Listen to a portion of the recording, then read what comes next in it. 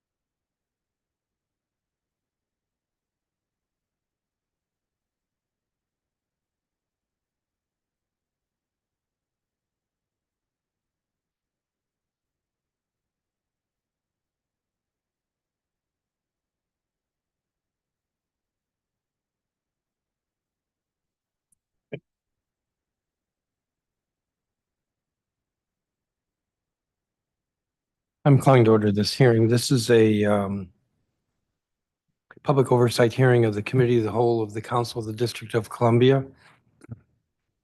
I'm Phil Mendelson, Chairman of the Council and Chair of the Committee of the Whole. Today is Thursday, December 5th, 2024. The time is 12:08 in the afternoon. We're in room 412 of the John A. Wilson Building.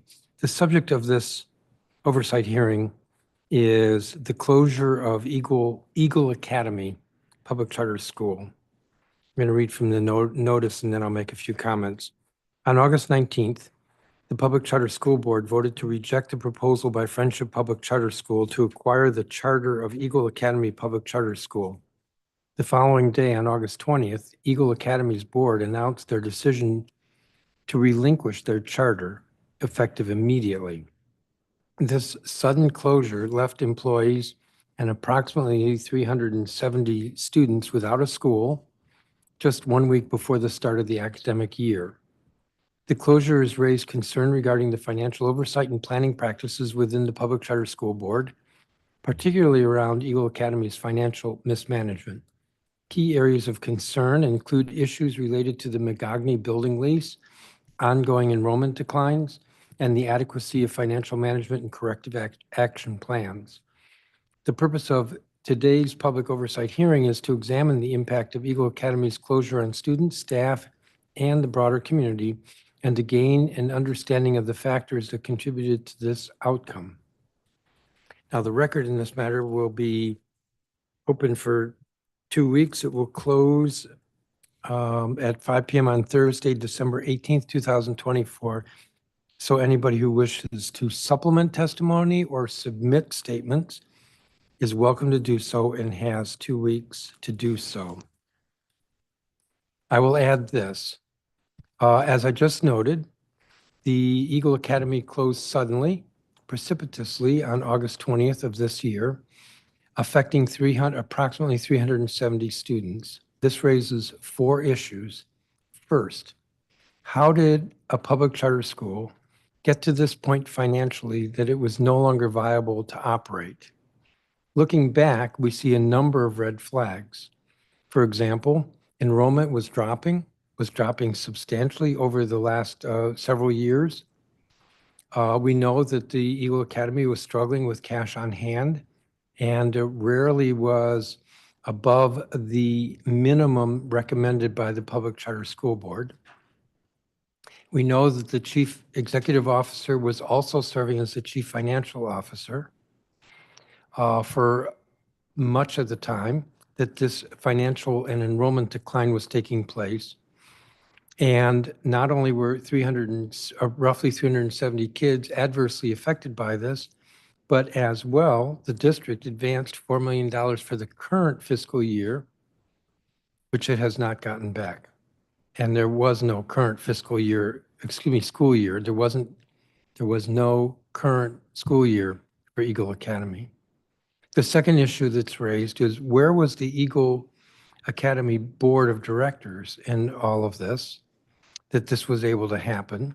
And I think that may raise some questions about capacity building from the Public Charter School Board. Third, it's pretty likely that the Eagle Academy would not have closed if the Public Charter School Board had voted on August 19th to accept the merger or takeover or something like that with the Friendship Public Charter Schools. But that did not happen, and it raises in my mind a question of what was the board thinking that on the 19th they would vote to turn down that solution, and the next day the Eagle Academy decides to close.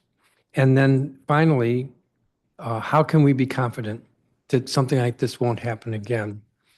This situation with Eagle Academy Public Charter School is not the first time that we've seen a public charter school board, a public charter school that's needed to close. In fact, over the years, there have been a number of instances where this has happened. So how do we know that there are adequate measures in place now with the Public Charter School Board that this won't happen again? So we will be exploring all of these questions with this hearing. The witness list, we have 9 individuals who requested to testify. We did limit somewhat the witness list. And then we will hear from the government witnesses, which means the charter school board at the end of the hearing. Let me turn to colleagues to see if they have questions. I believe Councilmember Trayon White is online. So if you have an opening statement. Yes, I do. Thank you, Chairman. I want to thank you for this very important hearing on the closing of Eagle Academy. Like many of you, I was shocked by the anticipated shutting of the doors of Eagle Academy. It was a sad distraction for those families going into the school on that morning, only to learn that they had no place to go and late from work or couldn't attend work at all. And people began to scramble. I remember when Miss Cassandra Pinckney had the vision of opening up the school. It was very vibrant, community friendly, and it grew in astronomical numbers over the years. To hear where we are now with the school is disheartening, to say the least. Given the volume of students to be about approximately 362 students, abruptly left home, and the massive amount of people in faculty who were there left unemployed impacted not just Ward 8, but DC in general. Notice the Fox 5 DC reported that altogether there were over 700 students and families that were affected by this closure. Eagle Academy, after closing, well, we learned that they were in financial trouble. I just want to make sure that we are overseeing schools and any agency like this and making sure this doesn't happen again, because it's truly unacceptable. One of the strongest foundations of any community is our education system. When kids and young people don't have anywhere to go and scrambling, because I was getting calls from parents 3 weeks after they closed, students were still left without getting a placement. So somewhere along the line, the DC Public Charter School Board, Eagle Academies Board dropped the ball. This hearing is critical for assessing the broader impact of the closure of students, the closure on students, family, staff, and community. It also provides an opportunity to examine an equity study done through DCPS oversight or this committee's oversight about process.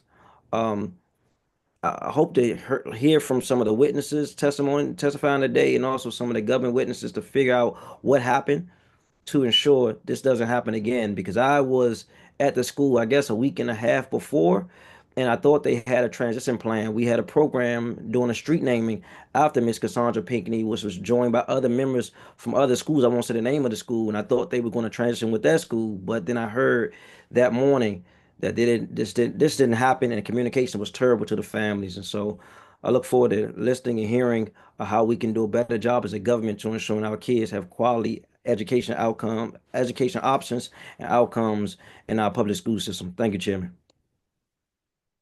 Thank you, Councilmember. Councilmember Parker. Thank you, Mr. Chairman. I look forward to the testimony we are to receive today and learning more from the Charter Board about its internal processes and functions to ensure we don't have another situation where a school abruptly closes. For me, this brings up several thoughts. One is around parent engagement, community engagement, and the aftermath for these young people who were kind of caught in the middle of this process. I think that's easy to get lost as we go back and forth between the Charter Board and talking about Eagle Academy, is that real lives, real young people's lives were upended in many respects. Also, it begs the question what level of oversight the Charter Board is conducting over its charter LEAs. How do we, as you mentioned earlier, get to this point that a day before school opening, it was determined that the school was in too much trouble? And it's my assessment that the trouble had been clear for several years. There are a number of reports and information that the Charter Board produces. What's not clear is how they're making sense of that and taking action. The decision in and of itself, I have mixed feelings about. There are some that would say the Charter Board did what it was supposed to do, holding a school accountable to being able to meet the high expectations that the Charter Board sets for its LEAs. On the other side of the coin is the fact that the way in which this was handled was so muddled and mangled that it, as I mentioned, upended a lot of children's lives and caused a lot of harm. And so I think we, leaving this, need to be thoughtful about what steps the charter board is going to take, what level of oversight this committee will continue to leverage with the charter board. But also for me, the undercursor of a lot of this is also we need to be thoughtful about the number of schools we have in the district. There is a reason, I believe, that enrollment declined over several years, and it's not just merely because of academics, I think, and operations at the school, but perhaps there are too many options that is making it hard for schools to stay afloat. So all that to say, my greatest hope out of today's hearing is to be clear on what concrete steps the charter board is going to take to ensure we don't end up here in the future. Thank you, Mr. Chairman. Thank you, Councilmember Parker. Councilmember Allen. Thank you, Mr. Chairman. I appreciate you holding today's hearing on the closure of Eagle Academy. As we've all said and know now, just days prior to the start of the school year, the board of Eagle Academy decided to relinquish its charter and close effective immediately, citing the lack of financial resource to continue its operations. That abrupt closure of the school put 362 students and their families in limbo, forcing them to scramble and hustle to find a new school. Over 100 students from Eagle Academy ended up enrolling at DCPS schools, with some nearby schools to Eagle Academy's Capitol Riverfront campus, like Van Ness Elementary and Amadon Bowen Elementary School in Ward 6, taking in approximately a fifth of those students and creating classrooms that were now at DCPS schools over-enrolled, and left them with no time to hire additional teachers or staff until months after the school year had begun, and DCPS had to shift money from within its budget to cover those costs. Meanwhile, $4 million was given to Eagle for a school year that didn't happen and is still unaccounted for. This entire hearing needs to first and foremost be centered on who got hurt in this process. That is the students and the educators at Eagle Academy. But we also will not be doing our job without fully understanding what and how the systems failed and allowed things to get to this point. To say this is an incredibly unfortunate event is obvious a profound understatement. There were signs beginning in fiscal year 2018 that Eagle Academy's finances were beginning to get off the rails. One merely just needs to look at the school's enrollment figures. Eagle Academy had about 935 students in FY 2018. That dropped quickly throughout the years to 362 students at the time of its closure. I've seen reporting in the Washington Post that some parents decided to take their kids out of Eagle Academy because of what they saw as a decrease in program offerings, with one in particular saying that programs amounted to nothing more than, quote, glorified daycare. On top of the perceived decrease in programmatic offerings and quality, Eagle Academy consistently overestimated its enrollment projections, and we know that enrollment projections are used to calculate the amount of money an LEA gets from the Uniform Per Student Funding Formula. Leads me to ask, were some leaders of the school trying to game the system to try to get cash on the door? Ultimately, this begs the question, if the school was getting more public funding for educating fewer students and providing fewer programmatic offerings, where did those public dollars go and how were they used? Mr. Chairman, with such an abrupt closure of a public charter school, people are rightly looking at who to blame and how to fix it. I've seen some of the correspondence between you and officials of the Public Charter School Board, and I'll state based on what I've seen so far, I'm not convinced the Public Charter School Board did anything blatantly wrong necessarily. I don't think it did enough though. In my view, it looks like the board got involved and asserted itself when Eagle Academy's days with cash on hand began to get dangerously low. I do not know though, whether they notified the council, the school's full board of directors, or others about those warning signs. Did they place the school on, but they did place the school on financial monitoring and required regular reporting from Eagle Academy to get its finances in better place. And things did look better for a little bit, we think. But that may or may not have been the result from federal pandemic aid obscuring the problems. I've also seen comments in the press from the former CEO trying to blame his own board of parents and volunteers. I'm not convinced that's where the problem laid either. Based on comments I've seen, it's not clear the board even had a clear picture of the challenges based on the information the former CEO, who was also playing the part of the CFO, provided to the board. Was he just giving rose-colored versions of the events, or was it more nefarious? And we also know now that the same CEO in a related version of Eagle Academy was apparently operating in Nevada at the same time, but ran into financial trouble there, even prompting state action to claw back some of their public dollars. Were those financial failings shared with the DC school board or the charter school board? Was the DC school itself, was their board notified about this? There are a lot of questions we've got to answer today, because I want to see this council take steps to both hold accountable the failures, but most importantly, make sure that no other student, family, or educator has to experience this again. Is there something the charter board needs for more aggressive oversight with respect to financial reporting from the schools under its purview? Are there tools that the school's board and the public need to better know about the warning signs and highlight problems before they become this catastrophic. I'm not certain what that looks like at this juncture yet, but I do look forward to exploring that today. But at the end of the day, I don't want the public to lose sight of this. The district government is providing public tax dollars to public charter schools to educate our children. It's my view that public charter schools need to be good stewards of those public dollars, just like we expect any other district agency like DGS or DDOT or DCPS to be. And while I think most are, if they're not using the public dollars for their intended purpose, there needs to be visibility and accountability to protect the public's interest. I appreciate everybody coming to testify today, and I'm looking forward to learning a lot more to map out what our course of action is going to be after this. Thank you, Mr. Chair. Thank you, Councilmember Allen. Councilmember Henderson? Thank you, Mr. Chairman, and thank you for calling this hearing today. I'm glad we're having this conversation, but I'm hopeful that what happens next doesn't get caught up in this now being the end of the council period on this particular matter.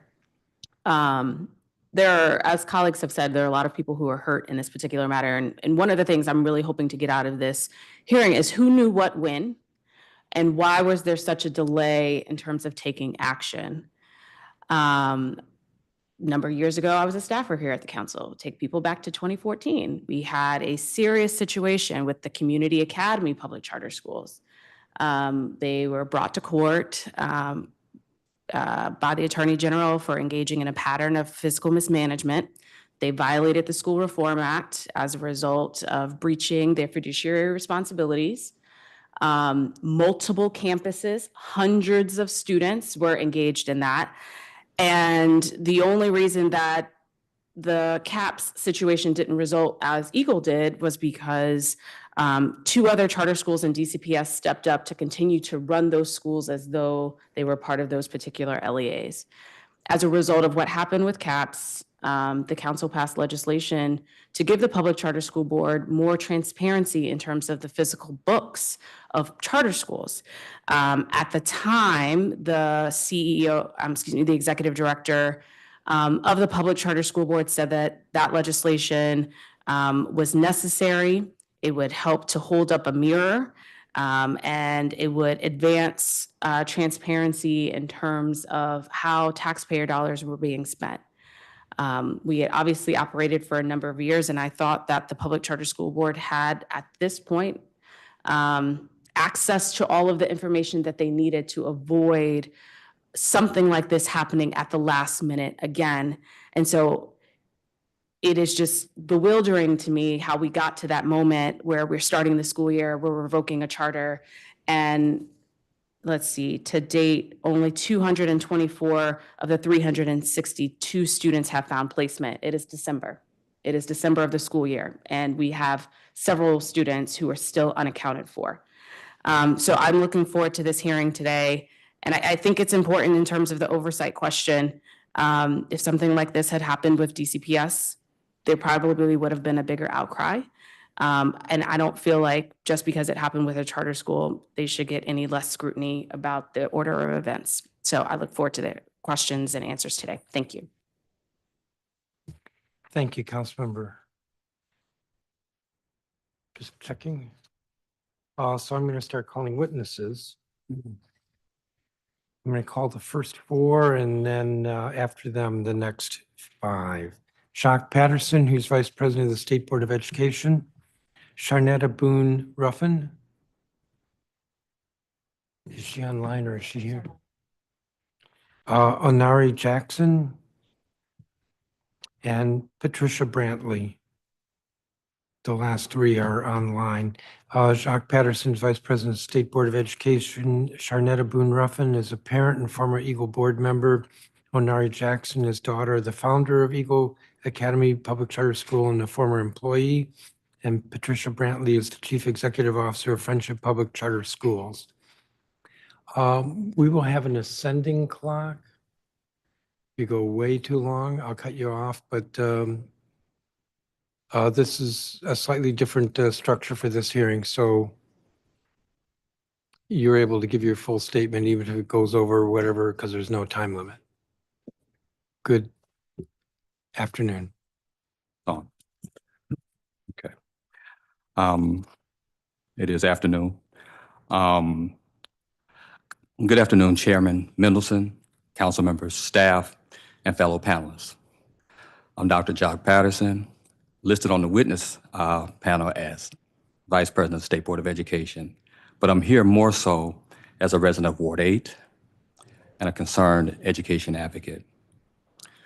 I would like to start my testimony by commending the 4 PCSB members who voted against the PCSB staff's recommendations to approve the Eagle Academy asset acquisition. As a person who has worked in the charter sector for nearly 2 decades, I understand the pressure that was placed on these members to merely accept the recommendations and let a default system when charters falter take place. I started by commending them because they were aware that the charter sector is no longer operating in the same environment that allowed the norm to be effective and serve the community well. It was a difficult decision for them to make a week before the beginning of the school year. They knew full well the gravity of their decision, that it would disrupt families. It would disrupt the charter sector. They did so, I believe, because they knew Eagle Academy's situation is not an anomaly, but an indication that more schools could be facing the same situation, that the sector should get ahead of it. In a public school environment where recruitment of students will be the driving force for fiscal viability of an LEA, coupled with the new accountability framework of Aspire, you will see more schools that will find themselves unable to meet their financial obligations due to low enrollment. When those 4 PCSB members deliberated on their vote, it was stated that there were 11, I'm gonna say that again, 11 schools in a 1-mile radius, all working very diligently, because I work for one of those schools, to try to meet their enrollment numbers.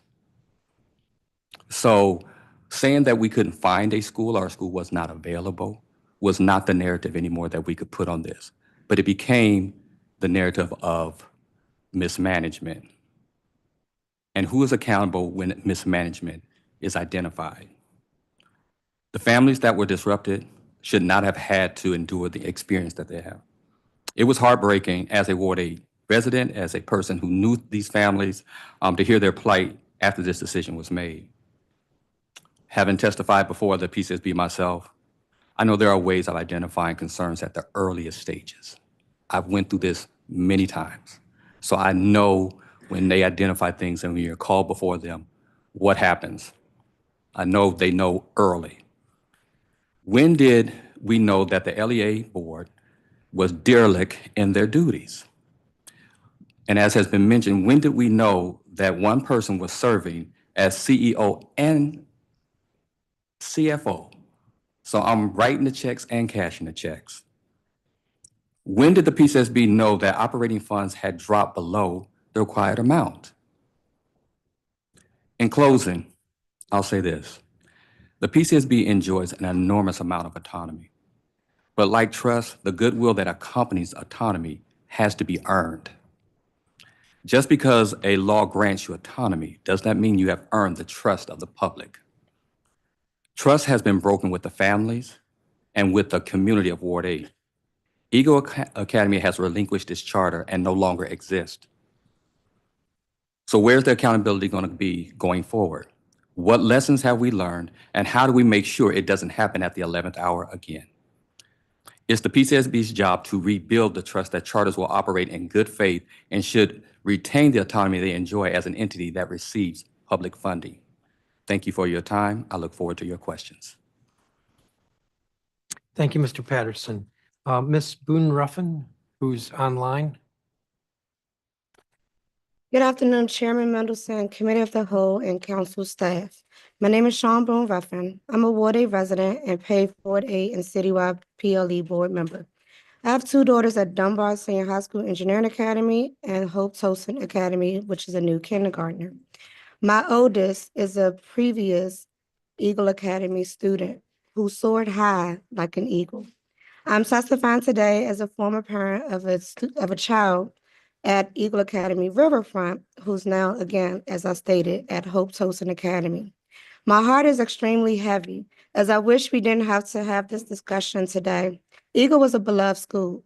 It was a safe and nurturing place for my children to learn and grow, and most importantly, one of the only schools I felt that truly met the special education needs for my family and for the broader school community.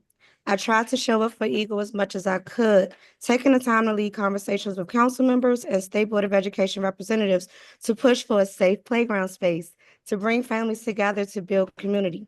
And for a 9-month period from November 2023 to August 2024, I served on the Eagle Academy Board. I shared that I wanted to leave the board in August of this year, so I don't feel comfortable sharing that experience. What I want to highlight today is the impact of the sudden closure of Eagle Academy on students and parents like myself, and what I went through and what I saw from public charter school board in the future, so this never ever happens again.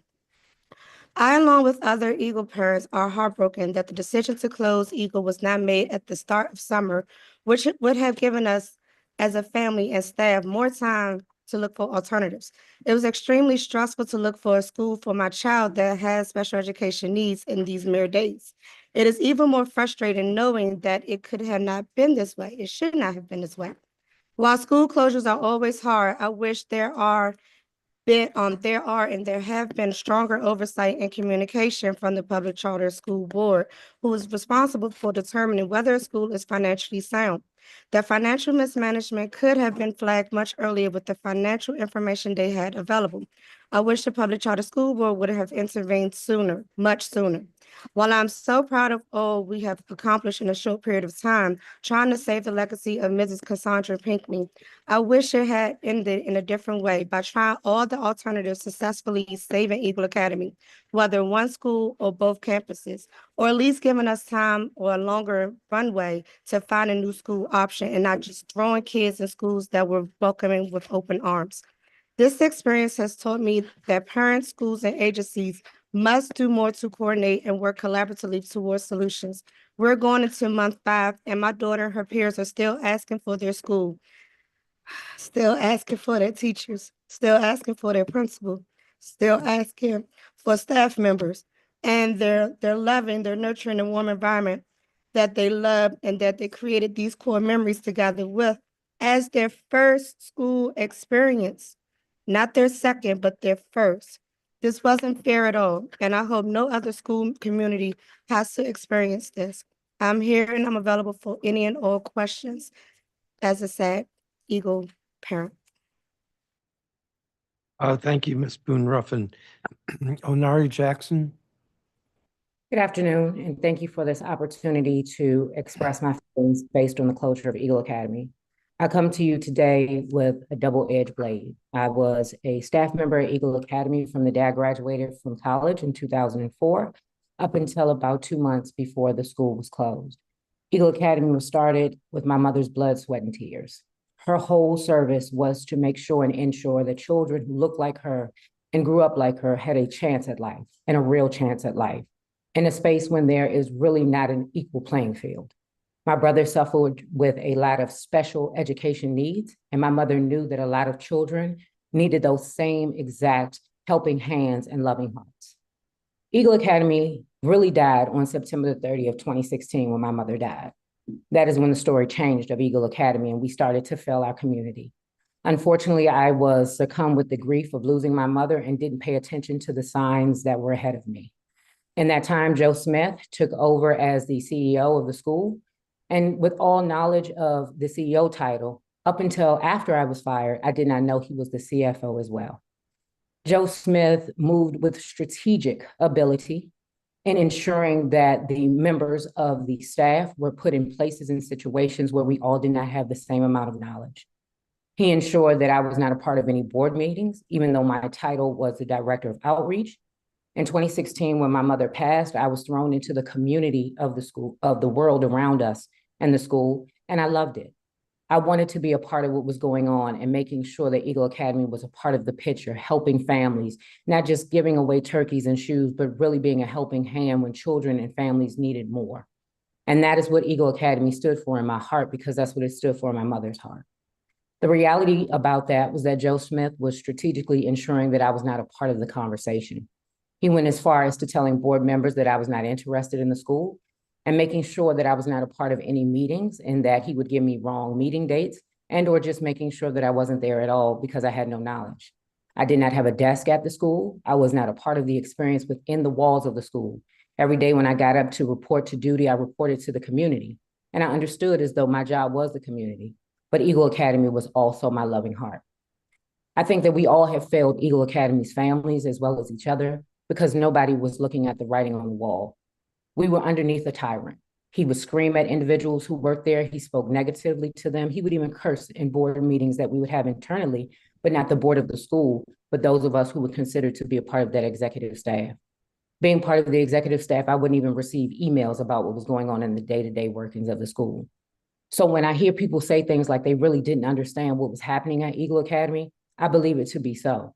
There are individuals who were not a part of conversations that they should have been, while everybody places blame on certain people and we don't really know where they were in the times of struggle.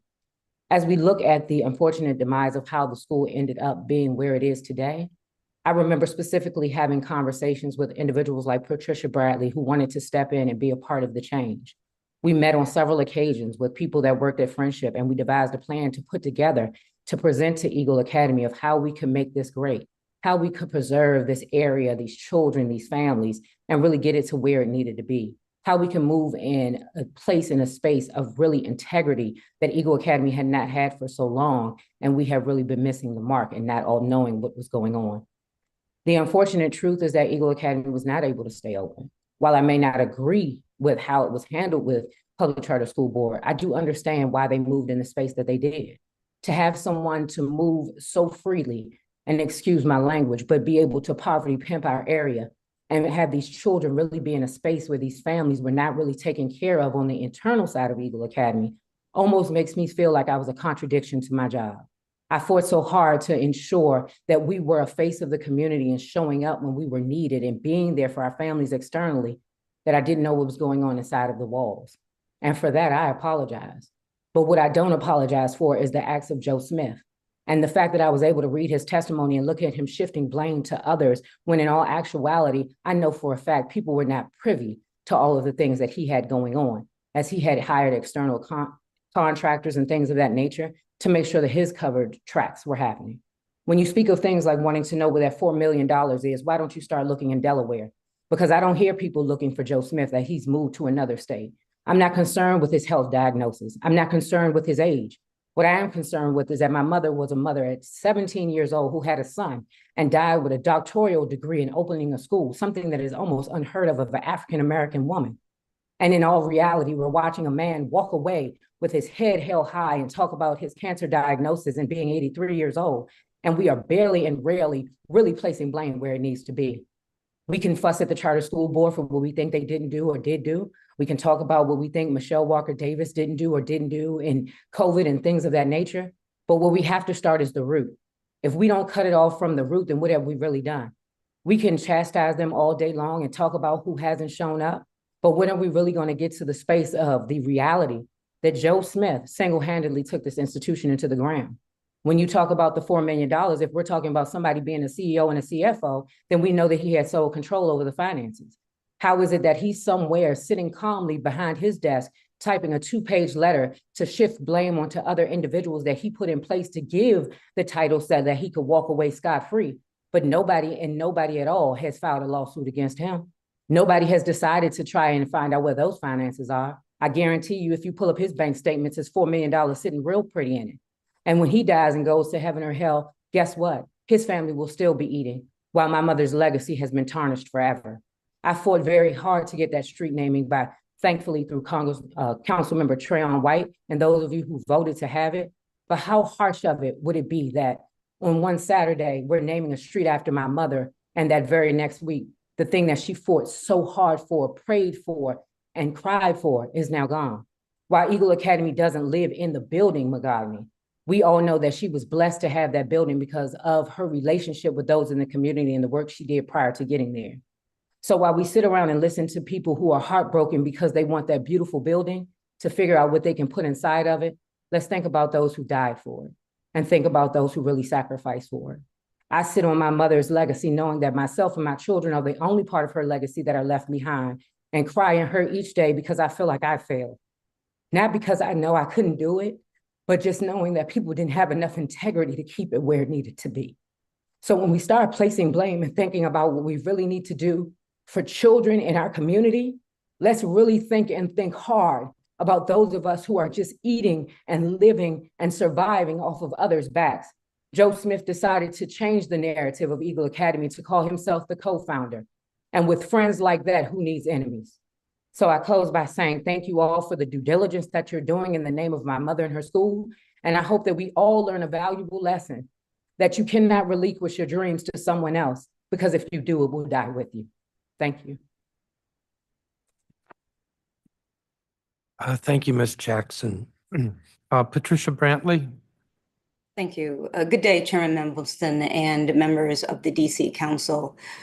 I'm going to start by saying the difficulty that I feel of even going in back of Onari Jackson and Ms. Sharon Boone Ruffin.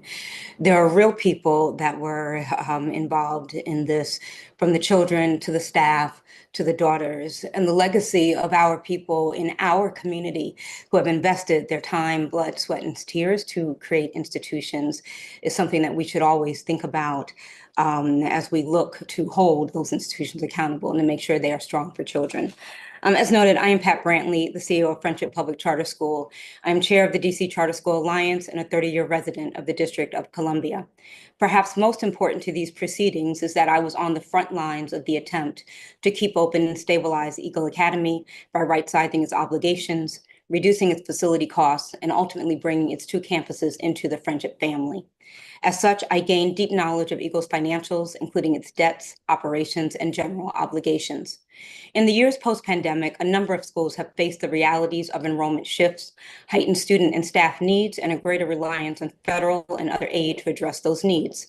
These shifts are even more pronounced for schools like Eagle, which served only the early grades. Nevertheless, most DC charter schools were able to weather the storm. Eagle, unfortunately, was not. Thus, in June of this year, I began conversations on a viable path forward for Eagle. While our proposed merger proposal was not successful, there were a number of lessons learned, and it is from this vantage point that I will focus my remarks on the stated purpose of this hearing, the financial oversight and planning practices within the PCSB. In my opinion, the PCSB has a robust and thorough process for collecting financial information. Such information includes annual board-approved budgets, at least quarterly financial statements, annual enrollment projections, and annual independently audited financial statements. The PCSB also looks at each school. They look at our performance. They look at whether or not we are spending below, above, or at sector medians for major categories such as staff pay, administration, or facilities. The PCSB also requires that DC charters choose an auditor from a pre-vetted list, and that these auditors provide detailed schedules according to PCSB rules. Each year, as the PCSB examines school audits, they require that schools explain results and provide notes that become part of the PCSB's financial audit report, also known as FAR. While I view the PCSB data practices as strong, that still does not absolve executives like me, nor the boards we serve, from the responsibility for ensuring the solvency and fiscal health of our schools. Nor does it mean that the practices of PCSB should not change or evolve or hasten, especially given the changing circumstances we find ourselves in post-COVID. For the final 2 minutes of time, I'd like to outline 5 key points that will likely prevent a situation like Eagle from reoccurring and which would not generate additional financial or compliance burdens. Number 1, financial metrics used by the PCSB are a snapshot of an organization's financial standing. They are part of the picture, but they are not the whole picture. At best, they serve as flags to know where greater action is needed. In the FY22 FAR, Eagle was deemed as overall healthy, having missed only one of the key PCSB metrics, even though the same report notes the school was rapidly losing enrollment and decreasing cash on hand. That leads me to my second point. Number 2, the trajectory of metrics is as important as meeting the floors of each or not meeting the floors. A school that has thrived year over year at 44 days of cash, which is less than the 45-day floor, is likely okay. If Friendship goes from 150 days to 50 days of cash, still above the metric, in a single year, we have burnt through cash We are likely short of enrollment-based revenue to cover operating expenses, and someone should ask me why and what my plans are to recover. In FY22, Eagle had 92 days of cash, yet within the year, days cash had fallen to 12, and in the next year fell to 6. Eagle didn't just get into trouble when they fell to 6 days of cash. They were in trouble at 92 days. Number 3, for schools that are carrying debt, especially facility-related bank or bond debt, the PCSB's metrics are not enough to examine. French's bond covenant carry penalties should we miss them. Consider this. French's per pupil revenue passes through a bond trustee that takes debt payments before that revenue ever comes to Friendship. What does that mean? Before payroll, before health insurance, before food for school lunch, before student books or supplies can be purchased, the bank gets its money and it leaves us what's left. A school that falls to 6 days of cash in the spring is in imminent danger of missing payroll unless they forego other large expenses like mortgage or rent. Number 4, schools that are deferring large payments like mortgage or rent and have maxed out high lines of credit are in trouble, and they require greater scrutiny and action. Banks and landlords may allow you to skip a payment, but few will agree to forego that payment altogether. If I cannot pay our mortgage today, what's the evidence that I can pay double mortgage payments tomorrow? Eagle Academy deferred payments for multiple locations. These expenses deferred from the FY24 school year were still owed, putting pressure from past debts on future revenues. Number 5, my 5th point is this. It is ultimately the responsibility of the nonprofit board that holds the charter and the executive that the board hires and supervises to ensure financial sustainability and fiscally responsible decisions. The PCSB does not need to heap more and more compliance on schools because this will not solve the problem nor address the issues that were inherent in the Eagle collapse. What the PCSB can do ensure that boards are clear on their responsibilities by requiring that boards attest annually to their understanding of their school's financial metrics and solvency, by requiring that boards attest to major changes in their budgets, like when enrollment falls, but also, most importantly, by moving much more quickly and immediately to corrective action plans for schools that fall into the categories raised in my earlier points, which to summarize are schools that miss 3 or more FAR metrics, schools that have a significant decline in any financial metric, and especially a 20% or more annual decline in enrollment, schools that miss bond or bank covenants, schools that are deferring mortgage or rent payments, and schools that have maxed out high lines of credit. And while I didn't say it earlier, I believe that it goes without saying, but I am going to say it for the record.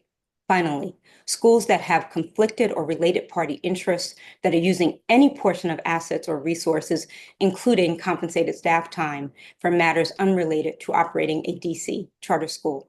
Thank you. Thank you, Ms. Brantley. So we will try one 10-minute round for questions.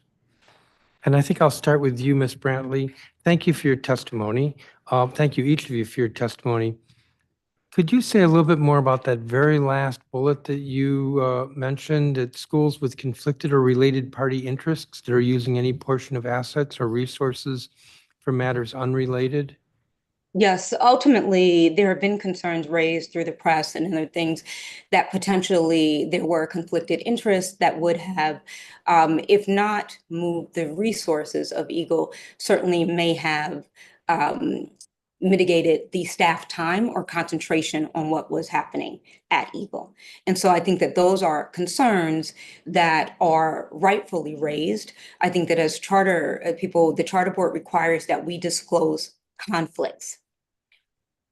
Looking at those conflicts and then looking at whether or not there are any related transactions with those conflicts is the next step of what needs to happen to ensure that DC resources are only committed to and supporting DC schools.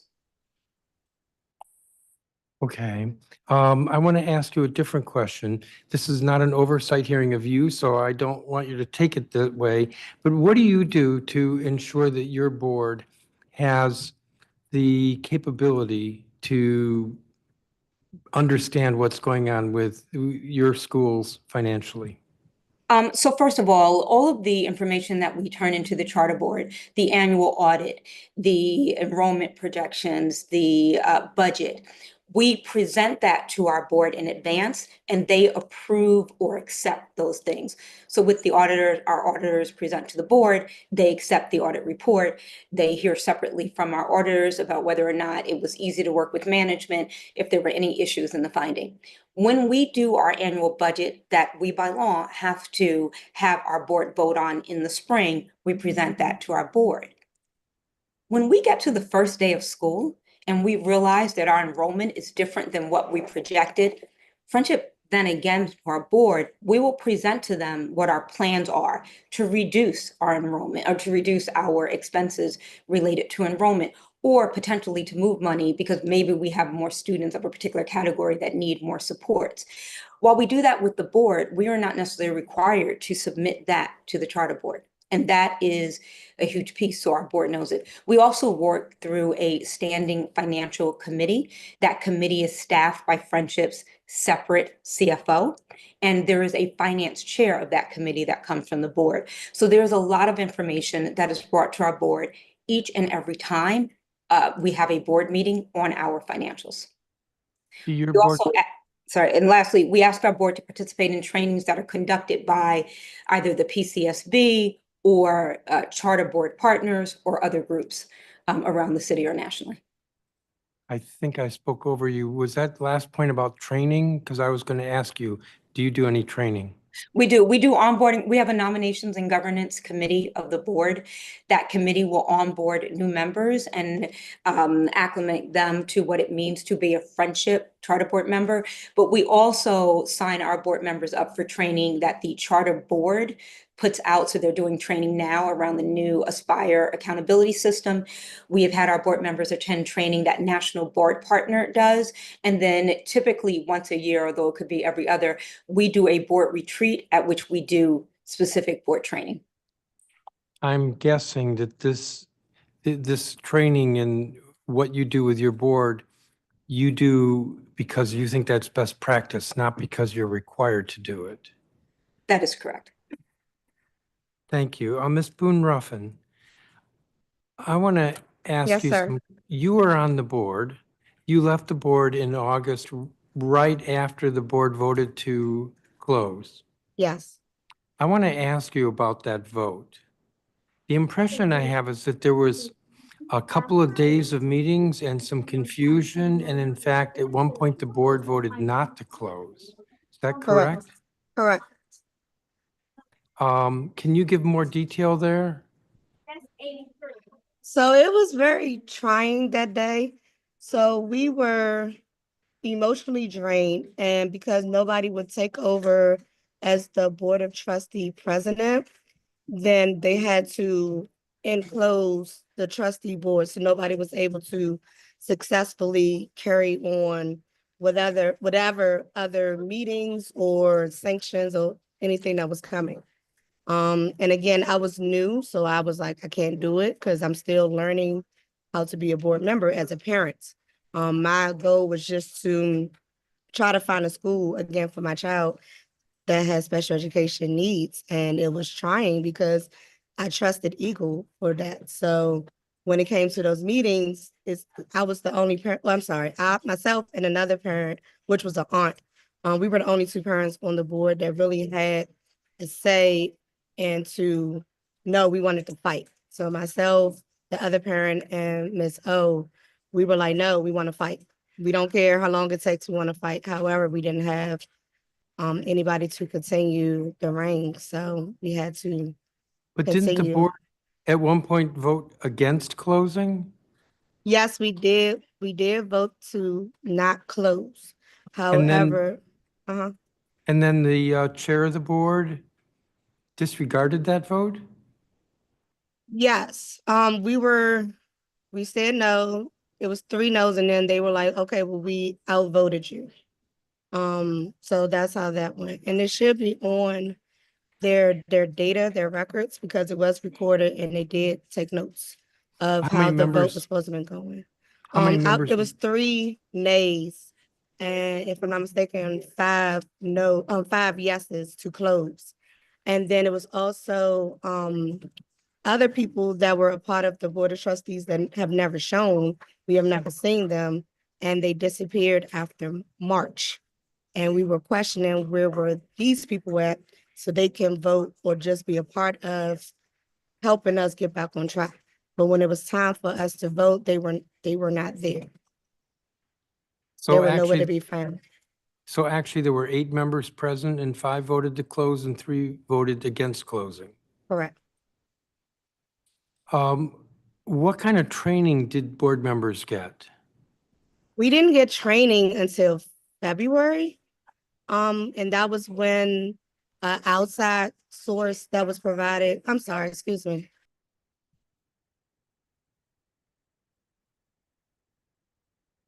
Sorry, I'm a school teacher as well. So with the training, they had to do an outside source that was given to us by the school board. And when that training came, it was virtual and it was they stayed on for 3 months, if I'm not mistaken, training us. They were like, I'm shocked that you've never been trained before. I'm shocked that you never knew the protocol on what to do and what not to do. And again, as a parent, I didn't even know we had a board of trustees until I was asked to join. And that was in November. And then I found out that it was never publicized. It was never published. So we were just in the dark about everything. But you said you did get some training in March from the It was- Public Charter School Board? The Public Charter School Board, they contracted a company, I think it was Air Forward and somebody else, to train us to how a board of trustees supposed to work. And can you give me a sense of what that training covered? It just covered that we must have all of our findings and all our data and what we talk about in writing. And we have to record the trustee meetings for the public and when to know the difference between the public and a private conversation. So when to record and when not to record, or when to record data and not to record data. And then for those that was in more detail, I wasn't present for that because of my position. I wasn't president or vice president, treasurer, or anything like that. So therefore, those meetings were done private and in person. So did you get training about what kind of financial information you should be looking at and your authority to request financial information? No. However, they did bring up the financial information. They did show us financial information. However, a lot of times the financial information was blurry. So when it was asked to enlarge the financial information, you could never see it. And they were asked, they would say, oh, it's right here in the office. So if you want to see it, you can come by and see it, or we can email it to you, but they never did. So a lot of times it was shown again virtually on a shared screen. So you couldn't see the numbers on what was being done. They would say the numbers and then he'll say, well, don't worry about that. We're going to take out another loan, or I'm going to ask the bank to help us with this. All right, I'm going to leave it there because I'm out of time and I'm going to try to follow the clock. Thank you, Ms. Boone Ruffin, and I'm sorry that you and the other parents have had to go through this. Thank And you as well, Ms. Jackson. Thank you to each of you as witnesses. Let me turn to my colleagues. Councilmember Tran White. Yes, thank you, Chairman. I want to start our own Dr. Patterson. You still there? Yes, sir. Okay, great. You stated in your testimony that you felt like the charter school board did the right thing. I think you mentioned that 4 members voted to close. Can you speak from your experience? Typically, when this happens, what's the normal process? Because I know there are some hearings, there's some opportunity for people from the public and the schools, the parents able to come and speak. There's some rubrics that go past and they have to meet these requirements or these things are out of order. Do you know anything specifically about this particular process with this school before they decided to vote in that manner? I won't say that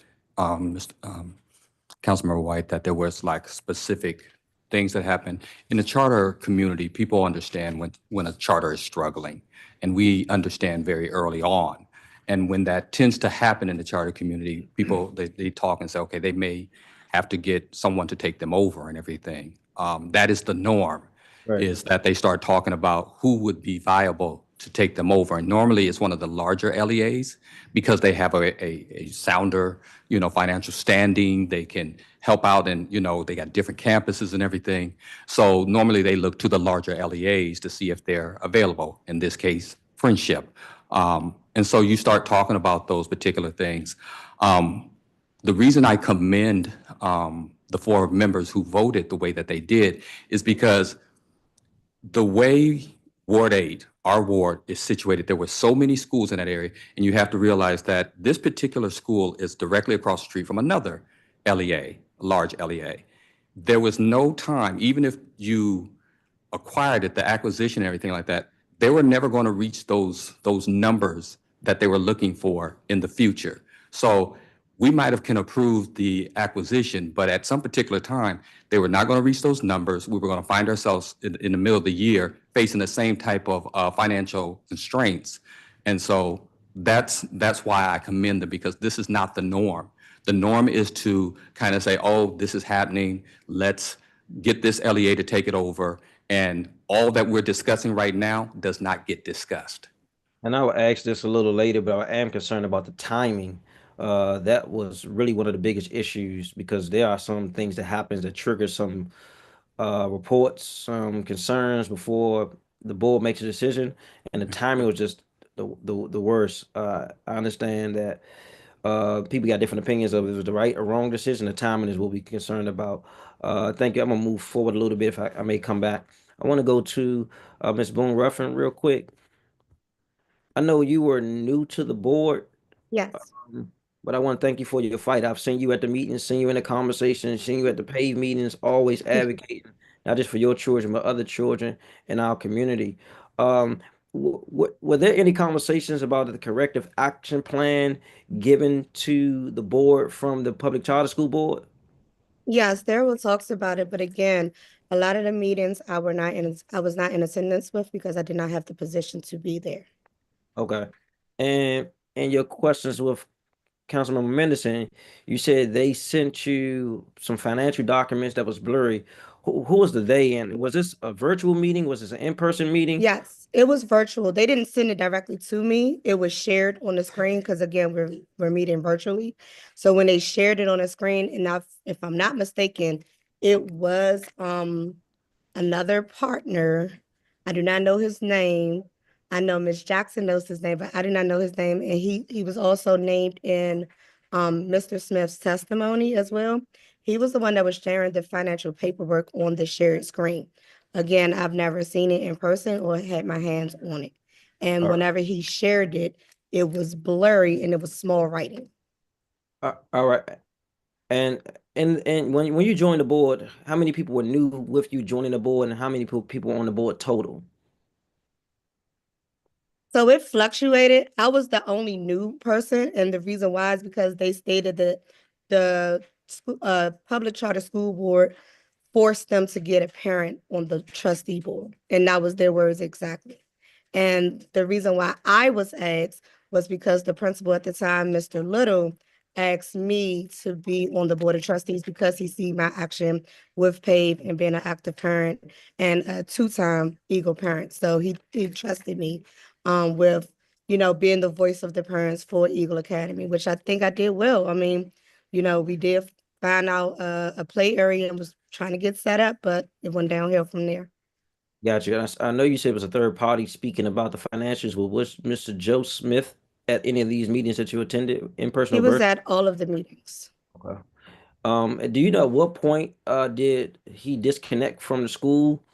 With reading in the newspaper about some operation in Delaware, and it seemed like it was 2 different tracks going. From what I'm hearing and what I know they have a campus in Ohio, and I know they have a campus in Nevada, an Eagle campus. And when Mrs. Pinckney was alive, when she just passed away, a lot of the employees from the Congress Heights location, because my daughter was at that location, they were moved or transitioned to Ohio. I don't know why, but that's where a lot of them went. And that included 2 of my daughter's teachers that she had a close relationship with. Thank you. And Ms. Jackson, Yes, Councilman. I want to thank you for your heartfelt testimony. I know it's hard to do that. Doing as though this is your mother's baby and you've been there seeing it through its inception. I want to thank you for your courage. I want to ask you, at what point were you not given the information about the board meetings? From the beginning. So I would not have been even privy to that information prior to my mother passing in 2016 because my position was not as such. When I was made the director of outreach, I was not included in any of the conversations when it came to anything that was executive. And at one point, you were totally gone from the school. Can you explain that process? So my mother died September the 30th of 2016. From there, I took a slight sabbatical from work for about 2 months. And when I came back, I had no office, no desk, no phone. I wasn't listed on the website. I was given the title of Director of Outreach, but I was to report via email or text message to the upper level staff, but I had no place in the building at all since then. Okay.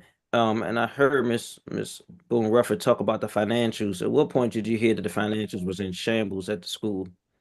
The first meeting that I knew about the financials was at the end of 2023. We were all called into a meeting. This was the first time that I was included in any upper level management meeting. That was all of the heads of the department, and we were putting together a plan for partnerships and outreach. I was brought into that meeting because I knew all of the key players in the community and kind of giving my insight as to how they felt that I should move forward or assist them in moving forward with community partnerships. And that was my first time experiencing the cussing and screaming and belittling of staff. And then I was no longer invited to those meetings. And at what point, do you know at what point was parents and community members notified that students would not be returning? So Eagle Academy fired me in April. After they fired me, I heard that there were 2 meetings that were going to take place in the community. This was at a time when I was working with Patricia Bradley to try to put some things in place for Friendship to possibly take over the programming and processes of Eagle Academy. The 2 meetings that I was made aware of by not just staff, but family members of partnerships and families in the school. One of them was supposed to be an in-person meeting. And to my knowledge, it was so poorly sourced to the community from Eagle Academy that first and foremost, Ms. Bradley didn't even know about it. And she was supposed to be trying to take place of taking over the school. But secondly, only one parent attended that meeting. The other meeting was a Zoom link, and that Zoom link, the CEO at the time took over, Ms. Ogilvy. And from what I was told, parents were not allowed to ask questions. They were not allowed to chime in. It was about a 30-minute meeting. And then it was 3, because there was another meeting that they had with families that there's supposedly been an open meeting. And this is around the time when they were at a space when they were confirming, because they hadn't confirmed yet, and they knew that they were closing down. And at this particular meeting, the CEO did not even attend. I'm about to run out of time. Ms. Bradley, real quick, how often are you all, I know this is not about you, but just in general, how are charter schools audited after the first start of school? So there's one annual financial audit, and that is it. So it's in the beginning of the year. But we produce financials quarterly that we submit to the charter board. Although there are times that people might have conditions where they have to submit monthly. So quarterly, we are submitting our own internally produced financials. Chairman, Thank you, Councilmember. 1 second, Chairman. No, we have a lineup here. Councilmember Parker. Thank you, Mr. Chairman. I want to start with Ms. Boone Ruffin, and I want to first say I am sorry for what you've had to go through, and you provided very heart-wrenching testimony. You discussed the length of time it took for you to find a new school for your child. How long did that process take? So when the school officially closed down, it was like immediately the school was bombarded with schools that had openings. And I believe that was due in part of Friendship helping us out to find placement. So Friendship campuses were there, Hope Tosin were there, KIP were there. So it was like a lot of schools there. And when you So say there, can you at the just Eagle detail? Academy, Capitol Riverfront, as well as the Congress Heights location. And it's the same time that the teachers are removing their things out of their classrooms because they only had 2 days to remove 25 plus years of their life. So it almost seems like schools showed up at Eagle and said, we will take your student and here are the Correct. offerings. What Correct. engagement did you receive from the school to help guide you through that process? And I understand you as a board member, that may have looked a little differently than others, but also what engagement, if any, did you receive from the charter board to help navigate that process? So from the charter board, none. From the board of trustees, we and forward, they reached out to My School DC and asked them to come on campus along with Friendship, asked them to come on campus to help the parents the best way that they can, because again, we were trying to get students started before the first day. And that would be for students with and without special education needs. So we were literally doing, it seemed like what is it called? Speed dating Yes. per se, for each school that was there. So no, So it you're not a sounds good like- fit. Yes, you're a good fit. So it sounds like there was little guidance overall, but the guidance that was provided came from either other LEAs like Friendship or My School DC. Correct. Just those two. Yes. What information was shared with you as a board member to inform your vote when you had to decide whether or not to keep the school open? Yes. So when it came to that, it was a lot. Hold on, give me 1 second. I can go to someone else. I'm sorry, I'm in school. No, I'm sorry. Ms. Boone Ruffin, you're not in the middle of class, are you? Yes, I am.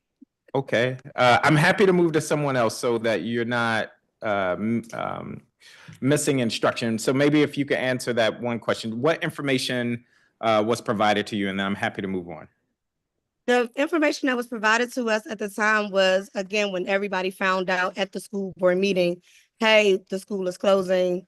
And then when we came as a board of trustee, we were trying to figure out what's the next process, what were the next steps? So we were waiting for the school board to give us the next steps. Then it went from that to So wait a minute, Okay. I'm sorry. When you said you were waiting for the charter board to give you next steps, this was after they stated they were closing the school, that they were going to relinquish our charter. I'm sorry. got it. And so we were when- trying to figure out what when exactly in this that process meant. did the board actually vote? That night after the meeting and the next day. Okay. For the sake of time, I'm going to move on. Thank you. And I problem. hope you can get back to your students. Thank you. Ms. Jackson, I too appreciated your testimony and found it super compelling. I also want to apologize and just recognize the great way you're honoring your mom. Thank you. What engagement, if any, did you have with the charter board to share your concerns as a staffer at Eagle Academy? The only real engagement I had was I was asked to send in my testimony and how I felt about what was going on. But to be very honest with you, by that point, Eagle Academy had pushed me out so far. I don't think that they even considered me to be an entity of importance. When were you asked to share your testimony? This was probably 2 or 3 weeks before I was fired.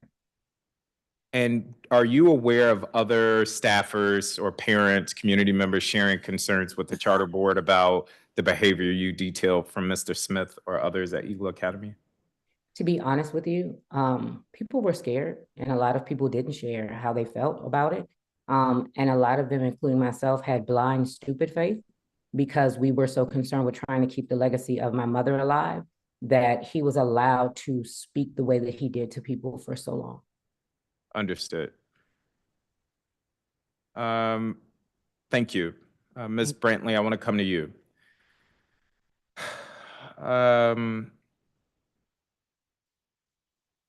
when a school or LEA is going through the financial analysis report process, who is involved in that process at the school level or on the board? So from the perspective, once we get our annual financial audit complete, we submit that. Our board reviews it, they accept the document, they get a report from our auditors.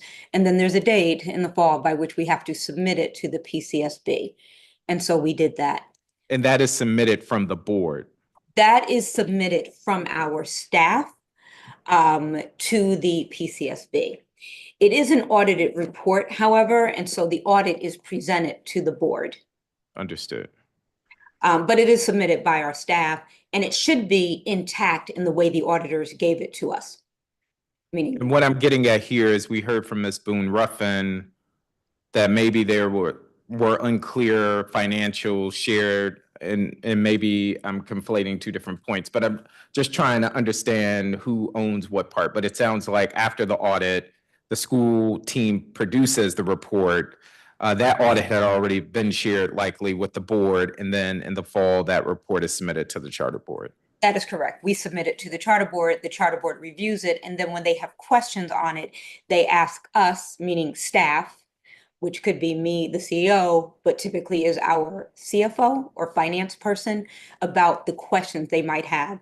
Those questions could be, if you missed a metric, or is there different or other related parties that aren't disclosed? But there are multiple questions that they might have that we then answer.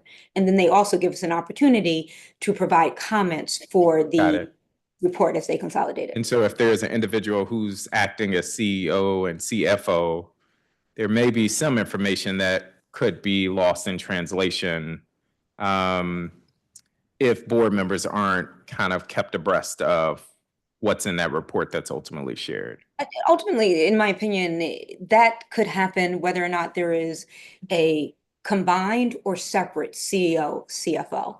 If what you're talking about is whether or not there's an engagement with staff, that might not be the same engagement with the board. Okay, I do want to get to this. What was your understanding as Friendship was vying to take over the school of Eagle's finances? In particular, what was your understanding of liquidity for fiscal year 25 or cash that would have been made available to you? So ultimately, we understood that Eagle was fairly challenged in the finances. Most of those challenges were coming from expenses that had not been cut in relationship to the enrollment that existed. Got it. I have a minute and 20. So if you, how much would it have cost to operate Eagle for a year? And what amount of money would you have had on hand based on your analysis?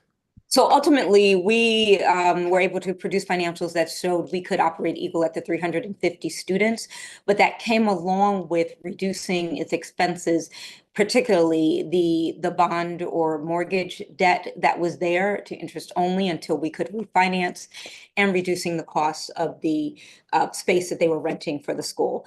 Those would have amounted to about $700,000, $800,000 worth of improvements in the annual operating. And then it was only a couple of $100,000 more dollars that would have taken to operate the school through this year. Based on 350 students. That's right. That assumes, however, that some portion of the first quarter payment that Eagle received was going to be preserved to operate the school going forward. And who makes that decision? Ultimately, I assume that that would have been between Eagle and the PCSB that would have been reviewing their financials over the start of that first quarter. Okay, thank you. I am at time. Thank you all. Thank you, Councilmember Parker. Councilmember Allen.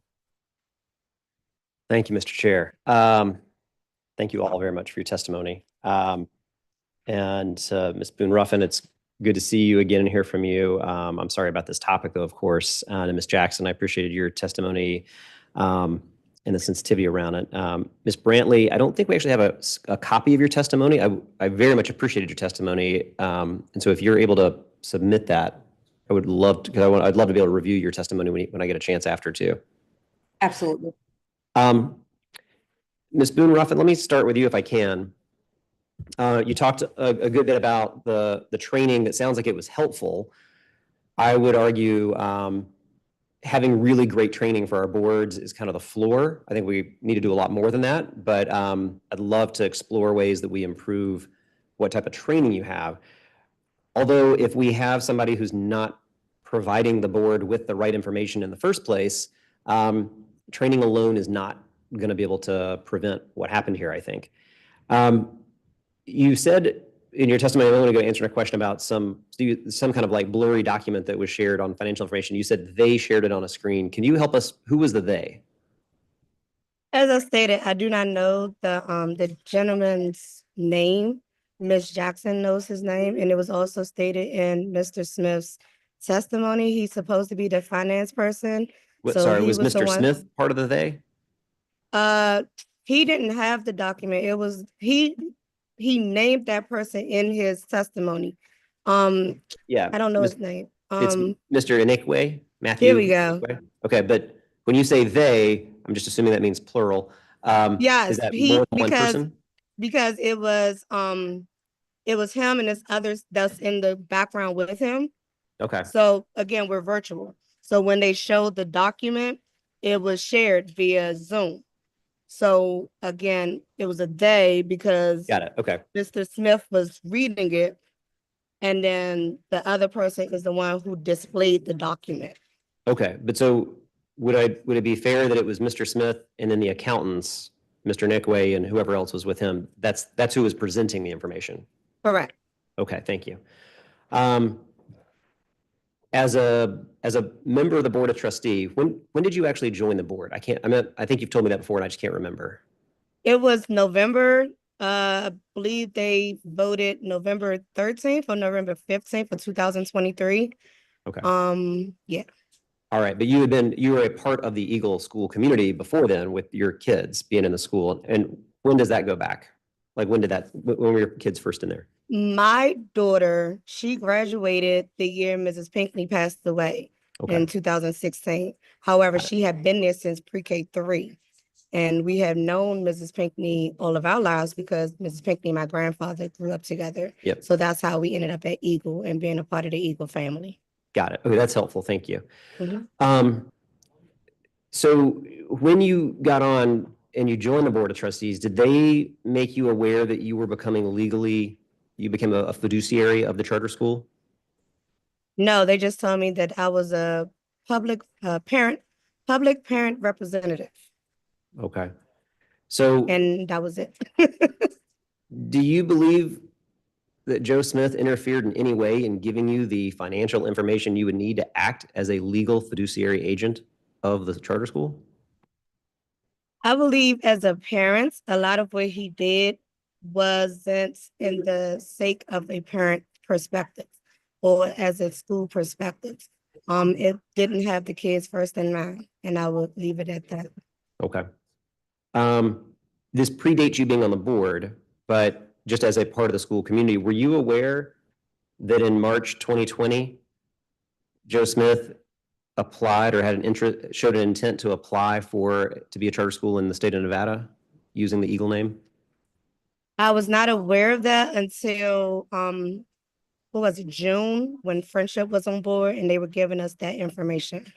Okay. Only thing I have been aware of is that for the last 2 years, they have been trying to expand the grade levels. So going to 4th grade or 5th grade to receive more money so we could be financial feasible or equal. Got it. Money. Were you aware that in April 2021, Joe Smith signed a contract in Ohio to become the educational services agreement with the charter school there? No, again, my daughter's only in kindergarten, so I wasn't there that long. We had just got there. She was there at pre-K 3. However, we were aware of the Ohio campus. I didn't know to what means. This was back when my oldest was a student at Eagle Academy. Yep. Okay. Did you ever vote on Joe Smith's salary? We questioned that salary, when he started deleting positions and stating, okay, I will relinquish my salary to save positions. And then in that state, if I'm not mistaken, he saved, quote unquote, saved, 6 positions or 8 positions. So, that was the only time, and that was through an email he sent us where he had already relinquished, staff positions without informing us, because we thought it would be other ways of doing it. And did you know how much Joe Smith made before that? No, I was unaware. I'm still unaware. There's not a precise number. Just stating, okay, I'm going to save 6 positions doesn't give you an accurate number of Okay. how much he made. It's documented as over $300,000 per year, but okay, that's at least from the DC. I don't know what the Ohio or Nevada salary would have been. And that was even with staff not receiving raises Mhm. or even getting their last paycheck that they still haven't received. As a board, as you were in the position, which I know was a gut-wrenching position as you were in, was there any conversation around the disbursement from the district, which is about $4 million for what would have been this school year, about decisions about either sending that back? In other words, do you, as a member of the board, do you know where those funds are today? Again, some meetings I was not privy to because of my position. I'm just a parent. Yep. Well, I mean, yes, a parent, but also as a board of trustee member, that's where, when I first started, when they asked you to join the board, you became a legal fiduciary of the charter school. Now, whether they prepared you for that and supported you for that, that's a different story and the right questions we should be looking at. But all right, I guess the last question I was going to ask you is, just as a member of the board, are you aware of any civil or criminal investigations into Mr. Smith? Again, I haven't been a part of the board since August 13th. And that's when I resigned verbally because I didn't like how everything went down. And I have not heard from the charter board or anything since. They've actually on my block list. Got it. It's painful, sorry. Yeah, I appreciate it. All right, I'm gonna just have a couple of more questions which I ask before my time runs out. Ms. Jackson, I appreciated your testimony a lot. I was gonna ask you the same questions that I had asked Ms. Boone-Ruffin, though, about the timing. Were you were or were not on the board? The way you were describing it, you were a staff member but not on the board. Do I understand that correctly? I was the director of outreach, but I was excluded from anything that it would have been at that level of education. Got it. Okay. Were you aware that in March 2020 there was an intent to apply for a charter school in Nevada? I didn't know about Nevada until it closed. I'm sorry, you cut out right there at the last step. I'm sorry, I didn't know about Nevada until I was informed that it closed. There were whispers of it, but I had no confirmation. Okay. And were you aware in April 2021 that Joe Smith had signed a contract with charter school in Ohio? We were all aware of Ohio, but the way it was presented to us, that it was an external situation. It was never told to us at all that it had anything to do with Eagle Academy affiliated directly. It was something that was supposed to be an external thing. And Joe Smith employed his nephew to be the head of that school. So we were told as if it was just a separate entity completely. I think the contract is the DC-based nonprofit entity is who's the signer on that. Okay.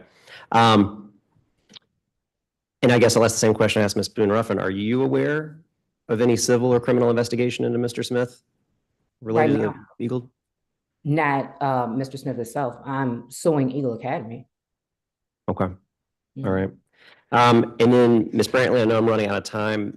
Your last point that you brought up, and again, I apologize because I don't have the testimony in front of me, around, I think the way you phrased it was around conflict. I don't think we said it out loud. It felt like people were kind of dancing around it. Were you specifically citing the relationships in Nevada and Ohio as the caution you were trying to raise there? I think it is a reasonable caution for schools that are in DC, particularly if you have flagging or declining enrollment and you need management attention to be focused on addressing those issues.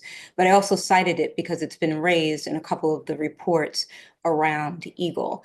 And I don't think that it's worth it being unclear to people. I think we have strong procedures that are here, and we don't want what potentially could be one bad act or a bad action to taint the sector. Okay, I appreciate that. And again, would love if you can submit your full testimony in, because I'd love to No, we reread have that. her testimony. It's loaded up now? Okay, thank you. Thank you, Councilmember Allen. Ms. Boone Ruffin, you said you resigned on August 13th. Mr. Chairman, No, I want to clarify this before I recognize you. Ms. Boone Ruffin, you said you resigned on August 13th, but the board's vote was, I believe, on August 19th or August 20th. And you said you were there. I have to look at my email to see exactly when it was. It might have been August 20th. I know that it was after I'm sorry, I was trying to turn this on. I know it was after the meeting where we just was down and out, and I voted, and then after I voted, I said, okay, I'm done with Eagle Academy. I put in my resignation. So I want to say it was August 20th. I'm sorry. But I just wanted to clarify that. Councilmember Yes, Henderson. I for have the questions. resignation. thank you all for being here today. Lots of information sort of being shared, that revelations here.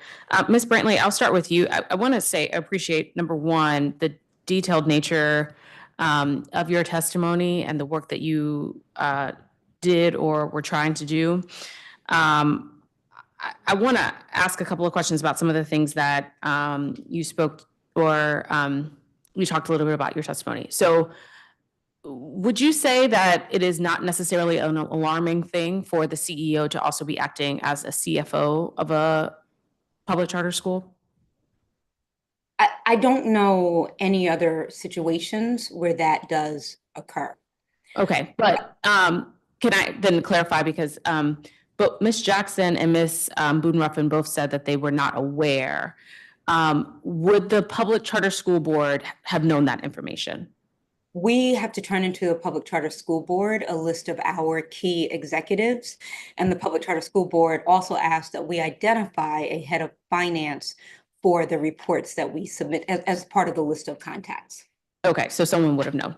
I introduced a bill earlier this week that sort of got at this Board of Trustee training piece. I recently joined the Board of Trustees of an alma mater, and I had to sit through 3 days of training that reviewed fiduciary responsibility, fiscal management, legal, history, et cetera, and was very surprised that this isn't something that we require, given that, the boards are essentially operating or supposed to be the first line of oversight, rather, of a school. I know that Friendship, obviously, you mentioned that you all provide this onboarding, but it's clear that that wasn't what was happening at Eagle. Do you feel like this should be a required practice? I believe that board training is a best practice, but to ask whether or not it should be required, certainly in other jurisdictions, there are so many hours of board training that board members need to do when they're coming on board or every so many years. I am not convinced that board training would have solved the problem that we are seeing in this most recent collapse. And if we look back at some other charter schools that closed because of financial reasons, WMST or et cetera, I don't think that board training would have solved that issue. I agree that it might not have gotten to the underlying issue, but I do feel like board training might have encouraged or provided someone with the knowledge of authority to question the documents that you were being received, to learn that you can sort of push back, right? Ms. Boone Ruffin said, well, I was just a parent member. Had she been trained, she would have known, no, you are a parent member, but you also are a full voting member of the board of this nonprofit institution that has responsibility for taxpayer dollars.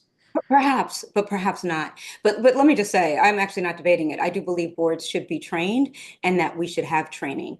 I think that what you're hearing from me, Councilmember Henderson, is that I think that boards should attest to the fact that they have seen their far and understand they've missed metrics.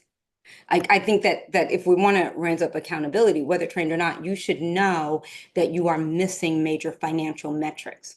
That's fair. I think though you mentioned in your testimony, you said that at this point, even in the FY22 or sorry, the 22 FAR, there was, it showed that Eagle was in good health and that was only missing one or maybe missed one metric. That was all.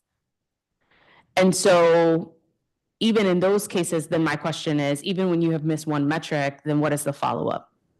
That's exactly right. But it also said at the same time that Eagle's enrollment was declining quickly and that its liquidity needed to be watched. So there were other comments that were there. What I am suggesting is that even if you keep the same amount of information collected, the actions need to be faster. I see.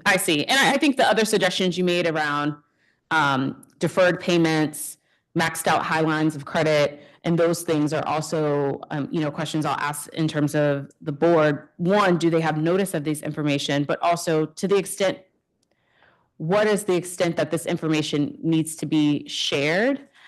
So for instance, I'd imagine the board chair would be in these meetings and discussions with the Public Charter School Board and with you if there was a flag of physical issues. Yes, someone from the board has to be at those meetings? Only if it rises to a certain level. That's probably a better question for the PCSB. Okay. I think back the practices with respect to friendship or other charter schools that I've been involved with, only once it rises to a notice of concern or et cetera, is there full engagement with a board member. Okay. And perhaps that, well, in this case, perhaps that is too late. And because I feel like at the time that it raises to the level to engage the full board might not have known. And then what steps are you sort of taking from there? But thank you again for your testimony. Ms. Jackson, thank you for your testimony. When I was the committee director for the Committee on Education, I had the privilege and honor of working with your mother on a number of issues related to Eagle Academy. And her passion was certainly very well known from the first minutes that you met her around. She was here for the kids, she was here for the community, and she wanted to serve and do right by them. I wanted to ask Ms. Jackson, I know you mentioned that even you were the director of outreach and therefore you weren't in the meetings. Who would have been comprised of the executive team who would have been a part of these conversations? As far as financials or just because it's layers? As far as financials. Joe Smith and Matthew. And that's pretty much how that went. And Joe Smith had an assistant at the time named Ivana, who conveniently left Eagle about a week before everything started to come out. And they were pretty much the only authorizing team, as they were the only ones that, what I found out later, signed off on checks or had anything to do with bank accounts or anything of that nature. Okay. That gives me pause, and I feel like I have a flurry of follow-up questions for our Office of Attorney General here because the accountant documents seem to be not right. The math certainly wasn't adding, especially if I'm going to take Mr. Smith at his word in his testimony, which I can't take it at his word given everything that has happened. But the idea that he thought they had over $1 million in the bank to then find out that it was a $600,000 deficit, somebody was responsible and someone didn't present numbers here. And it seems to me like there should be some more digging that is occurring, on that front. I wanted to ask you though, about Eagle expanding to these other jurisdictions under the Eagle name, which I don't know how things transferred once your mother transitioned from the leadership of the school. the Eagle Academy name in terms of branding, did Joe Smith own that or? What I found out later on was shortly after my mother passed, the story started to change that Joe Smith was the co-founder of Eagle Academy. This was something that was not public knowledge, or did I even hear until about 2022, and started to hear this co-founder title. That was never, I would say, from when I met your mother back in it was Cassandra Pickney, founder, Joe Smith, CFO or COO, something to that effect. But he was the operations guy. He was not the academic leadership of that school. Absolutely. And so what I found out later on, because like I said, I wasn't in those meetings, those conversations, was that in the last couple of years, when the other entities started to open, the way that it was presented, there was a young lady by the name of Jay Mallory who used to do work with us at Eagle. She left Eagle Academy. And what I found out about 6 months ago was that she was the founder of the school in Nevada. And so that would make sense as to how it wouldn't link directly to Joe Smith, because she was no longer an Eagle employee. And just saying that it is an Eagle school, nobody had patented the name Eagle Academy. I see. Ms. Brantley, can I ask a question? Because Friendship has a number of locations. If I'm not saying that you are, so I don't want any rumors to start, but should you have been looking to open up a Friendship campus in another jurisdiction, is that something that you would A, have to alert your board to, and B, have to alert the Public Charter School Board to? So Friendship, nonprofit that holds a charter in DC, works exclusively in DC. There is a separate Friendship Education Foundation that has separate leadership, a separate board, a separate set of decision-making, and separate financials. And they operate schools outside of DC. Got it. I'm over my time. Thank you. Thank you, Councilmember Henderson. That's going to conclude the questions for you all. Thank you very much. Who did I forget? Oh, I'm sorry. Councilmember Fruman. My bad. I don't know Councilmember how Fruman. I do that. Thank you very much, Chairman Mendelson. I'm not going to have a lot of questions, actually. I want to thank the witnesses for their testimony. I have one question for Mr. Patterson and one question for Ms. Brantley. And I really want to commend both of you for your testimony, where in effect you are saying you're calling for greater oversight over your own operations. And that is to be applauded, and I do applaud it. Ms. Brantley, when I read the timeline, there's an explanation at each juncture. But when you read the whole timeline and you look at some of the data that's outside of what's being reported there, it's clear it's like one of those you know it when you see it issues where there's a problem and it calls for serious action. Certainly, I think by early 2022, it's calling for very serious scrutiny. And I think you pointed out in your testimony, well, you might be a few over on the metric for cash on hand, but that doesn't really give you create a green light.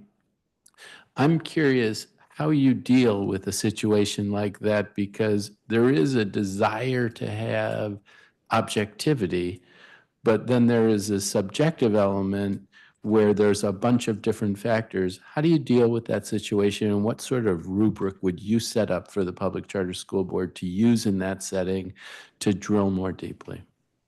From what I know of what the Public Charter School Board has started to do, they are already starting that work, and I'm sure you'll hear more of that later. But from my perspective of operating the school, it's not that I'm saying that we all need so much more accountability. I think we have it, but we absolutely need scrutiny where the measures are saying that there is something happening, because ultimately we have to protect the children and families that by a charter school operating, we're saying that the school can operate, will operate. And anyway, getting directly to the question that you asked, the trajectory of the metrics and the metrics themselves have to be examined. So the fact that Eagle or any school might have met 1 out of 6, but there are flags on the play. The report itself says, but enrollment is quickly declining and liquidity is declining. I see at that point saying to a school, we're putting you on the monitoring list, and we want to see your monthly financials to see the direction that you're moving in. Councilmember Fruman, and for others that don't know it, the first payment that charter schools get, the first quarter in July, I'll use an example of a school, could be $50 million. The second payment could be 30. That's in October. The third payment could be 20. That's in January. And the fourth payment could be 15. That's in April. Across a year, your cash is declining. And so a point in time metric that the charter board might have doesn't tell you enough about the direction the school might be in, and that they might actually get to be insolvent toward the end of the year when their payments have declined and they're out a lot of reimbursable cash.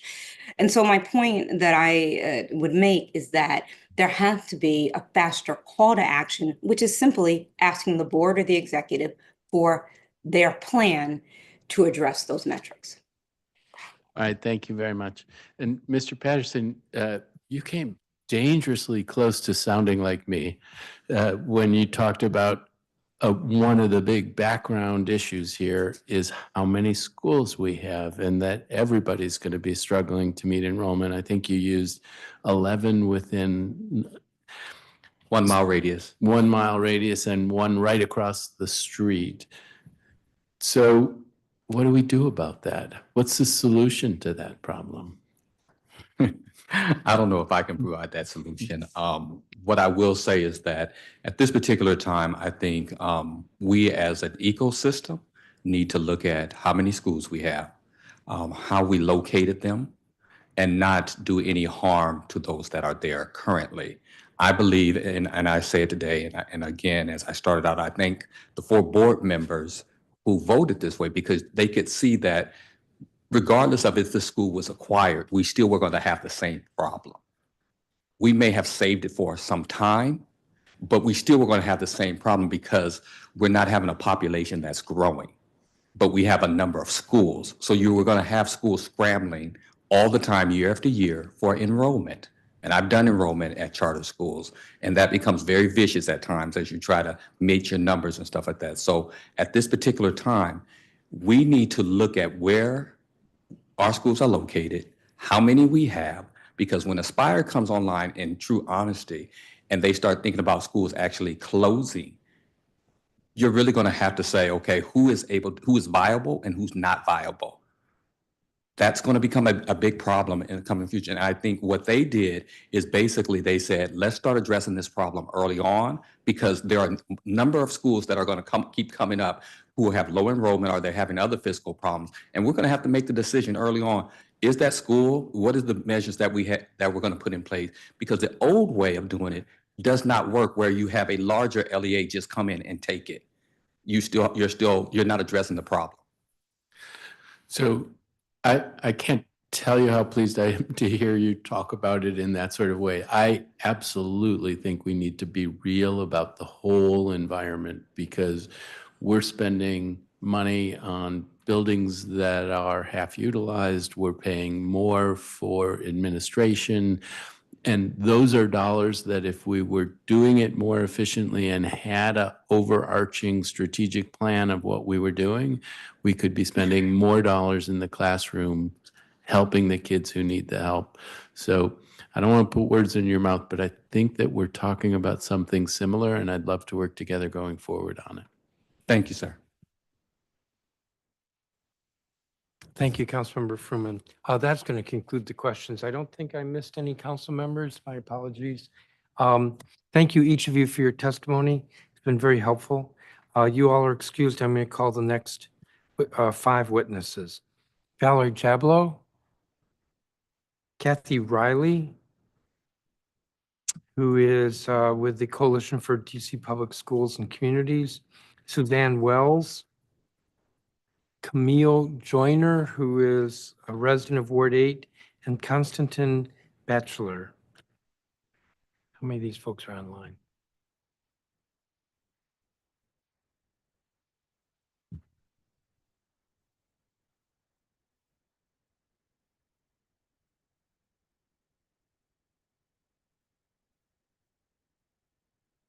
Give me just a moment, Ms. Jablow.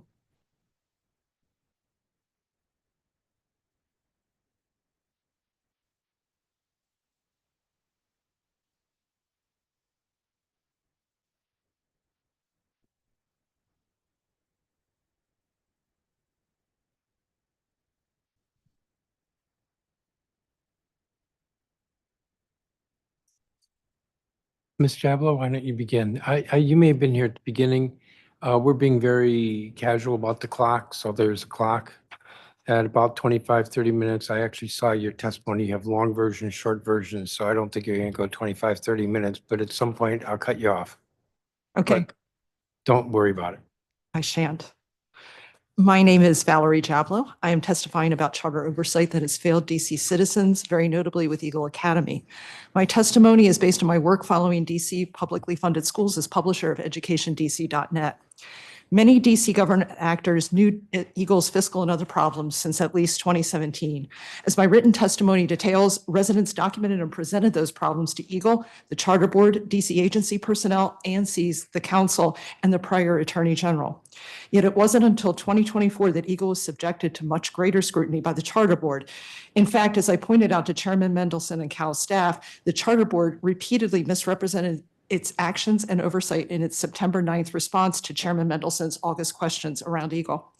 The bottom line is that oversight of DC charters is poor, obfuscating, and actively excludes the public.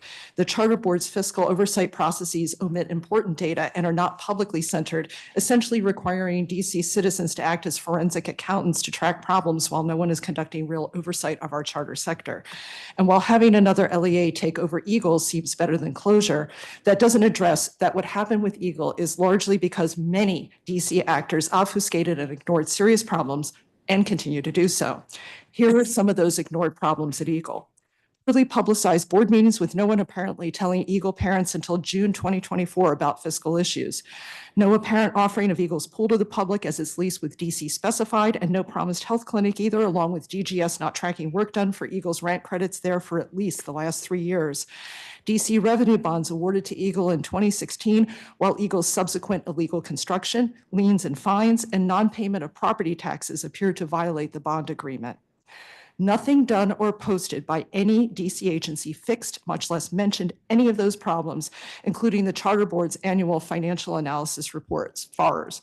The FARs also do not mention Eagle's less than 15 days cash on hand for 6 of the last 8 years, interest-bearing loans from staff members, outsized travel and marketing budgets, CEO Joe Smith's annual salary being more than the mayor's, and how in its summer 2022 application to expand grades and its May 2023 application to do the same, Eagle stated that the expansion would, quote, improve its finances, unquote. No official acknowledgement of any of those problems allowed the charter board to give Eagle a pass in both its 15 and 20-year reviews, prioritizing a private organization at public expense and without public sunshine. It is thus likely similar problems are happening in other DC charter schools. In my written testimony, I outline ways to prevent all of this, including strict enforcement of upper and lower limits for LEA cash on hand, public-oriented FARs and truly independent audits, and public and timely posting of Charter Board Finance Committee meetings, notices of fiscal concern, and fiscal monitoring lists.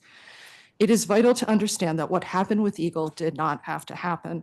Its problems were not uniquely bad and were known by many DC actors.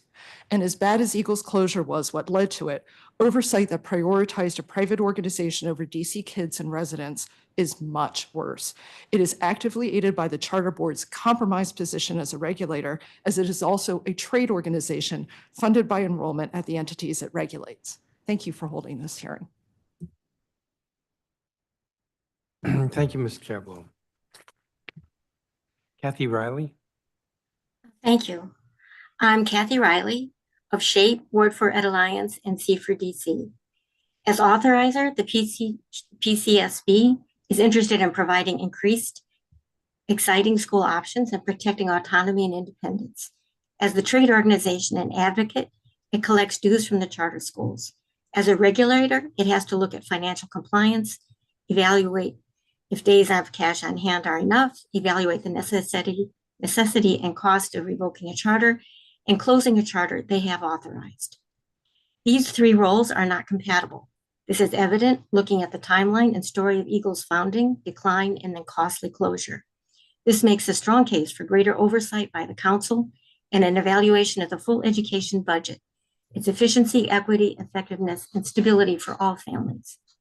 To demonstrate, the Public Charter School Board passed Eagle in the 20-year review in January of 23, approved another 5 years of operation, and then in June of 23, they placed Eagle on a financial monitoring list, It then went through extensions and approvals, and a little more than a year later, a closure. And as you can see, Valerie has well documented that. With their own assessment of a more challenging education landscape, the PCSB continues to grant expansions and authorizations for additional citywide schools. This will eventually force closures and/or inadequate programming in many schools as resources are spread too thin across both sectors. These are citywide schools. We have been warned of tighter budgets as well as declining birth rates and thus enrollment.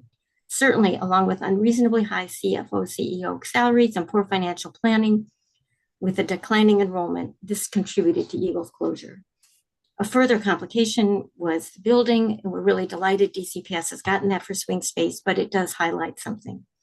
The council has line item authority over 1.4 billion of the DCPS budget. You have exercised policy and practice to work on stability and adequacy for the families in the DCPS schools. You have the power of the purse in allocating the capital budget, and there the DCPS capital budget has to be weighed with all other capital needs in the city that affect all citizens, including families. You have delegated authorizing and regulation to the Public Charter School Board over 67 LEAs, 134 schools, and over 43,000 K-12 students and almost 5,000 adult students. The charter school staff, families, and DC taxpayers deserve the oversight you are exercising with this hearing and hopefully going forward over the reporting process and decisions of the Public Charter School Board. My recommendations are DCPS should get first right on all DC-owned buildings closed by charters prior to deals like the ones that were proposed for Friendship. The charter sector does have some rights with DCPS buildings. The council needs a full report on the leases by charters on DC-owned buildings, the provisions, the agreements made for rent waivers in exchange for capital work done. Charter schools also should have a policy path to becoming DCPS schools. DCPS schools, like Paul, have that path to becoming charters. You know, what happened with Community Academy, as Councilmember Henderson noted, it was a deal by a previous DME, and that's precedent, shouldn't be policy. The council should hold a hearing on the DME proposal to implement recommendation 23 in the boundary study that has joint planning. The council should consider at a minimum putting a hold on expansion of charter enrollment ceilings and on any opening of citywide charter and DCPS schools, given what we're seeing. The council has to fund on documented need of the charter facilities allowance. The school funding study of 2023 noted building costs in the charter sector were 149 million, and the allotment was 169 million. This is a huge outlay of money for which DC has no idea of the return on its investment. And then finally, the council required publication of charter teacher salaries as they increased funding with public dollars to be paid directly to the charter staff in line with the WTU contract last spring. I have not been able to find where those are publicly stated. Thanks for the additional time. Thank you, Ms. Riley. Suzanne Wells. Thank you, Chairman Mendelson, for agreeing to hold today's hearing. I found it odd at the August Public Charter School Board meeting, and I find it odd today that the key people involved in the financial management of Eagle Academy, i.e. the former CEO, CFO, and the former accounting firm, have not been questioned. So little public information is available about Eagle Academy's finances that it is impossible to know if there was financial mismanagement. I encourage the council to request the Public Charter School Board provide a full public accounting of the closeout of Eagle Academy's finances, including loans the school received from the CEO/CFO and whether these loans were legal, all outstanding debts the school has, and what happened to the July 2024 UPSFF funds given to the school. The demise of Eagle Academy was directly related to declining enrollment. The declining enrollment was due in large part to the competition the school faced in recruiting students, and this is directly related to the Public Charter School Board approving the opening of more schools than are needed.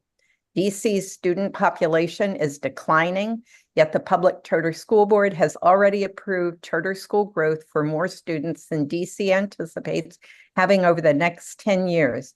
In spite of this, in September, the Public Charter School Board approved the expansion of BASES to add a 516 student elementary school. This approval was done without any coordinated planning with DCPS or the charter sector. One impact for sure will be declining enrollment at multiple schools when families choose to send their children to the new BASES elementary school. It must be recognized when the Public Charter School Board oversaw the closing of Eagle Academy, they oversaw the closing of a school with a high percentage of special needs and at-risk students. And when they approved the opening of the BASES elementary school, they approved a school that historically has had one of the lowest percentages of special needs and at-risk students. When Congress passed the School Reform Act in 1995 that created the Autonomous Public Charter School Board, the intent was to jumpstart the charter sector movement in DC. That goal has been achieved. It is past time for the DC Council to re-examine the School Reform Act, which is part of the DC Code. I would encourage the Council to pay particular attention to coordinated planning with DCPS when opening new charter schools. The district has many important advisory boards and commissions, but none are quite like the PCSB, which determines its own budget in the Schedule I, and the council approves the Schedule I the PCSB sets. When a new charter school opens, the DC taxpayers are required to fund a student facilities allowance. In school year 25-26, the charter sector is expected to receive $176 million in facilities allowances. When a new charter school opens, enrollment declines at both DCPS and charter schools, leaving them with reduced budgets and making it difficult to impossible to offer the full support students need. The district has too many important issues to fund and can't afford to waste dollars. Eagle Academy's closure has brought to light shortcomings in the oversight provided by the PCSB and the problems created by the PCSB continually opening new charter schools and expanding existing schools. Let's use this as an opportunity to have more rational decision-making regarding the opening and closing of schools and the financial oversight of the charter sector. Thank you.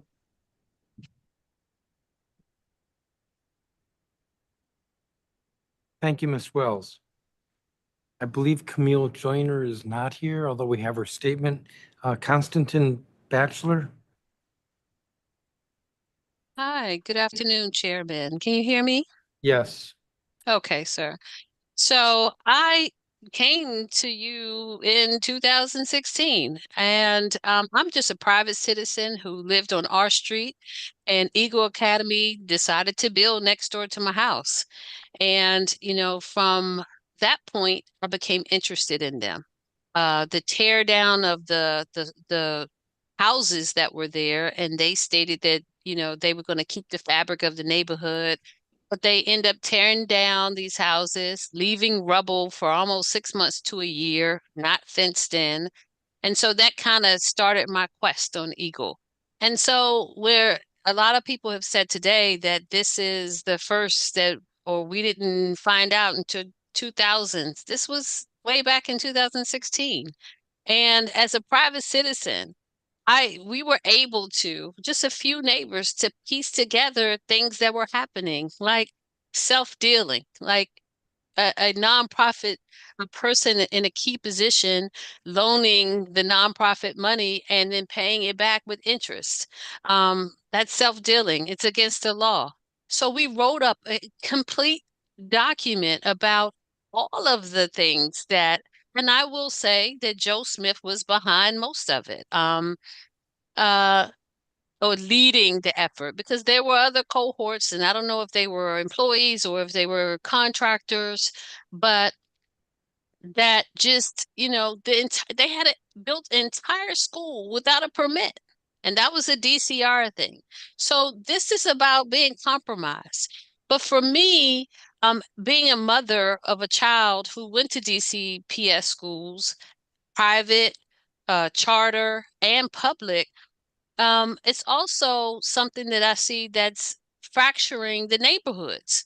And so when you have all these schools saturated, especially in Ward 7 and 8, and we know the reason why is because the demographics gives more money per student, so they all flock to these two wards. It becomes problematic when we're looking at our neighborhood school. You had just rebuilt and put money for Boone, which we said in our documentation, it was at 50 million. And right up the street, you gave 20 something million to Eagle for a school that at that time, they didn't have the tier status and they didn't have the financial status. And I'm just a private citizen. These are all documents that were submitted to DC in different increments, but someone had to have known this. The other thing is that Joe Smith scouted this location in January, put earnest money deposit down in April, purchased the property in August, then applied for replication status in September, and a revenue bond in September. And magically in December, the day before, I don't know what day it was, maybe a Tuesday, they got the replication status, or they were able to build here.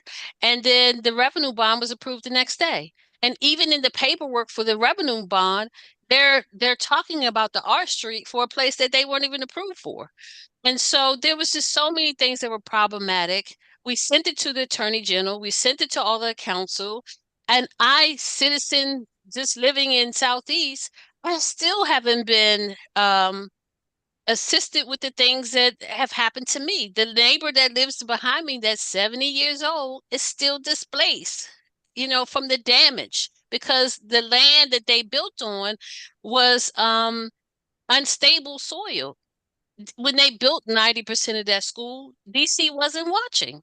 And I went to Channel 9, I made a video, I did all these things, and it didn't help. So that's the building. Now, you all gave more money to Lee Montessori, and when that handoff happened, the charter board closed that meeting. So we couldn't even have a say of the handoff or talk about what we were experiencing. And so, now you have Lee. You've just given them another 20-some million to expand in a tiny space. There's no feasibility studies. There's no traffic studies. There's no impact studies. And we didn't choose this for our neighborhood. All of the neighbors said, we don't need it. We have 2 schools right here. What do we need another one for? Oh, they're expanding again, because expansion, more students equal more money. Now, am I saying Lee is like Eagle? No, but there's still problems with how they're coming to the neighborhoods and why. And so as a mother and as a citizen, it's like I'm want to look at all of schools and why we have so many schools. I think that's been said. Why we have so many charter schools. I'm not anti-charter schools. I'm just anti-bad charter schools, or charter schools here just to make $1. Because if it stops being about the children and it's about money, then what happens to the education of the children? Because you have to get it right. Then we see, are we looking at the correlation between the crime and the education piece? Because at some point, if they're not getting educated, they come out and they go out into the streets and do these things. And so all of these things are co-related. So what I would like to see is, one, because now I'm still beside a school that refuses to put up a fence. I have an alleyway that is a huge drop off. So even if a child gets out, they could get hurt. DDOT doesn't do anything.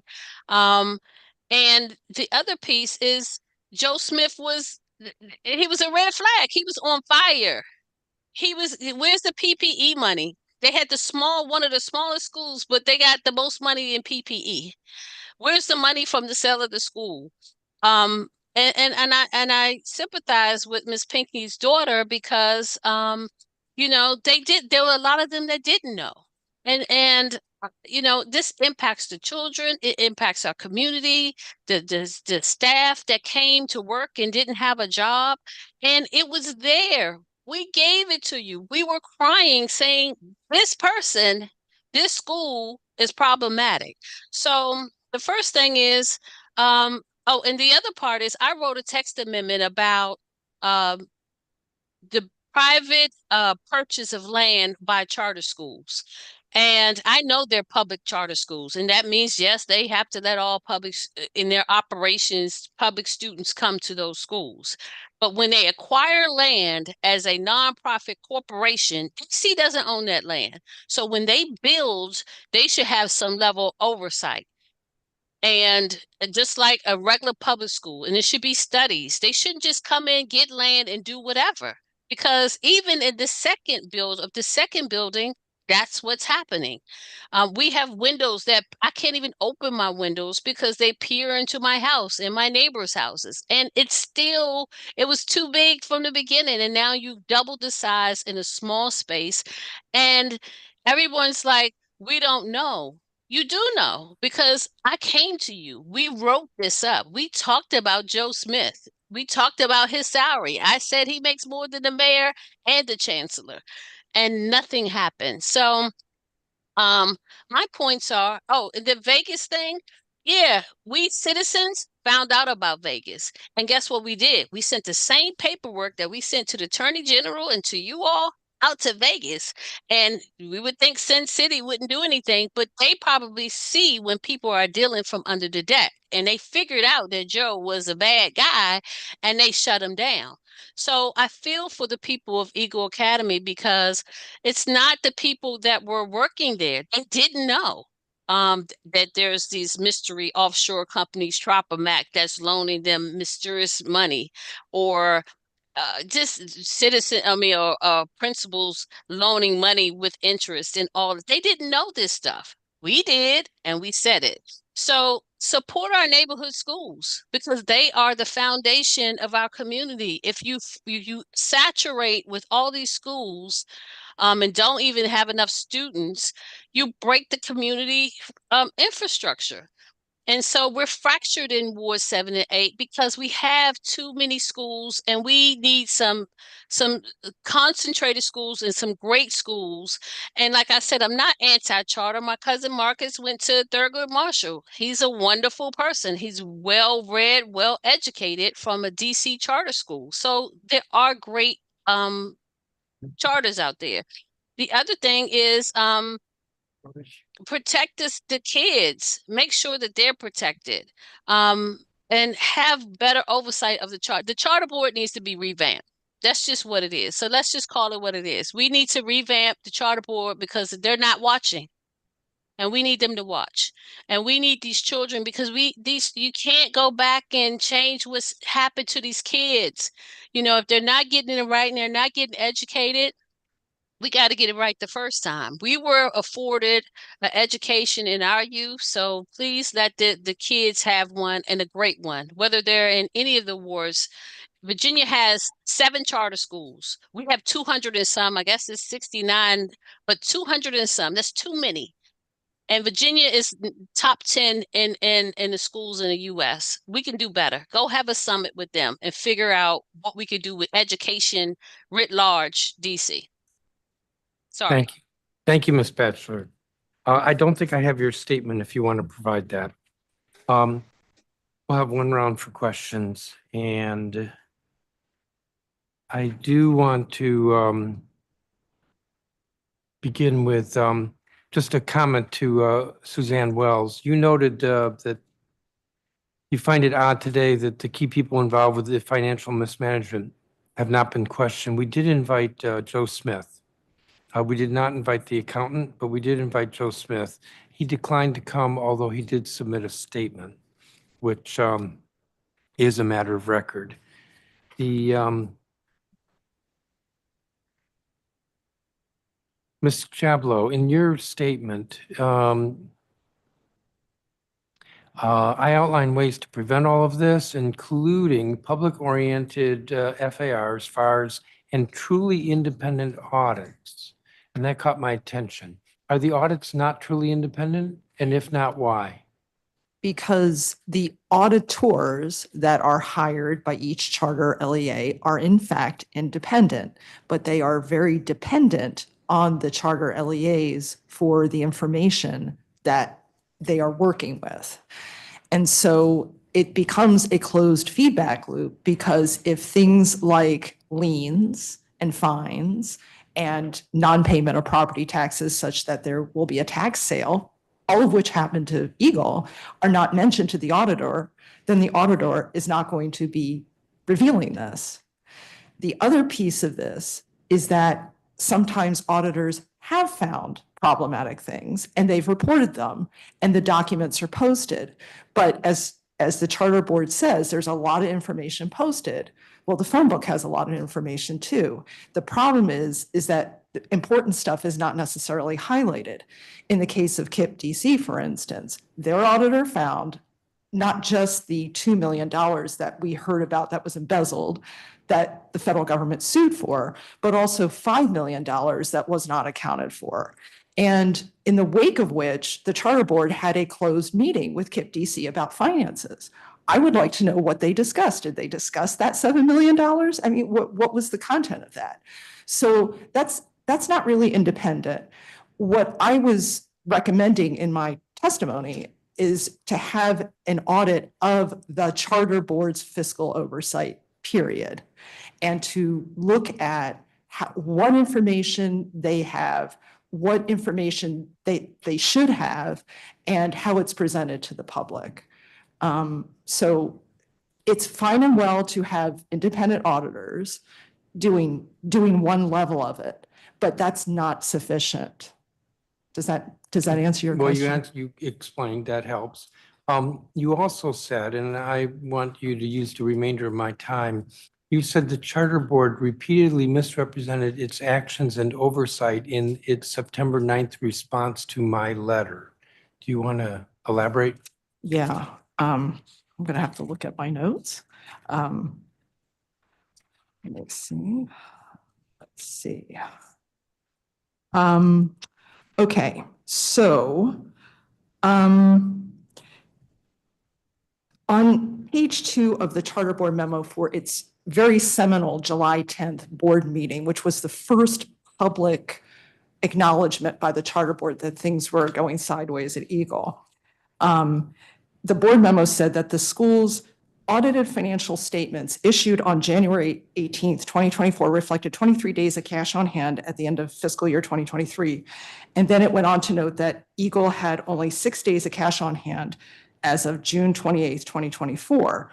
Then that July 10th board memo also made clear that the school's liquidity had, quote, deteriorated significantly, unquote, by the end of February of this year, 2024, and that immediate action needed to be taken by the end of March if Eagle was going to make it to school year 24-25. But none of this was really gotten into in that September 9th response to your questions. And in fact, the FCAP, the Financial Corrective Action Plan that was issued for Eagle, was issued in July of 2024. And the September 9th document appeared to justify that delay. So looking at those two documents, the July 10th board memo, and then what was said in the September 9th response to you, seemed to be describing different things. It's very odd to me, because the July 10th memo to me very clearly laid out that, geez, they probably should have issued the FCAP, in March latest, if there was ever any chance for Eagle to survive. And then I also went into other issues that were mentioned in there. For instance, in the September 9th document, the charter board said it continued monitoring Eagle through 2023 without too much concern. But that goes against, again, something at that July 10th board meeting, wherein a staff member for Eagle testified that Staff became aware of fiscal problems and the need for financial correction in October of 2023. And the first round of Eagle staff cuts were in December of 2023. So again, it's just this weird thing where I heard one thing on July 10th, and then I'm hearing something else in that response to you. And that's not even mentioning the fact that, you know, and I pointed this out, that the charter board mentioned in its September 9th document its meetings of its financial, I'm going to get this, financial committee. I think I got the finance committee. And the fact that none of those meetings, as far as I know, is publicly noticed, or the minutes available. So it's nice. It's nice to think of them doing that, but there's no public engagement that way. And then on top of that, there's fiscal notices of concern, none of which, I mean, have been really publicly noticed except in the materials for each board meeting. So if you search, as I did on the charter board website, I could only find 2 notices of concern for Eagle, one of which was about a mystery caller, which is about enrollment fairness.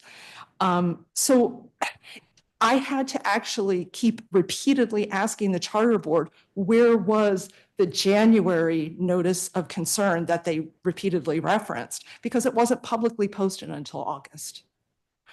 So this is what I mean. It's just, there's this, it seems like there's this internal desire to justify their processes, and that's, you know, fine and well, but I wanted to point it out for you, and I hope I did in my September email to you and your staff. Yes, thank you. Councilmember Tran-White for questions. Thank you, Chairman. I don't have any questions. I think they gave great testimony and great information to ask the government witnesses. I do want to thank Ms. Wells, Ms. Riley, and also Ms. Batchelor, who I agree, she has been on it, ringing the alarm even before I became on the council about outstanding issues going on at Eagle, especially around construction. I remember even talked to her in person. So I want to thank you guys, and I'll just digress to the government witnesses.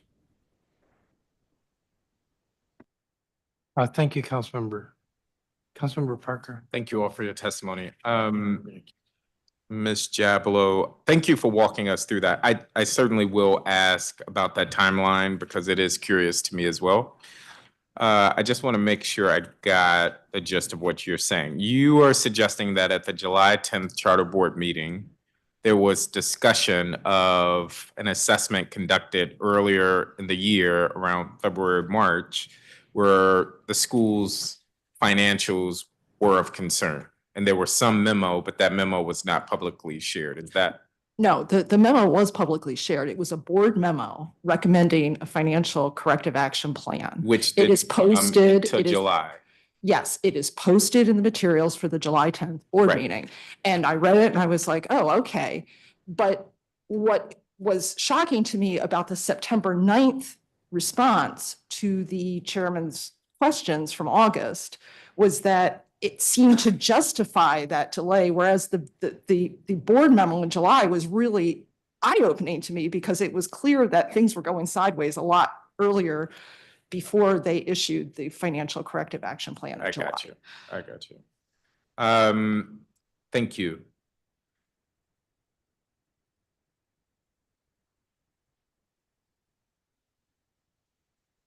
The chairman asked about that. Ms. Batchelor, I wanted to come to you. So it seems like one area of continued concern for you is around a lack of a fence around the school. Is that accurate? If you're still here with us. I'm still here. Oh. No, it's not. Well, currently now, in the situation I'm in, I have a problem with the fact that we have 3 same age group schools within a 2-block radius, 3-block radius. And we're giving more money to a school that did we need it in the first place? You spent $50 million to redo Boone down the street. And now we have another school that this school totality is another $50 million because you gave Eagle 20-some million or they had access to a revenue bond. And then you gave the same amount to or roughly around the same amount to Lee. But no one, there's no feasibility study. We didn't get the pleasure of someone coming in and saying, is this the right place, the right size? What's traffic going to do? We have mice now. We have trash. We have parents. And I don't want to cut you off, but I am on a clock. I Okay. sympathize with a lot of what you're I'm sorry. sharing. But I'm asking because I wanted to follow up with the chairman's team if what you're suggesting is that a lack of a fence somehow is negatively impacting neighbors. And it sounds like you've requested that fence and you haven't been able to get it. Oh, they said they wasn't, I have to pay for the fence. That's one. And two, the other part is that When you say they, Lee Montessori, I got the you. head of Lee. They said first they said they would because they were using the driveway for their construction in the back. And then they said they wouldn't. There's other problem with the windows and the lights at night. The windows peer into our houses. I don't know there's if there's no- a lot we could do about that. But another area of concern you highlighted is that the alleyway drops off and it's unsafe for children. And it sounds like you flagged that for DDOT or some other agency, but you haven't gotten an affirmative response. Yeah, that whole alley back there needs to be there's a tree that's grown in the middle of the alley. So I can't even go back there to access it to even put something up to, prevent a child from falling. So hopefully you all can fix that. Okay, thank you. Thank you. And then Ms. Riley, I appreciate your testimony and the suggestion that DCPS should get first right on school buildings used by charters. And that is something I'm going to ask the charter board. I leaned over to my colleague, Councilmember Fruman, and said, what happens to this building? And I'm unclear. And so I'm hoping that we can get some clarity around what happens next there. But Magogny is coming back to DCPS, but they are paying for it with money in their budget, which is out of their HVAC and security funds in order to get it right now. And when you say that, you're talking They have about to pay off the debt. DCPS is. Yes, but they didn't, what I was suggesting is before the deal was made with Friendship, or even like when, before deals are made, DCPS should be at the table also. I got you. Okay. Thank you all for your testimony. Thank you, Councilmember Henderson. Thank you, Mr. Chairman, and thank you so much to these witnesses. Ms. Jablo, I want to start with you. We've known each other for many years, and I don't think I've ever had the opportunity to say this publicly, but thank you for the GladFi work that you have done, particularly on this issue, because I feel like you have been a consistent ringer of the alarm. Something's wrong here. You guys need to focus here. And that was a public service. So thank you so much for that. I wish that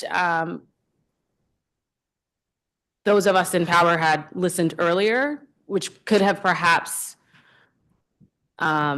softened some of the wreckage that has resulted in students and families having to scramble, employees having to scramble and do all of those things. But I want to ask you a couple of questions because admittedly, I don't have the opportunity to watch the charter board meetings, as I'm sure that you and others watch fairly consistently.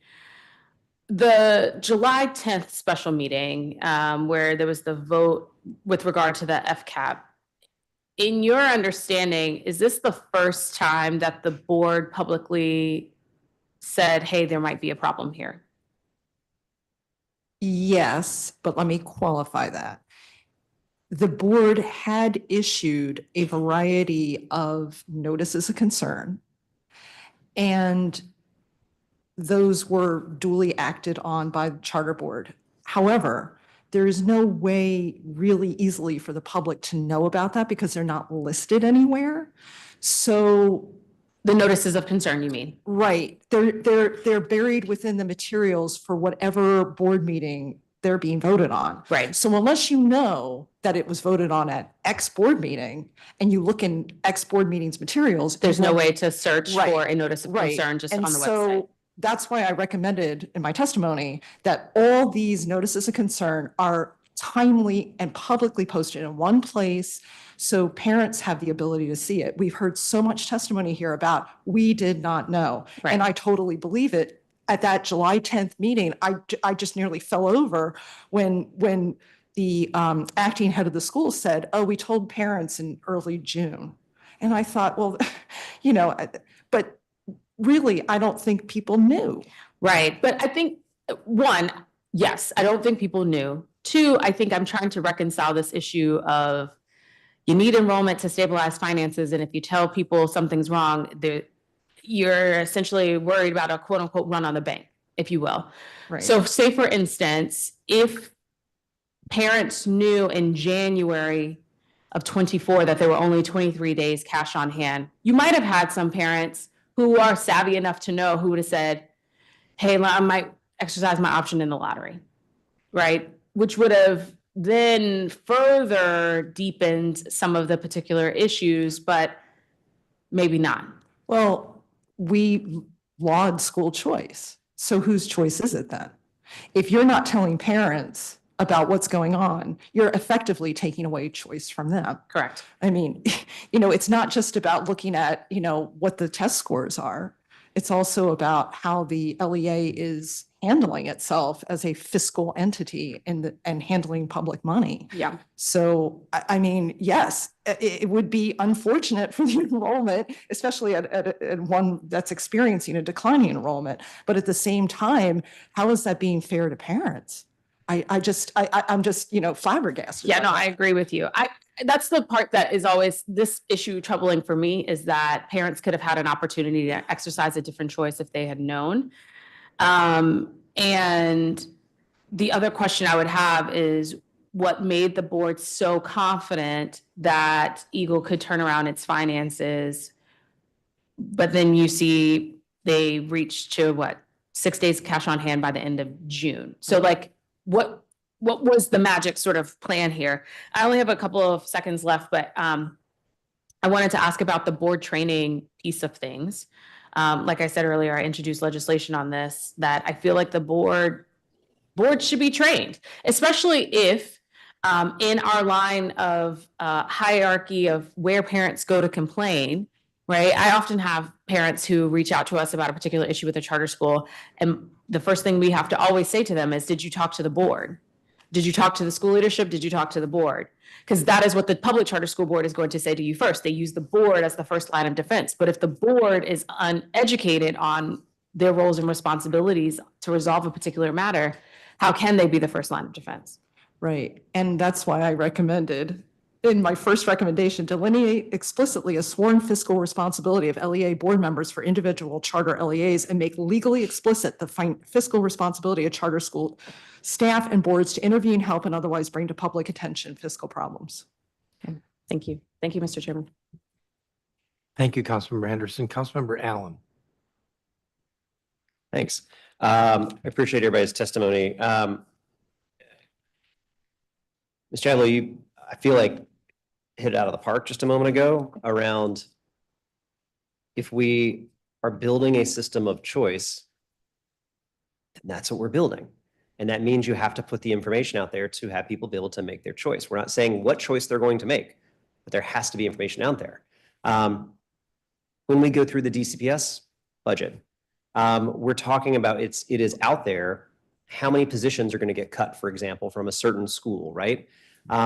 I absolutely know from conversation with my constituents, when they are looking at a budget coming down, that a school is going to be losing the librarian, or they're going to be losing their arts teacher, or whatever it is, and then make decisions that, well, should I look at lottery options? Should I think about something else, right? They're making informed choices. Now, my position is I'm going to fight to make sure that you never cut a librarian or art teacher, but it's the process we go through. Why should I have any expectation that a different school isn't going to be operating in full public information so that those parents can make that choice?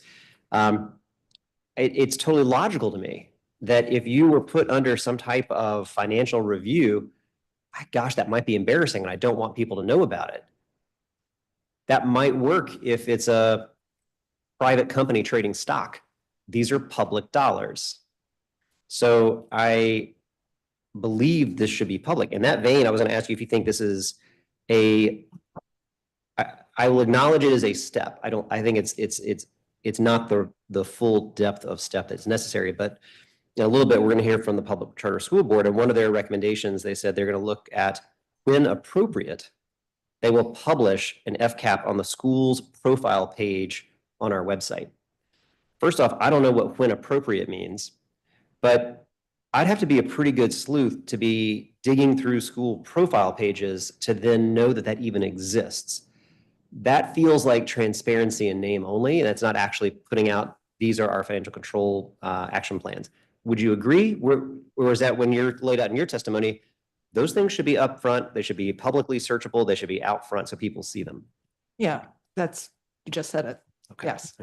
But I guess I have a question for you Yeah, and sure, for the go for it. entire council, which is, what is your authority to make this happen? Because I do think you do have authority to make it happen, but I'm very buoyed by this hearing. I really am. But, I worry that there's going to be this hands off, like we can't do anything. Of course, there's going to be a push on that. Yeah. I don't agree with that push though, but I would fully expect a push like that. That this is just some very isolated incident. Listen, this won't happen again. I am buoyed by what I've heard from a lot of my colleagues as well, though, in that everybody is both correctly centered on the people who were hurt the most. And those are the students and families that had their schools shut down right before the school starts. But I'm also buoyed by hearing people say, so what are the things that need to happen so it never happens again? I also believe there's got to be accountability, not just to like, well, that was really bad. Let's talk about let it happen again. There needs to be accountability for the failures that happen. But I think that it comes through a variety of ways, and we'll explore that with the Public Charter School Board and others as we go through this hearing, and I would imagine in the weeks to come. Thank you. But I would also add that the hurt for the families happened for years. It wasn't just the closure. It happened for years. And the testimony that you heard underscored that. Mm-hmm. I don't disagree. All right, I appreciate it. I know we still have more witnesses to go, so I'll yield back my time, Mr. Chair. Thank you, Councilmember Allen. Councilmember Fruman. Thank you very much, Chairman Mendelson.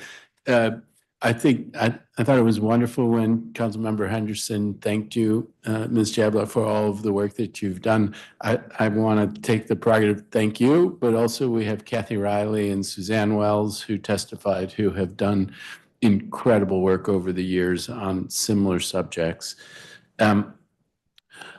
I'm struck by the testimony about the numbers of schools and the challenges that confronts. And then the Councilmember Henderson, when she spoke about, well, there's a concern about transparency because there could be a run on the bank. And so then you're in this environment where you're trying to preserve the school, even if it's in a position where that might not make sense.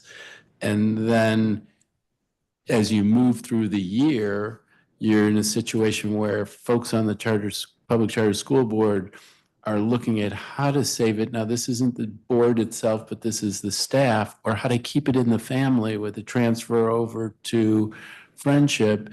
And it's all happening in this context of where we have too many schools in certain areas, and we set them all up to fail if we don't have an overarching strategy for what it is we're going to do and how we're going to meet demand and how we're going to meet kids. Not spend more money on more buildings, more administrators here who are making upwards of $300,000. How do we make this system work? Yes, we're centered on the students and the families here, but we also confront a real situation about our budget. And we have to be more disciplined about how we're spending money in the education space, because if we don't, we're going to continue to have hearings on achievement like the hearing that we had yesterday. So I'm delighted to have this hearing because I think it's lifting up issues and you're hearing it from lots of different voices. But we have to take this seriously because the way in which this is operating, we should not be patting ourselves on the back. We have to be doing way better. So that I should end with a question mark, but I'm actually not. I think that folks have been very thorough in their testimonies so far, and I want to thank all of the witnesses and get on to the government witnesses. So thank you very much. Thank you, Councilmember Fruman. That's going to conclude the questions for these witnesses. Thank you, each of you. Mr. Chablo, thank you for being here in person. I like witnesses who are in person. So we're going to turn now to the two witnesses from the Public Charter School Board, Chantel Wright, who's the board chair, and Dr. Michelle Walker Davis, who's the executive director.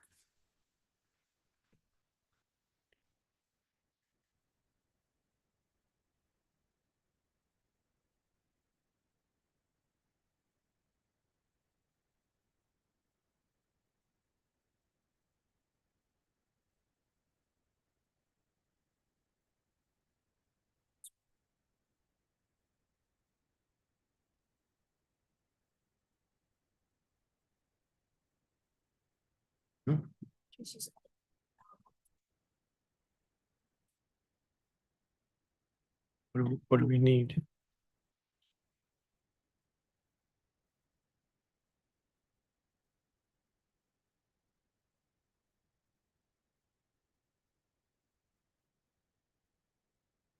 Now, Dr. Walker Davis, you have very long testimony. Are you planning on reading all of this?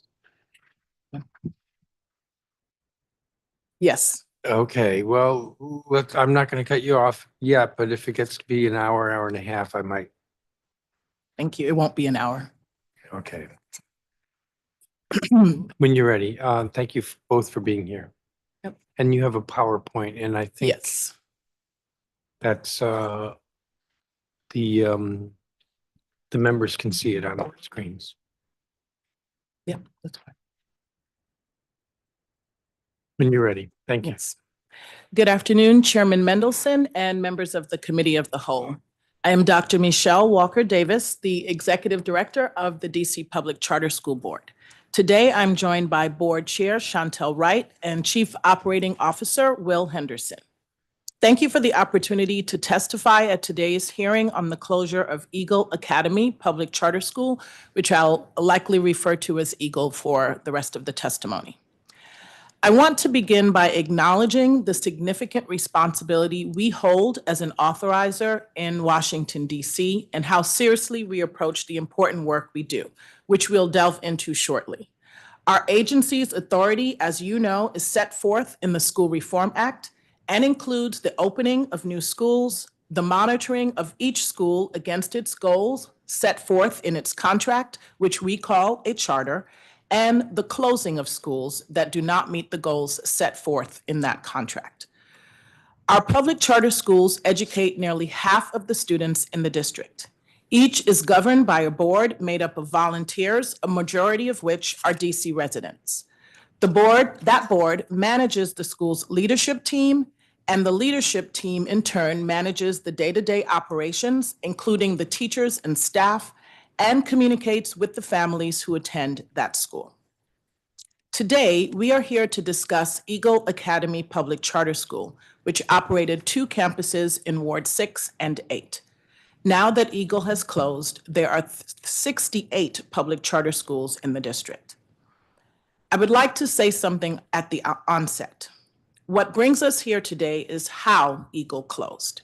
Under normal circumstances, DCPCSB follows a clear process used many times before that allows public communication, public hearings, and much more. Eagle closed much more quickly because its board decided to relinquish its charter effective immediately. That action resulted in a closing without any advance notice to the students, families, or employees. Frankly, it caused a great deal of pain and uncertainty. When we learned of the news, at the same time as the Eagle community, we moved quickly to help students and families find new schools and staff find new jobs. It was a heavy blow, and we know it disrupted the lives of so many former students, families, and staff who poured their hearts into Eagle. Today, we will focus on DCPCSB's financial oversight, Eagle's financial decline, ways we are strengthening our oversight practices, and key reflections. Our primary responsibility is to monitor, evaluate, report, and analyze certain aspects of public charter schools to ensure they achieve a critical overarching mission, that DC public charter schools are environments where all students thrive, especially those in historically marginalized groups. Our oversight of schools falls into 3 buckets: academic, financial, and organizational. While our focus today is on our financial oversight, it is crucial to understand that all 3 components of our oversight function work in concert with one another to give us a complete picture of a school. The National Association of Charter School Authorizers, or NACSA, is an independent voice for charter school policy. Their recommended best practices are foundational to PCSB's financial oversight work. This is based on their principles and standards for quality charter school authorizing derived from NACSA's vast experience, research, and work supporting charter authorizers across the country. And some of the best practices they recommend and we follow include requiring schools to conduct financial audits through an independent auditor, reviewing contracts over a certain dollar amount, and weaving financial oversight into annual reports and review or renewal decisions. As a reminder, DCPCSB's financial oversight work is also informed and guided by local laws, and we update our work as new laws and regulations are enacted. We want to emphasize a couple aspects of the laws to shed light on our priorities. A school's annual financial statements must comply with generally accepted accounting principles, or GAAP, and be audited by an approved CPA firm. The school's annual budgets, at-risk funding reports by campus, and draft budgets for the next school year should adhere to DC's Common Financial Reporting Standards, CFRS, allowing for better financial comparability across all public charters and DCPS. Now, I will dive into how our different partners play a role in monitoring the financial health of our schools and ensuring their economic viability. It is important to note that while there are different players, each has an important but unique role. I will go through each one separately. I will start with DCPCSB. We are responsible for setting sector-wide financial targets, publicly reporting on finances at our board meetings and as part of reviews and renewals of charter schools, posting financial materials on our website, conducting routine monitoring of all schools, and working with schools on financial interventions as necessary. For each school, its board has the ultimate fiduciary responsibility for that public charter school. School boards also set financial goals for the school, frequently discuss and report on finances at their open public board meetings, and vote on school budgets. It is also expected that school board members and the school's leadership will frequently communicate and engage with each other about finances. School leaders are the ones who interact with the school's finances on a day-to-day basis. Leaders are responsible for accounting, including developing and maintaining internal accounting controls, which should also be transparent to their board members. They are responsible for drafting an annual budget, which will ultimately be reviewed, approved, or denied by their school's board. In addition, they must comply with financial reporting requirements from OSSI and other grant holders. PCSB also requires schools to post various financial documents on their website. And families and the public. We strongly believe that families and community members have a role to play. That's why we post a lot of pertinent information on the PCSB website about each public charter school, including its finances. It can be found on both our Transparency Hub and in the profile we publish for each school. I will now pass it off to our Chief Operating Officer, Will Henderson, to discuss our financial oversight processes. Thank you, Dr. Walker Davis, and good afternoon, council members. I would like to begin by highlighting the 5 main elements of our financial oversight process and dive further into document review, reporting, metrics, risk assessment, and engagement in the subsequent slides. As you'll see here, this is a snapshot of the routine document and data review which DCPCSB's school finance team conducts for all public charter schools. This merely scratches the surface of the reviews we conduct, but these 6 items are critical to our oversight of public charter schools. The first is a submission of a school's annual budget, which they must submit each July. Our school finance team reviews the budgets for all schools. Following our reviews, we may require revisions to a budget for reasons such as the following: when a school's enrollment is substantively less than budgeted, when a school is not reporting an adequate amount of cash on hand, when we notice that there are significant inaccuracies or incomplete items in the school's budget based on our analyses. We also post school budgets on our website each year in compliance with DC's common financial reporting standards. The second is our review of unaudited quarterly financial statements. As we review these statements, we will go back to schools for clarification if it contains concerning or confusing information. In addition to these routine financial reviews, we have the annual enrollment projections, 5-year gap-based budgets for new charter applicants and schools requesting to change their charters. And lastly, we have annual audited financial statements per our audit guidelines. These audits are conducted by independent CPA firms on the PCSB approved list of auditors and are due to PCSB in December. The approved auditors list is developed by the Audit Review Committee, which consists of DCPCSB, the Office of the State Superintendent of Education, and the Office of the Chief Financial Officer. In addition to the 6 items we just walked you through, we require public charter schools to report the following to our staff so we can review and assess their financial health. This includes annual audit engagement letters, quarterly school board meeting minutes, procurement contracts that exceed $25,000, facilities leases, school annual reports, IRS Form 990s, management organization and related party templates when applicable, and management agreements when applicable. If reviewed together, when reviewed together, these items provide a comprehensive financial and operational narrative for each school. They allow us to monitor schools closely and identify concerns before requiring serious escalation. Now, I will speak to our financial analysis report, which we often refer to as the FAR, that we publish on our website by fall of each year. In the FAR, we do a deep dive into many metrics which we use to assess the financial health of our schools. The FAR includes one financial report card for each school, regardless of how many campuses or facilities it operates. The primary focus of the financial report card are key financial indicators. Each school's performance on these indicators is compared to its prior year results and the charter sector median. Each school's financial report card has a chart exhibiting 5 years of financial data: operating revenues, operating expenses, change in net assets, working capital, audit enrollment, and enrollment ceiling. Internally, the key financial indicators can be thought of in 3 different categories as we review actual and budgeted data. Present term metrics are metrics that help us understand what is happening in the present, what's going on in the current fiscal year or the immediate following fiscal year.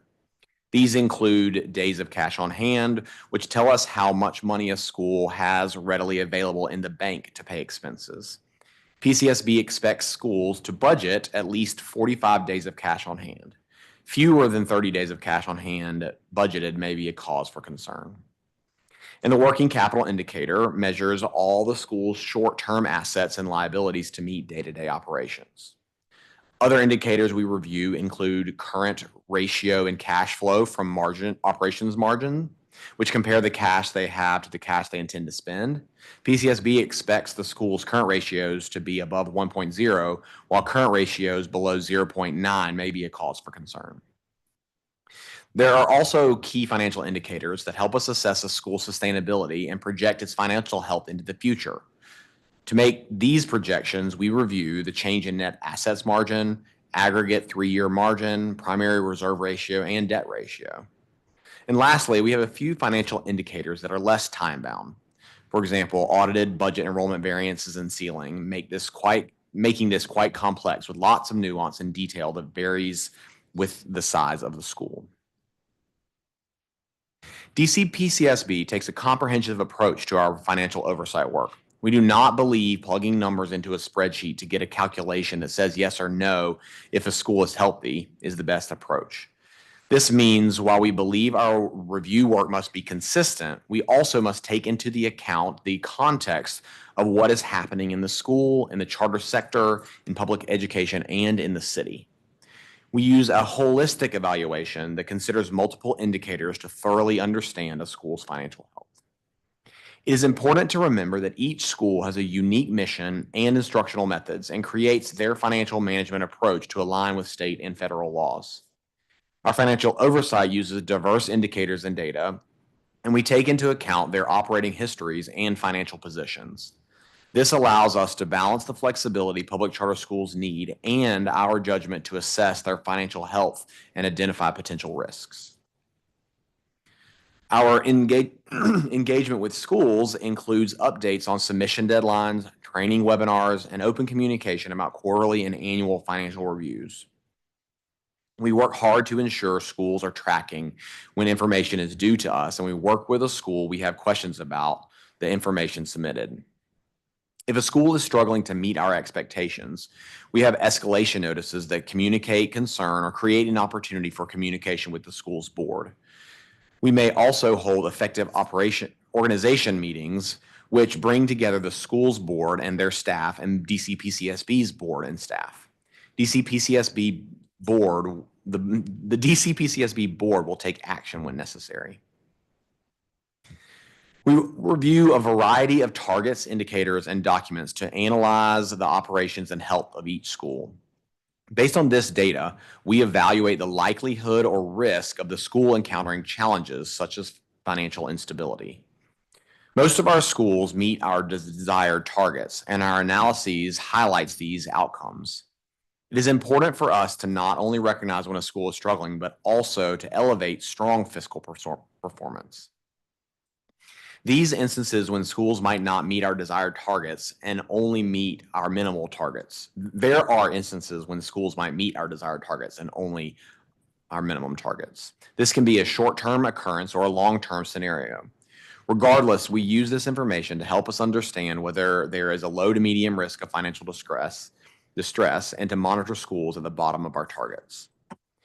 Lastly, there are circumstances when a school fails to meet our minimum targets. This obviously raises concern for our team and can indicate financial distress. We would use this information to escalate our engagement with the school. In addition to our extensive engagement with schools, we regularly engage with our partner agencies and committees. We support the DME with enrollment projections, which play an important role in helping schools create their annual budgets. We coordinate with OSSI on the annual compilation of school CFRS budgets and OSSI's compilation of their actual expenditures at the school level.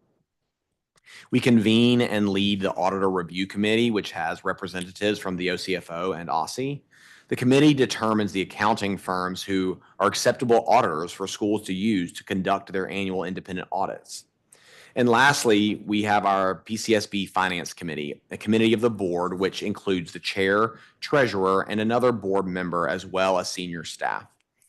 This committee meets quarterly to discuss school status, including those on our monitoring list.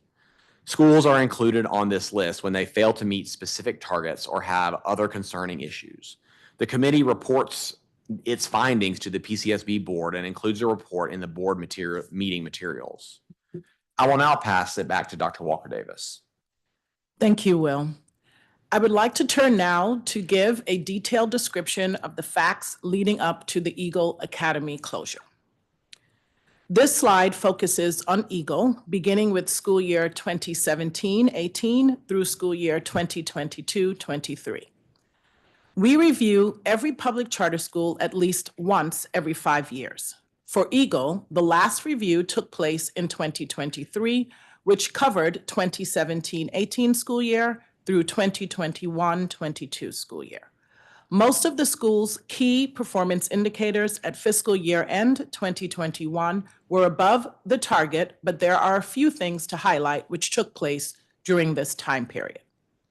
In November 2019, PCSB placed Eagle on the monitoring list because the school had inadequate cash on hand and its enrollment decreased. In May 2021, PCSB removed Eagle from our monitoring list because the school at that time met its liquidity targets. In December 2021, schools like Eagle received money from the Mayor's Stabilization Fund. This allowed schools to operate despite decreased enrollment due to COVID-19. However, in June 2023, things began to go awry.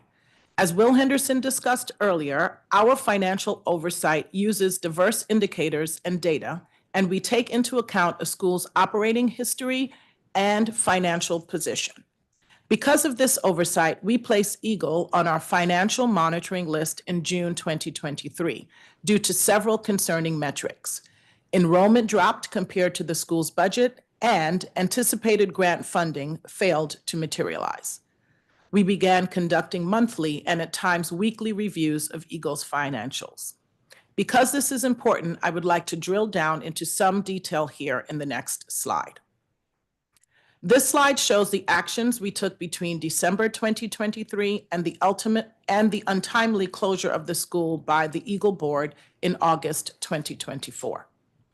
In December 2023, which is during the school year 2023-24, monthly monitoring showed that Eagle's financial position declined at a moderate pace for several reasons throughout the fall of 2023. The school's enrollment continued to decline over time. On count day, it was about 40 students below the budgeted amount. PCSB made recommendations that the school should consider, including downsizing staff and reducing major expenses. The school did not heed our guidance. In January 2024, Eagle PCS submitted its audited financials late. When it finally submitted its financial information, we recommended the school decrease the size of its staff. Although Eagle's leadership agreed to reduce its staff size, it was slow to act, losing ground in making reductions in force that would have had a significant enough impact on its actual and projected financial statements. Beginning in February 2024, we requested a revised budget while we were continuing to review monthly financial statements since July 2023. Beginning in April 24, we requested weekly reports on key accounts. We reviewed them closely and asked detailed follow-up questions. In May 2024, we held an effective organization meeting to discuss our concerns over the declining financial situation. We learned that Eagle's board was largely unaware of most of the financial problems occurring in the school. As a result of this meeting and following our recommendations, Eagle's board made several leadership changes. This included hiring a new CEO and a CFO and replacing the bookkeeping firm. This led to better engagement with the new leadership team. Moreover, we increased our review of Eagle's budgets, monitoring them on a weekly basis. In June 2024, PCSB's school finance team recommended that Eagle be placed on an FCAP or Financial Corrective Action Plan, which would give PCSB more visibility into and control over Eagle's finances while allowing us to build a record to revoke the school's charter if it ultimately became necessary. This is the process we take for any school in financial trouble. In July 2024, PCSB's board approved the FCAP at a special board meeting. This FCAP made clear to Eagle that our oversight of and investigation into their financial situation was ongoing, and the FCAP outlined aggressive measures, deadlines, and expectations for the school to improve its internal controls and management practices, while also immediately improving its solvency. The FCAP is not created in isolation. Rather, the targets were agreed upon between PCSB's school finance team and Eagle's leadership team. Eagle followed our recommendation that the school's leadership share information about their financial situation with families. We've always believed that transparency is very important, and the PCSB board explicitly stated that expectation at our July board meeting. At about the same time, Eagles Board informed us that they were in talks with 2 or more schools interested in acquiring and operating the school in school year 24-25. Friendship PCSB's board voted on July 12th to extend an offer to acquire Eagle. Likewise, Eagles Board approved Friendship's proposal on July 18th.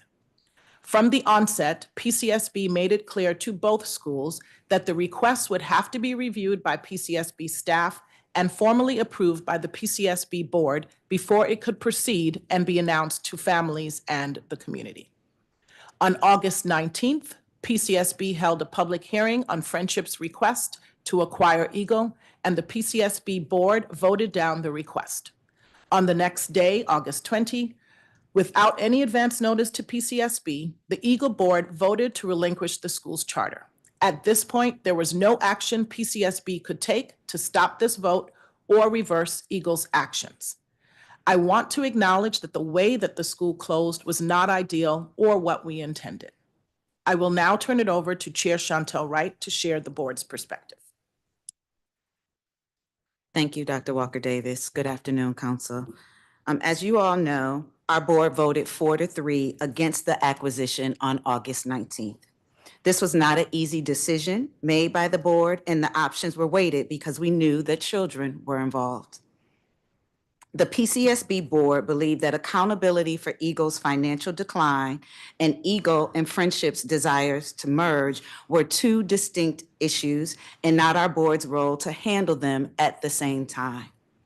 Eagle demonstrated significant signs of fiscal mismanagement. We preferred that the board consider the case for Eagle's revocation prior to considering the merger between the 2 schools. This was explained clearly at the August 19th PCSB board meeting. Instead of waiting for further action from the PCSB board, within 24 hours of that August 19th meeting, the Eagle board decided it would relinquish its charter. Once Eagle's board took this step, it limited the options for PCSB and for the school itself. At this point, with Eagle's board's relinquishment, PCSB undertook a number of steps to help Eagle students and families find a new school and staff find a new job. I know Ms. Boone-Ruffin spoke of these supports earlier. I want to note that PCSB staff organized all of that support in Key with its partners at OSSE, My School DC, and other LEAs, Charter and DCPS. Both PCSB staff and board members, including myself, were at these events, including on the first day of school, to greet families who may not have received this information. Dr. Walker Davis will tell you more about our actions in just a moment. Since the relinquishing of the charter and closure of Eagle, our board and staff have reflected on this situation in ways in which our practices and policies can be improved.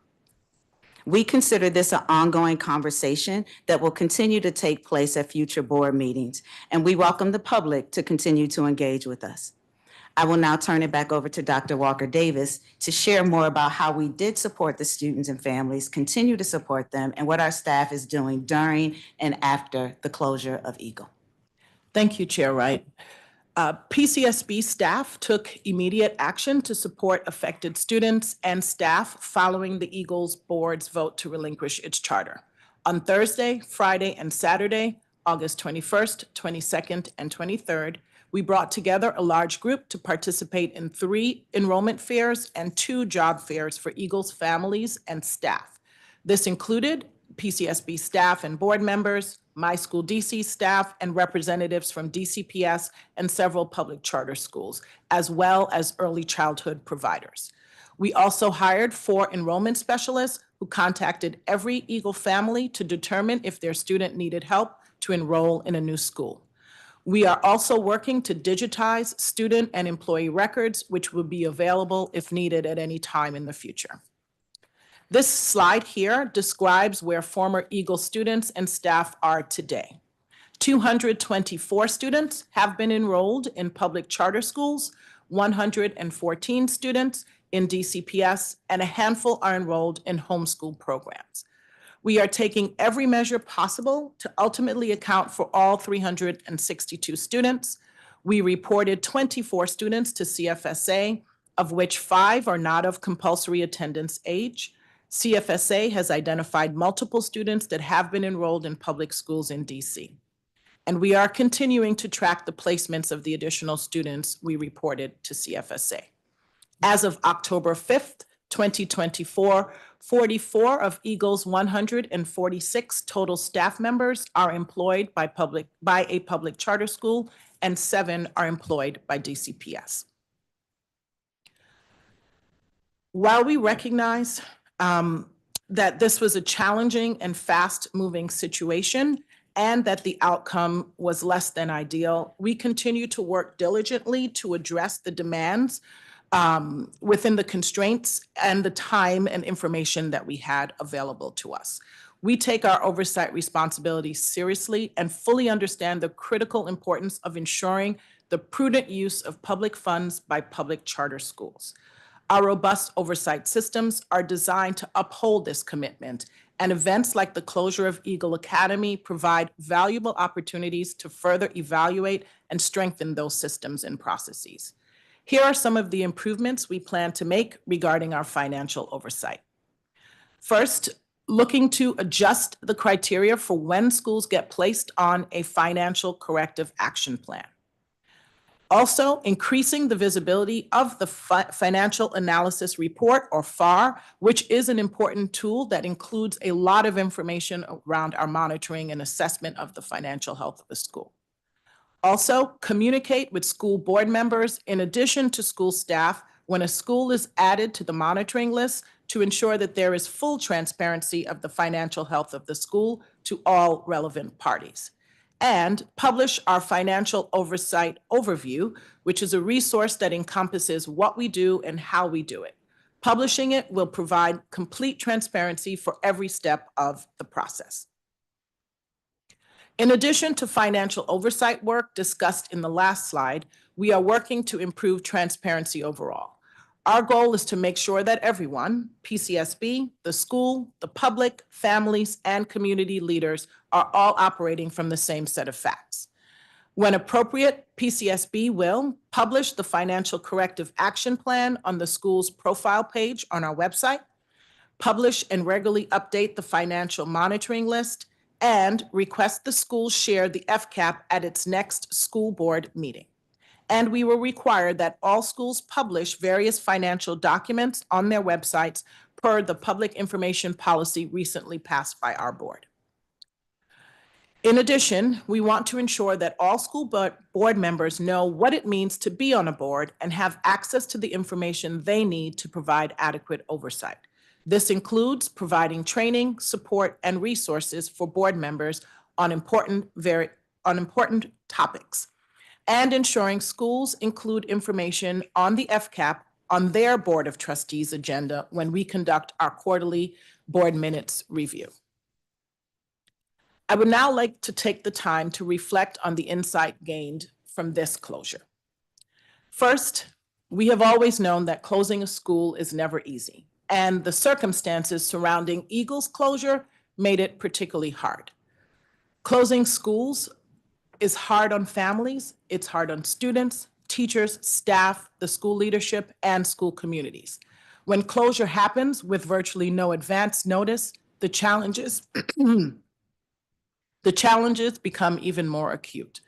There are both logistical and emotional connections that are attached to one school's community, and it's important not only to hold space for those connections, but also to consider their weightiness as the decisions occur. We observed this when Eagle's board voted to close the school on a Monday. And by Tuesday, we had moved to aggressively help Eagle's families find unanticipated alternatives. As a result of the immediate relinquishment, families had little time to grieve or process the change. Another insight is that solvency cannot be viewed in isolation. We also must take into account the context of what is happening in the school and how fast a school's financial health can change in a dynamic environment like COVID-19 and less demands for the program. As discussed, we strive to take a comprehensive view of a school's financial oversight because multiple factors can determine and impact it. But in Eagle's case, things moved really fast. Moving forward, we want to ensure we're keying into indicators that may not necessarily trigger hyper-intervention, but allow us to support a school sooner. Strong board engagement. Schools operate better when they have boards that are trained, knowledgeable, and have access to information. This is why we plan to provide board members, again, with training, support, and resources on various topics. And finally, we are committed to having ongoing conversations about financial oversight at future PCSB board meetings to make our work and expectations for schools more visible to the public. We've already changed our approach to board meetings. In addition to our ongoing business, we now include public discussion on timely topics pertaining to aspects of not only our financial oversight, but academic and organizational oversight as well. There is certainly much to do, and we look forward to working with you and leaders in education to continue to improve our practices and procedures. Thank you for the opportunity to speak, and we are here to answer any questions you may have.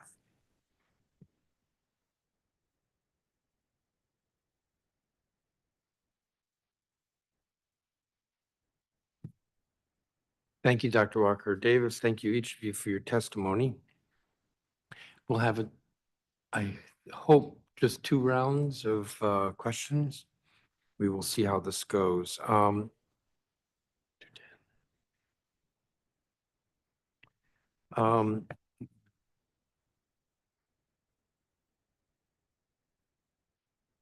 In September of 2023, the Public Charter School Board determined it would be premature to place Eagle on a financial corrective action plan because it was projected to end fiscal year 23 with 23 rather than 18 days of cash on hand, and had a working capital ratio of 1.9, above the target of 1.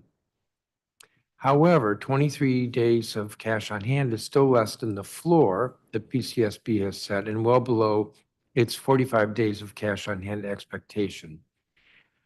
Why was an improvement that still failed to meet the charter school board's baseline expectations considered sufficient to forestall more immediate corrective action?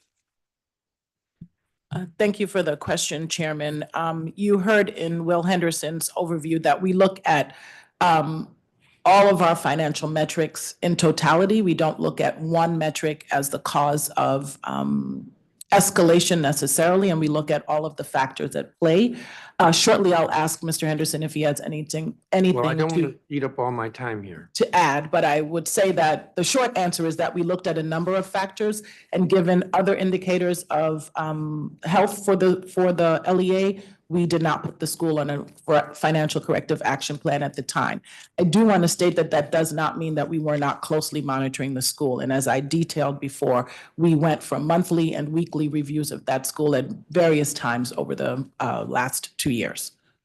Well, I noted that when Mr. Henderson was testifying, he said we may require revisions to a budget for reasons such as the following. Schools enrollment is substantially less than budgeted, which seemed to be the case year after year for Eagle. And when the school is not reporting an adequate amount of cash on hand, which seems to have been the case year after year. So it's not clear to me that you were requiring revisions to the budget each year, but it seems to me between the enrollment dropping and the inadequate amount of cash on hand and whether it had to keep revising its budgets, that all predated fall of 2023. So I'm going to belabor this a bit more. I have a question here. When did it become clear that Eagle Academy had dire financial issues? But I'm actually not going to ask the question that way. Why weren't 7 red flags enough to warrant a financial corrective action plan? Those 7 red flags are repeatedly cash strapped, missed financial reporting deadlines, the independent audit was submitted late, independent audit found that there was a lack of adequate internal financial controls, they had a CEO who was also the CFO, they had declining enrollment that went from 936 to maybe 8 years later, 392, but every year that enrollment was dropping substantially. There was clearly a lack of board training. Wasn't there testimony that when the Public Charter School Board provided some training that the trainers were shocked at how little the board members knew. And there was a 20% drop in reserves from 2022 to 2023. That's a whole lot of trouble. And yet there still is nothing happening until 2024. Thank you for the question, Chairman. First, I want to make a distinction between a board-approved financial corrective action plan and engagement with the school and escalating interventions and consequences. So the financial corrective action plan that our board approved in July is a very visible board action. That does not mean that nothing was happening with the school or that escalation was not occurring and that our finance staff and the school staff were not engaged in communication and expectations for reporting. So I want to make clear that it doesn't mean that nothing was happening because we didn't have it. I understand that. And you just said, and it doesn't mean there wasn't escalation, but the issue here is how much, how quickly, that something, in my view, should have happened much sooner. So you testified, Dr. Walker Davis. What brings us here today is how Eagle closed, as if the problem was all in August 2024. Sorry, the problem was all in August 2024 when the Eagle board just suddenly decided to relinquish, shocked everybody. But as the Washington Post said in its headline, a charter school's financial spiral began years before its sudden closure. And that's what I'm pursuing here, was years before we knew there were problems. And yet what was finally done to make a difference was too late. I appreciate the question, Chairman, and I believe that we've outlined a series of actions that we took with Eagle, including putting them on the monitoring list, reviewing whether or not they met criteria to come off the monitoring list, putting them back on the monitoring list again, giving them early warning notices when they did not meet our deadlines, following up with expectations, even getting to the point where we were doing weekly reviews of their assessments of their financial health. So I do believe we've outlined the action that we took with the school. I believe that the school was well aware that we were concerned about their finances. I want to note that Eagle was not the only school that was experiencing enrollment decline. So that in and of itself was not a reason to the school on a financial corrective action plan. What did result in the school being on that plan is that they did not take the decisive action that they needed to take to right-size their budget, which would have left them in a position of being more solvent. And so I feel that we've outlined both in the testimony today, in previous responses to you, that our team was taking action. Whether or not we could have done the financial corrective action plan sooner at the board level is the question that you're asking, but I don't want us to leave here saying. Question I'm asking, too slow, too late. So the financial correction action plan wasn't voted on until July 2024. It noted, quote, if the school is unable to increase its revenue mainly by increasing its enrollment or further reducing its operating expenses, the school may no longer be economically viable, unquote. My looking at the information, I think the school was not financially viable in the fall of 2023. And I think that there are various people who knew that. But so just looking at what the Public Charter School Board said in July 24, how was increasing enrollment as an option even achievable since school was going to start a month later? Thank you for the question. So we have engaged with a number of schools about the strategies that they have in place to increase enrollment. We obviously don't control how the school is doing their enrollment activities, but we had been told, and the school built a budget around an enrollment number. And so had the school met their enrollment targets, they would have been in a much better financial position, and they weren't. And while the board voted on the FCAP in July, we had been engaged with the school in developing the targets for that prior to the board's vote. And that is the time, both in the spring and in the early summer, that they would have been engaged in those enrollment activities, not at the point of the board's vote. Yeah, but I'm looking at audited enrollment It was 936 in school year 17-18. Lost 100 in the next year and stayed at 838, 836. And then in school year 2020, lost another 100. And then the following year lost 200. And then the following year lost another 100 and went from 413 in school year 2022-23 to 392 in school year 23-24. I mean, that the trend, and I'm thinking of what Pat Brantley's testimony, the trend here was clearly in one direction and no way going to be reversed, especially with 1 month before school started. The targets that were established in the FCAP were such that if the school met those targets, they would have been solvent for the following school year. And that included either meeting their enrollment targets or right-sizing their organization. And so we felt that we put forward a financial corrective action plan, which, by the way, the school's leadership agreed to, that would have had them in a position to be solvent. I do want to make the point, though, that at the point that our board voted against the asset acquisition, I stated on the record at our board meeting that we were prepared to do the analysis to consider whether or not we would revoke the school's charter. So that was always a possibility if the school did not meet its targets, but we felt that the FCAP was positioned in such a way that if the school did, it would be solvent for the 24-25 school year. Well, I'm nearly out of my time, so I won't ask another question this round, which might mean there'll be 3 rounds. But I'll go back to my list of the red flags, which was 7 items. And I just don't see how, I mean, if those red flags were around in 2023, I just think this school was operating on fumes and somehow we're acting like in 2024, this is going to get straightened out. My time is up. Councilmember Trayon White, are you here? Yes, I am. Thank you, Chairman. I wanted to know, during the vote, it was noted that 4 public charter school board members voted on, I guess, taking the charter away from Eagle. Is that accurate?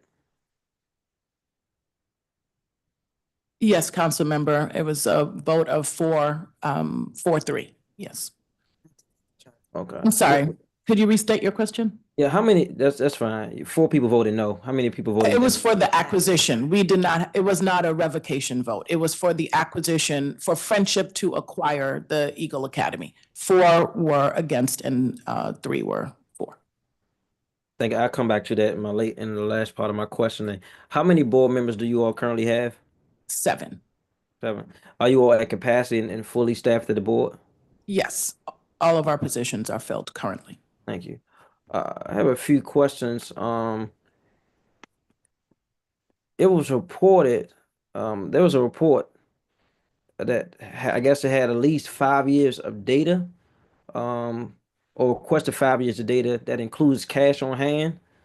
And it was noted in your testimony that when there's fewer than 45 days of cash on hand, it raised concerns. What is the protocol after this happened? Because we know there's a series of reports you all received that they had less than 45 days on hand more than one time. What is the typical protocol when this happens? Thank you, council member. I'm going to ask our chief operating officer to respond. Thank you for the question, council member.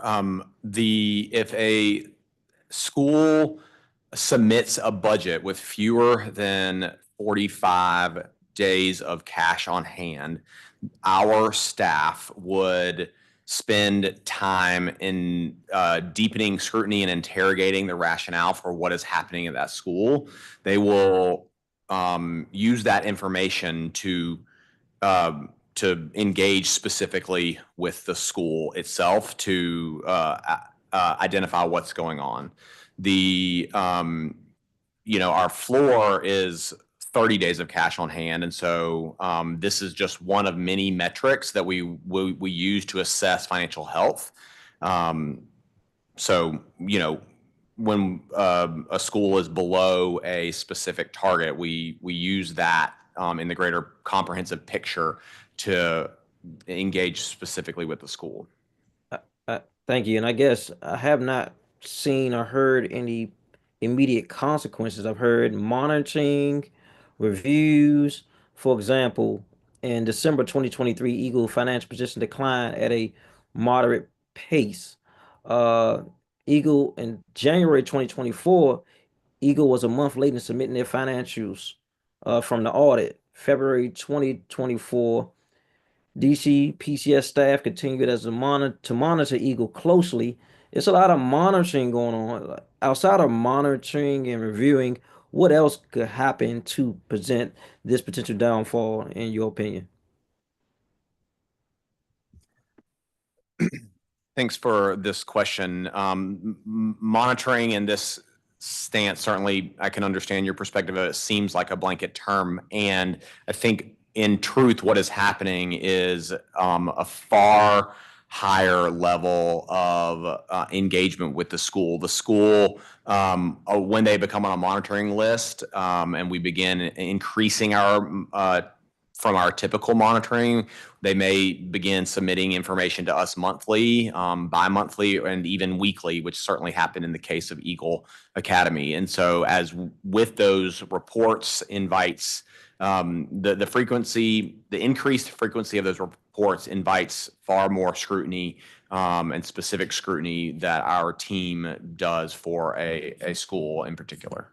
And council member, to be more specific, what that looks like is a school can't just submit a statement and say this is what it is. They will likely get a call from the director of school finance asking to justify a particular line item in what they've submitted, why they believe that this particular payment is going to come in on this time or a receivable is going to get there. So it is that level of engagement and that level of granularity that the finance team is having with the school and did have with the school in Eagle's case around their finances. And again, you don't look at any one metric, but it could be a flag for a number of other things that you're going to look to in the school. That's a great segue, because I hear you saying the school. Who particularly at the school have you guys been communicating with about the financials? There are several people that we are engaging with early on. That would have been the CEO and CFO, Joe Smith, and his accounting team and firm. And then as the board moved to reshape the leadership team, there were other leaders in place there that engaged, that they brought on as contractors to support the financial right sizing of this agency. Do you have any timelines of when Joe Smith was reporting to you guys versus when the board got a team to report to you all? What's the time frame of that? We do have them with some specifics. I believe that Joe transitioned out of his role fully and completely in May of 2024. So the engagement prior to that would have been certainly led by, if not directly from him and his firm. Okay, that's recent. I did want to know if anyone can answer what happens with this information and you guys' communication with OSSI. What's the relationship between collecting information and reporting it or communicating whatever you get to the Office of State Superintendent of Education? Thank you for the question, council member. If you are referring to what was in my testimony, that's specific to the Common Financial Reporting standards. We are responsible for publishing the school's budget, and OSSI is responsible for publishing actuals. So we're in communication to make sure that they have the information that they need for the actual expenditures, but we have our own responsibility to do the budgets because we collect that from the school. But outside of that, unless it is a question that OSSI has about confirming grants or something like that, we don't really have ongoing communication with OSSI. Thank you. I talked a little bit about the financials. I do know for at least 2 years, enrollment has been dropping, which is going to have a financial impact as well. What typically happens with the public charter school board with schools around when they see enrollment dropping? What's the process? Yeah, I can start, and if there's anything that Will needs to complete there. So we have a practice where if at the point of the beginning of the school year, a school's enrollment has fluctuation of 10%, I believe, up or down, we would ask the school to submit a new budget. So they give us their budgets in July, and they anticipate that they're going to have X number of students. And this is even before OSSI provides the audited enrollment in January. At the point of October in the fall, when they realize that their enrollment has fluctuated, we ask schools to restate their budget to us. So that's the first interaction around the budget if we see schools off their mark. Then as we're looking at quarterly statements from schools, if we see any major variances, we would engage there again. I do note that there was a report that showed they had a decline of 40 students, and I guess you all gave a recommendation to reduce staff, and it was noted that they did not comply. What happened next after they did not comply? I would say their lack of compliance is what contributed to us getting to the point of an FCAP. As you know, with personnel, these are ongoing costs. And so if you don't make those reductions at a timely manner, you cannot catch up to make those reductions. The time has been spent. You're already expending the cost of having those personnel in place. And so that was a loss in terms of the school being able to recoup those dollars. And so that is part of why the school was not able to be in a healthy financial position, because they were carrying too much personnel for the enrollment that they had. Got it. I had hope because we had a partner that has charters in Ward 8, which was Friendship Public Charter School family, that they will be transitioning there. I didn't know the details. What happened with that transition? I think the board voted not to do a merger. Can you speak to that?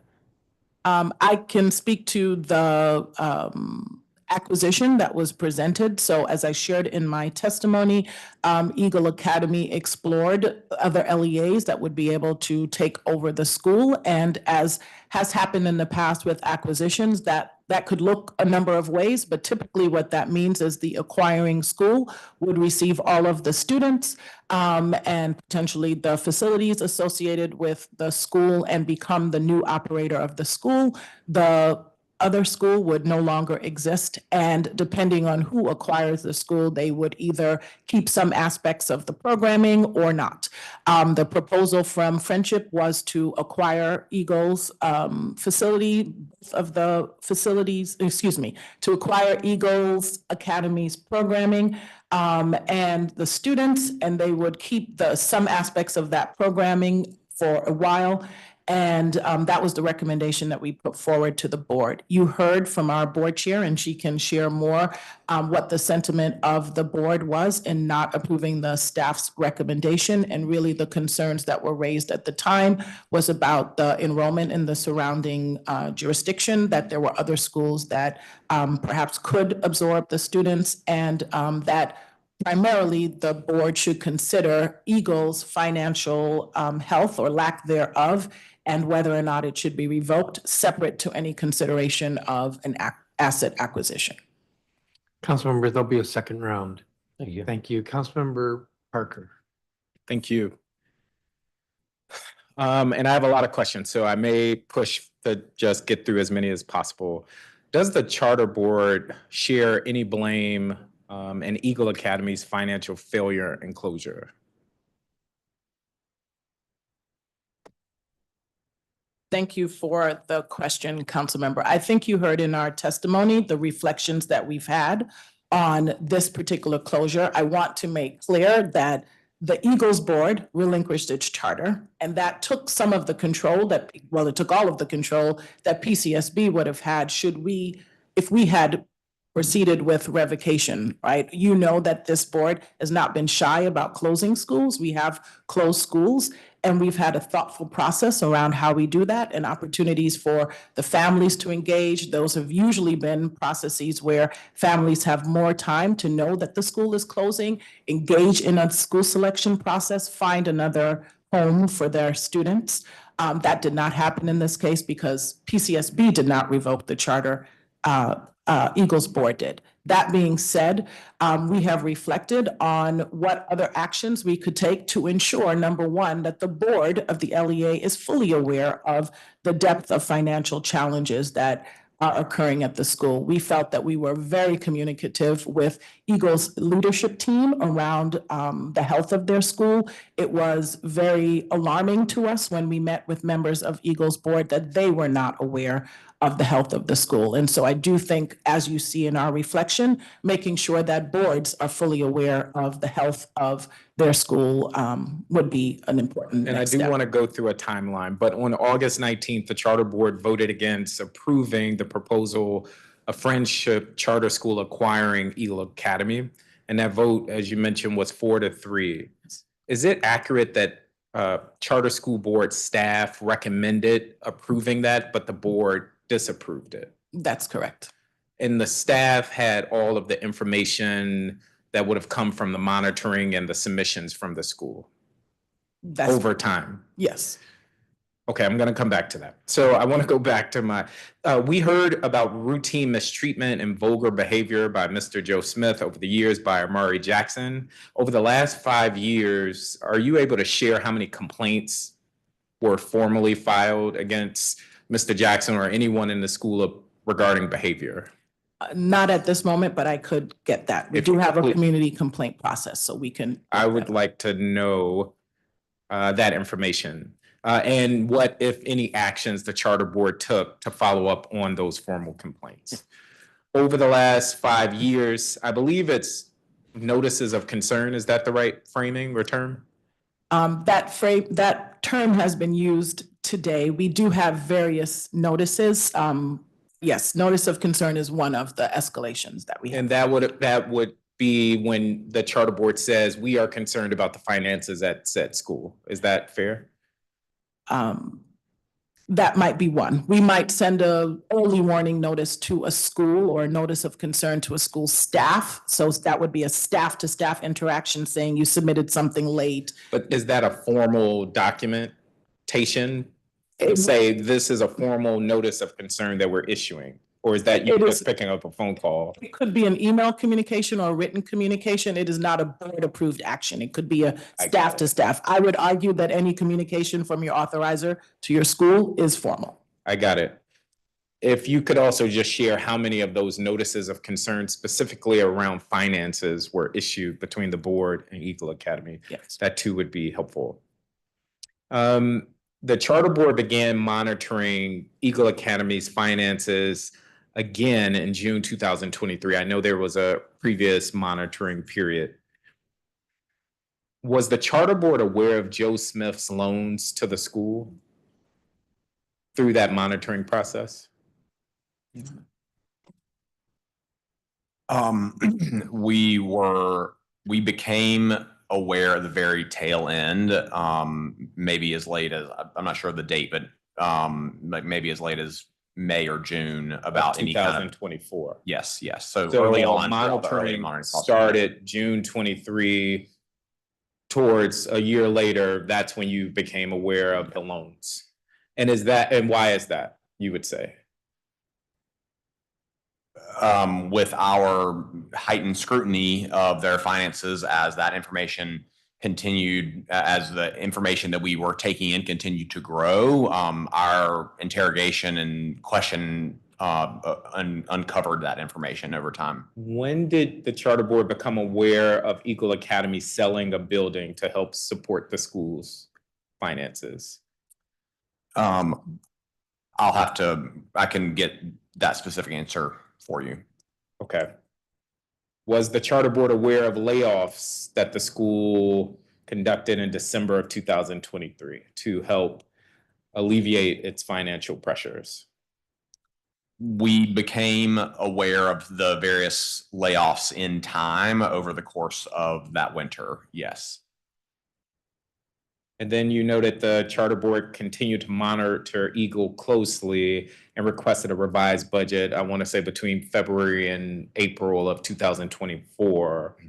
And what I'm getting at there is, yes, I know in August there were these actions that ultimately led to the closure of the school, but at least a year before, there were blinking lights to say we have trouble here. A year after the resumed monitoring of finances at Eagle Academy. The charter board voted to create the financial corrective action plan in July of 2024. How long does it normally take to develop that FCAP with a school? Yeah, I mean, an FCAP again is agreed upon with the leadership of the school, so it could take 4 weeks, it could take 6 weeks, depending And how on. long did it take with Eagle? I believe that we started recognizing the need for an FCAP as early as April or May, and it took time to negotiate. Again, not negotiate, to determine what the actual metrics would be, because the situation in Eagle was changing so rapidly. We kept finding out new information, and we wanted to make sure that as we put targets and expectations for the schools, that they were the right ones and that they would get the school back on track. And were board members of the school involved in any of those conversations? Not at the early stages of those conversations. They were aware of us wanting to put the school on an FCAP at the time that we had an effective organization meeting. And the charter board was aware that Joe Smith was acting as CEO and CFO. So unilaterally kind of, I'm assuming, creating this plan with the charter board. Well, I want to make a distinction that there are protections around segregation of duties and other financial and accounting principles that a school is supposed to follow. And so we were aware that Joe Smith was the primary financial party, but we were working with an accounting firm that that school had hired. So those, to our knowledge, those duties were segregated. Okay. And then on August 20th, the school's board voted to relinquish its charter. And it seems like the charter board was caught off guard, or at least was not aware that that was going to happen. Is that accurate? I believe that it is always a possibility for a school to relinquish its charter. It was not our expectation that the school would relinquish its charter the day after our vote, or without communicating with PCSB that that was their intent. And hypothetically speaking, let's say they did not vote to take that action, what would have happened? As I stated, on the day of the vote against the asset acquisition, I shared with the board, at the request of our board as well, that we would begin the analysis for bringing forward a recommendation of revocation to our board. And so what would have happened is we would have recommended as a staff that we start revocation proceedings with the school, and we would have again engaged to determine if they met the criteria for revocation, and ultimately. And what would have been the timeline of that? So we're now in August. Let's say things remain consistent with the school being in financial trouble. How long would that revocation process take? It is hard to say that now because we are not at that point, but the way other revocations have worked, when we've made the recommendation for revocation, there's at least about a 15 to 30-day window where there's time for folks to engage publicly, for us to have a hearing at the school, those affected to be able to talk about it. All, if that would have played out, there would have still likely have been a disruption to the school year. Well, the revocation is not necessarily effective immediately. We could have made the revocation at the end of the school year. I got And then we would have had the authority to go in and have a lot more control over the goings-on of the school. And that has happened in the past, where the board has voted for a revocation in December or January, but that is not effective until June and the families are able to go through a school year, they're able to go through the lottery process, identify a new home, et cetera. Understood. I am out of time, and I believe Councilmember Allen is next in the chairman's absence. Thank you very much, Councilmember. Chair Wright, Director Walker Davis, Dr. Davis, thank you very much for being here. I want to take a moment and discuss Eagle Academy's operations in Nevada and Ohio, and how those operations informed, or maybe should have informed, the board's thinking with respect to Eagle Academy's operations here in the district. First, as just a matter of practice, does your board get any insight into a charter school's out-of-state operations? I'm asking because obviously we have some charters who have operate in multiple jurisdictions. Yes, thank you for the question, Councilmember Allen. So certainly at the point of charter application, one part of our application is to ask if you operate outside of the district. We would take into consideration your operations outside of the district for your request here in the district. Specifically, every charter school in the District of Columbia is its own nonprofit organization, and we are focused on the operations of the school in the district. At the point of review, and certainly every time we have audited statements, we're asking the schools to disclose if they have conflicts or engagement with any related parties, and certainly if they have a My relationship 10 minutes with are going to go by really fast, so I'm going to Yes. jump around a little bit. management So organization. when the Public Charter School Board approved Eagle's 20-year charter in January 2023, were you aware of the operations in Ohio and Nevada? No. Why would you not have been? Again, we are focused on the nonprofit in DC, and unless it is flagged in the audit that there is a conflict or something of a related party, that would not be part of our review and oversight.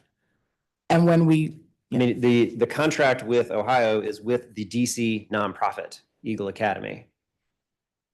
So I think that is, I'm not necessarily putting that failure on the charter school board. That is a failure, though, that is not part of the information. We can figure out where that failure is, but that is critical to this. When did the charter school board then learn that there were operations by Eagle Academy in Nevada and Ohio? Thank you for the question. Certainly when there was news about In other words, you found out about it through the public means, through the media. we received questions about the Nevada operation, which is a separate nonprofit and a different organization. They do share a name, and certainly And same people. as I said earlier, unless this was flagged by the auditor as a conflict of Okay, interest. so you for learned about this through the media. Nevada, yes. All right. And Ohio? I don't know. Okay. Does the Public Charter School Board have any knowledge of additional salaries that the former CEO of Eagle Academy, Joe Smith, would have gotten from Eagle Academy's operations in Ohio or Nevada? No, There were none, or you don't know if there were? I do not know. Okay. Looking at this year, were funds dispersed to Eagle Academy at the beginning of this school year? Yes, And how much? they receive roughly $4 million for their uniform per student funding formula. Okay. What's the status of those funds currently? I will ask our Chief Operating Officer to respond. Please don't tell me they're in Delaware. The Eagle Academies currently has around $1 million in their bank account. Those assets are frozen by their bank. The payments, the bulk of the money that was received in the summer, which was around the $4 million that Dr. Walker Davis just referenced, went to the following. About around $1 million went to payrolls that happened subsequently after the payment was made. Around 1.3 million was to pay off an outstanding line of credit. That line of credit was to support things like the rent and mortgage payments and loan payments. And then around $1 million or a little more was used for closing of the prior school year payments that were outstanding, or preparation for opening the upcoming school year. Okay. So there's about $1 million left. And that's around $1 currently million. frozen in the bank? That's currently frozen by the bank. That's correct. Okay. Do we have a plan to get it back for the district? So the bank, how do I answer this? We are supporting the liquidation of the charter at this time, and the bank is in negotiations with to help free up those frozen assets. All right. Joe Smith gave the school a loan when? When did the loan originate? I'm not sure off the top of my head right now. Okay. What was the amount? I'll have to get back to you on that. And you said, but your team became aware in June of this year, June 2024? Around the end of the school year. Yeah, May, June, something like that. Okay. I'm okay with the ballpark time on that. Are answers to the two questions I asked known? You just don't know them right now and you can get back to me? In other words, when did he give it and how much? Yes, we can. Those are known. That is accessible information that I can get back to you. How many of our charter CEOs have interest earning loans with their employers? I am not aware of any at this point. I'm not aware of any. Okay. Have any of the funds that we just talked about have been dispersed to pay him back that loan? No. Okay. Let me spend my last moments on the timeline here. So when the public charter school is placed on a financial monitoring list, like Eagle was in November 2019, was notice sent to each of the board of directors of Eagle? It was not. Who ends up getting notified when a school is placed on a financial monitoring list? Well, it is publicly mentioned in our board, at our board meetings. We read But into not record everybody's of- reading through Yes. your meeting minutes. And So who gets as- notified? Well, I'm explaining who is notified now. Who is notified now is the school leadership that they're on a monitoring list, and it is publicly reported. And as I stated in my testimony, that's one of the areas that we're looking at moving forward, ensuring that every board member is aware that All the right, school so is for on a November monitoring. 2019, we would expect that Mr. Smith, as the CEO, would have been notified, but not the Mhm. board. Correct. Okay. So just a few months later, in March 2020, Mr. Smith and Eagle Academy sent a notice of intent in Nevada to open a charter school. We've already talked about that. You weren't aware of that at the time. Were any funds that were received by Nevada shifted to cover costs for our school located in DC? I'm not aware of that. Can you definitively say no to that? I'm not aware of that. Okay. In May of 2021, Charter School Board Finance Committee removes Eagle from the financial management list. However, just 1 month before, Mr. Smith had signed a contract for Eagle Academy, the nonprofit, to enter into educational agreement with a school in Ohio providing educational services. That contract came with payment for services, correct? I am not aware of what was the stipulations of those contracts. As I mentioned before, we govern the DC operated charter. So I don't know what agreement was made in Okay. Ohio and Why did the committee remove Eagle then from the financial monitoring list? because they met their liquidity measures. Okay, if they had just signed a contract the month before for services on which they were paid, was there an infusion of money to Eagle the month before? Council member, I'm not aware of that. Is that Again, knowable? Would the committee have looked at that? Would you have known that? it would show up in their audited statements, which we review quarterly. Well, we review their audited statements annually, and it would show up in their quarterly statements as well. So was it there? Was there an increase in their liquidity 1 month before they were taken off this list? I would have to get back to you around how specifically they met their liquidity measures. Yes, please. I would like to know that. Thank you. In May of 2024, And I'm sorry, Sure. council member, the board chair was actually copied on the communication that the school was on the monitoring list. thank you very much. I'm looking at my time ticking down. I want to ask a question that got asked by one of our public witnesses. When our financial analysis reports go to our boards, correct? They do not include things like less than 15 days of cash on hand for 6 of the last 8 years. In other words, the board wasn't notified about these things. They were not made aware of an interest-bearing loan from staff members, marketing budgets. They're not even made aware of the CEO's salary. Why would a financial analysis report that's given to the board not include some basics like that? The financial analysis report is our report that we publish to the public. It is not written for the LEA's board. Those things that you mentioned are the things that should be the subject of the financial reports that the school leader is giving and the board treasurer is requiring at the LEA level. Okay. And that information, much of that information should be in the audited financials, which would come out much sooner than the FAR. Okay, and those would be public for everyone?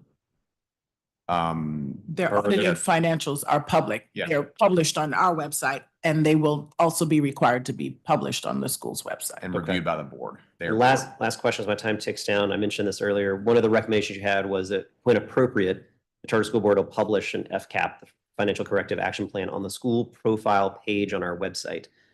What does when appropriate mean? And does that not feel like you're burying it in a school profile? If you're putting a school under a financial corrective action plan, why should that not be more upfront? Yeah, when appropriate means if a school has an FCAP, that's all it meant. Meaning that if you don't have one, you would not have that published. Our financial oversight is included on our transparency hub. So that is one place on our website. We will also include it on the school's profile, meaning if you're just interested in Eagle Academy and you go to Eagle Academy right now, you would not likely see the FCAP on that page. We want to make sure that it's included on the school profile page in addition to where else it's included, which is on the School Transparency Hub on our website and also on the finance page on our website. So it is there. That's helpful, and I would recommend amending that page to include that so that it's clear it's in those places. Otherwise, it reads like it's kind of getting Very, tucked away. yes. Thank you. Okay, thank you very much. Thank you, Mr. Thank you, Chair. Councilmember Henderson. Thank you. Chair Wright, I want to start with you because you're chair of the board, but you also used to be a CEO of a charter LEA here in the district. At what point was the board notified around some of the financial troubles of Eagle? Because I recognize that there's the administrative stuff that's happening with Mr. Henderson and the finance team. And then when the board, who has been nominated and confirmed, also takes action. So the board, we, in terms of regular knowledge, we are part of the finance committee. So there are always at least 2 board members who are part of the finance committee, the chair, the treasurer, and at least 1 other board member.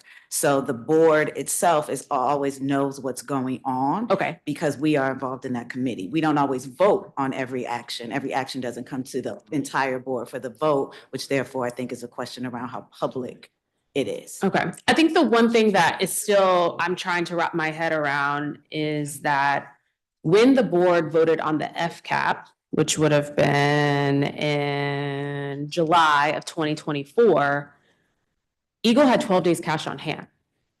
So what gave you all confidence that they could pull this around for an entire school year? Thank you, Councilwoman. I mean, it's a valid question, and it's a question that the board also asked of staff. And I think you heard Dr. Walker Davis say, we walked away understanding that if Eagle were to actually meet its enrollment targets and or make the corresponding cuts that they needed to in order to revise their budget, that they could be solvent for Okay, the but year. by July of 24, you would have known what their, you would have known how many applications they received and how many seats they filled for the lottery going into the next school year. At the time of July 2024, were they already behind their enrollment target? I think they were behind, but I don't think they were as behind that any other school would have. And saying this as a former school leader as well, schools enroll up to, a lot of them, most to the count day, some even past the count day. True, but most of the schools don't have 12 days, like 2 weeks. This is true. We also knew they were going to get their per pupil. They were going to get that. And so based off the information we looked at and from the finance committee as well as from the board, if they made those targets and made corresponding cuts, which also happens during the summertime, sometimes you have to make budget cuts, whether it's staff, programming, et cetera, we believe that they could be solvent. Okay. If, let's say, if the board of Eagle had decided not to vote on relinquishing their charter, and they still had not made corresponding cuts on staffing, I could see a situation where we would have got to Thanksgiving or Christmas break and the school still would have had to close, right? Yes, that's correct. So then I asked them the question around, how do you all weigh wanting to see the school succeed with needing to provide very real knowledge to students, staff, and families for them to be able to make a decision? Because a closure at Thanksgiving would have been much harder than a closure at the week 1 of the school. Yeah, so I'll let Dr. Walker Davis talk about it from a staff, but from a board standpoint, and one of the things, if you watched our meeting, that was actually a question that we asked as a board. What would it look like if we were in this, and what would it possibly look like if PCSB itself had to infuse cash in order to support the school? But that was definitely a question that we asked. We talked about as a finance committee. We also talked about as a board publicly, as we showed on the stage. But I'd like Dr. Walker Davis talk about how we would have dealt with that. Yeah, thank you, Council Member Henderson. Closure is challenging and disruptive, even when it is necessary and warranted.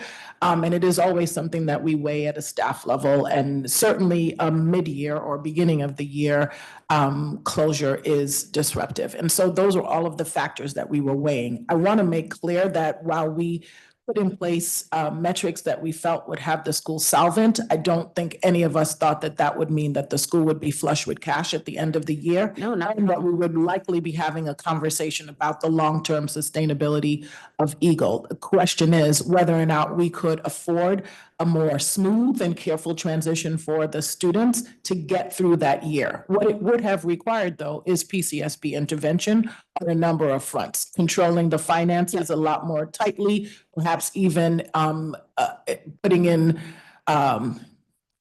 leadership to some degree, having more control over this actual administration of. Can I ask more about that? So as you might recall, back in 2019, at the request of PCSB, the council passed Bill 23-281, the Public Charter School Closure Amendment Act of 2019. And the legislation would have given or gave you all the ability to step in if, quote, a public charter school voluntarily relinquishes its charter, the eligible chartering authority may manage the school directly until alternative arrangements can be made for students at the school. Why did you not make that choice for Eagle? Let me two things. One, was the board of Eagle Academy aware that this was a possible option, that friendship was not the only way? And two, did you all discuss this as a possible option? Because I feel like in your testimony, you're trying to say like, yes, things happen and we could have done things differently, but none of this would have ever happened in this way if the board hadn't relinquished its charter. But there are methods for you all to have softened that blow. Yeah, I believe with the information that we had at the time, we believed that the best course of action was to right-size the school financially, which is why we pursued the FCAP. Had we gotten to the point where we had to pursue revocation of the school, we would have employed what you suggested. I do not know if Eagle was aware of that particular language that you're speaking of. I think Eagle had to weigh for themselves, as they articulated to us, what would have been the best strategy to preserve the legacy of their founder, to continue the programming intact. And for them, they came to the conclusion that merging with another LEA was an option that they wanted to Yeah, but pursue. I wonder to what extent they knew that they had other options available beyond just merging with Friendship. And I think that goes to the larger point around what type of board trainings are available. And I appreciate that you all have said that you want to offer that.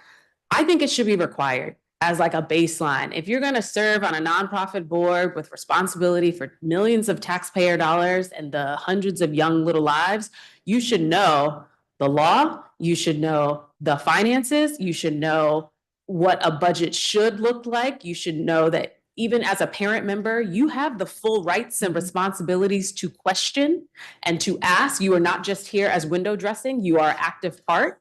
And I feel like I would venture to guess that there are other boards that have been operating similarly to Eagle.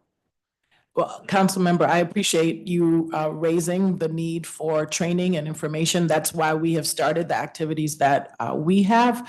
We want to make sure that not just the board chair, or in the instance of Eagle and other schools, or the treasurer, that they're aware, but that all board members are aware. And actually, particularly the parent board members, because many of them are volunteering outside of everything else that they have to do because they are committed to the school, because they had a positive experience. So certainly would like to work with you on how to implement what you have suggested by way of legislation. The Eagle piece is entangled, and I'm gonna guess there's some other investigations that are going on the legal side of things. But I want to ask about some schools that we haven't talked about, and I'm not going to talk about them very specifically, but in the presentation that you gave, Mr. Henderson, you talked about the risk assessment. And I'm curious, how many LEAs right now are only meeting your minimum targets? I don't have that information in my head, but I can certainly get that information to you. I think most of our schools are meeting our targets. Minimum targets. So you were hold on. You were clear in delineating in the chart, or at least I don't remember what page it was on.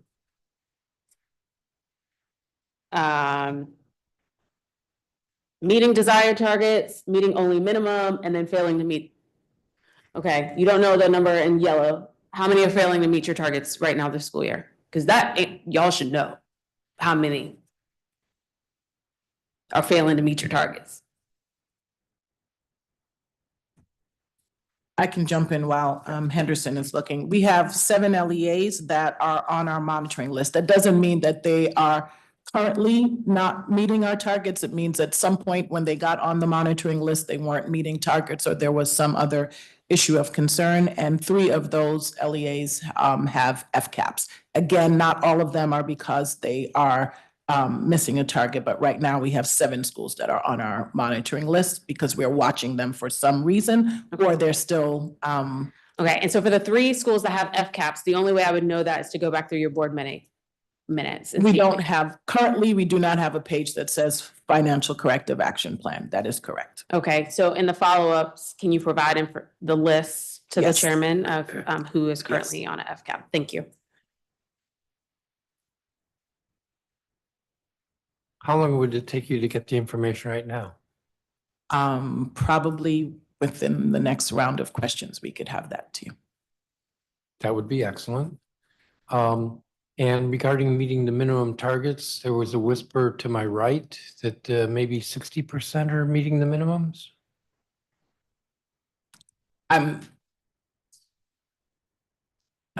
will prefer to get the right answer from my team, if that's okay. And how long would it take to get that?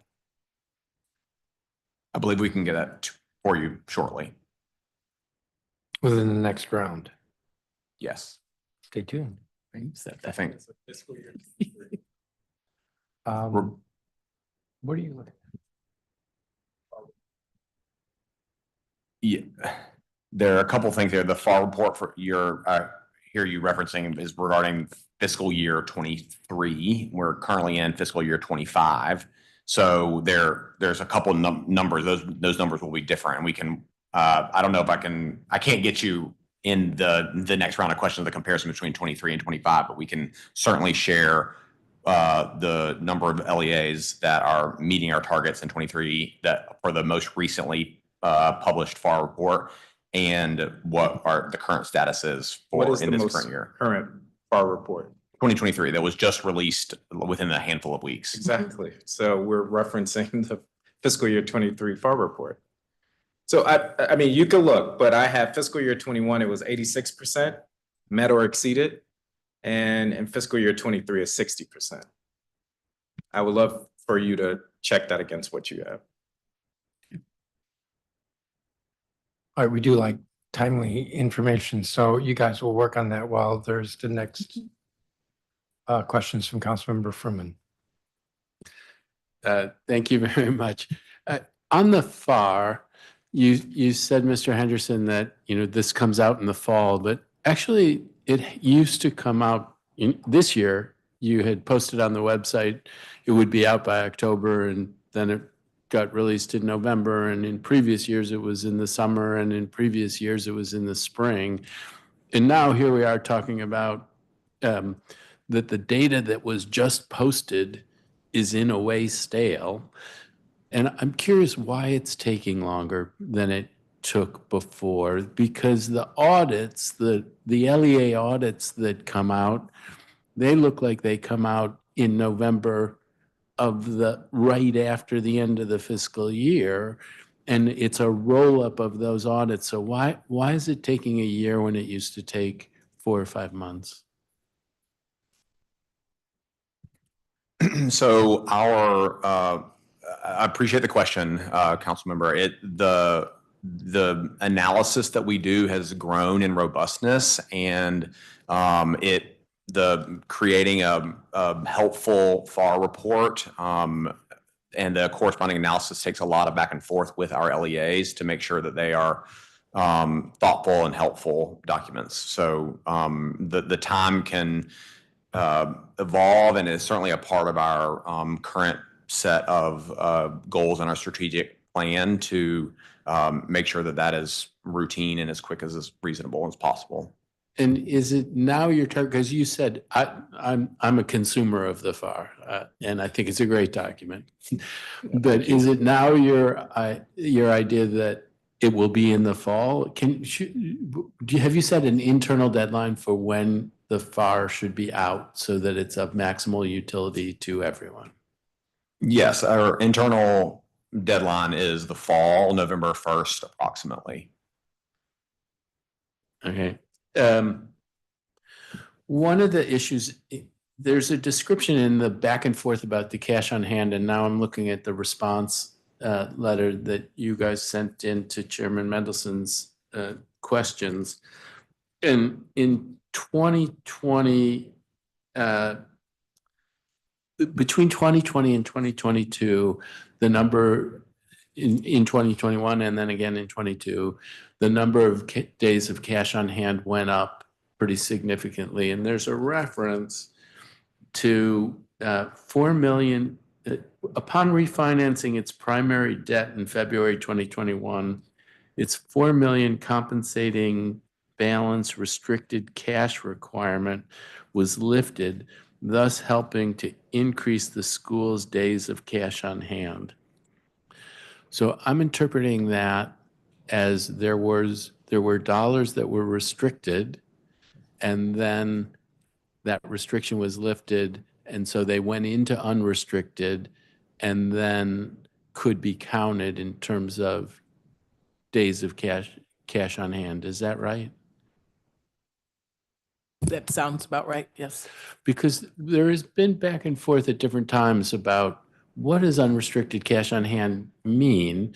And sometimes folks say, well, there might be a loan out there where if we don't maintain a certain balance, then there are penalties. This makes me think that in that setting, those dollars would be considered restricted and wouldn't be in unrestricted cash on hand, that kind of limitation wouldn't implicate the number of days of, wouldn't implicate the dollars in the pot that are used to calculate cash on hand. But maybe can you correct me on that? Is that right? I don't think I was following the last part of your So statement.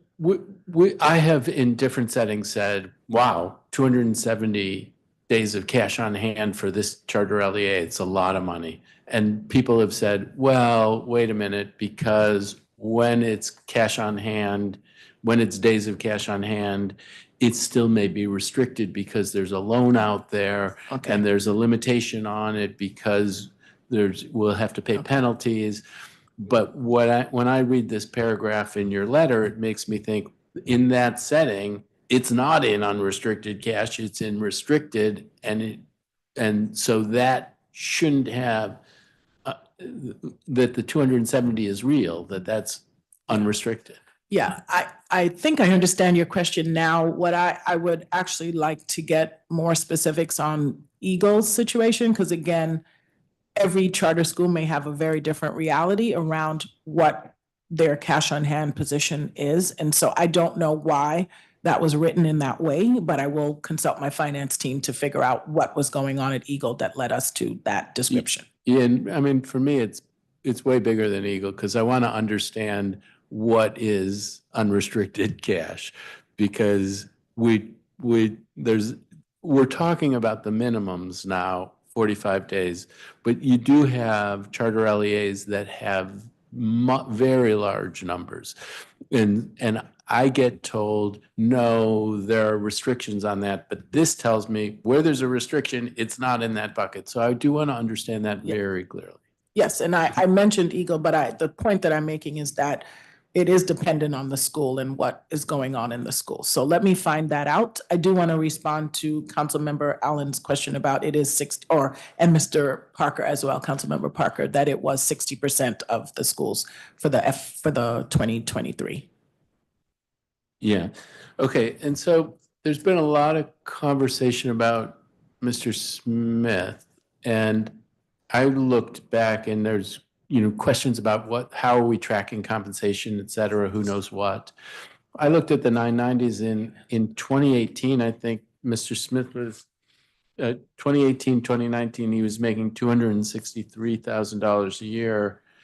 By 21, 22, he's making $314,000 a year. To what extent, I mean, this is in a setting in which there's ongoing financial turmoil institution that he's running. And to what extent are you watching over that? How much people are being paid in the different charter LEAs, and to what extent do you weigh in on those things? Because $314,000 is significantly more than the chancellor makes managing a system with close to 50,000 students, and this is a system that's much smaller. So how do you deal with these compensation issues and the reasonableness of them? Thank you for the question, Councilmember Fruman.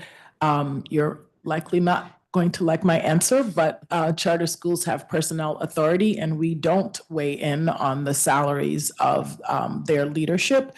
I will say that as our staff is having conversations with LEAs, we do talk about where your expenditures are and sort of challenge the reasonableness of that, but we don't have control over the LEA leaders' salaries. That is set by the LEA boards. Okay. I'm not surprised by the answer. So there's been talk about another $4 million, the $4 million that went to the LEA this year, and I'm assuming that that's the first payment. And so, but in the budget, the idea there's $12 million more that were budgeted for Eagle. They probably, if they got 4 million, actually, if they don't get a quarter, they get half their payment, right? Or something like that. So, yeah. So there's another $4 million out there that was in the budget that hasn't been allocated. And in a certain sense, it gets allocated to the 200 students who went to another charter LEA. Their numbers will be trued up and they might get the money that's in the budget generally for that. But DCPS doesn't get anything for the 100 students that it gets. Should DCPS get an increase to their budget for the 100 kids that they've absorbed?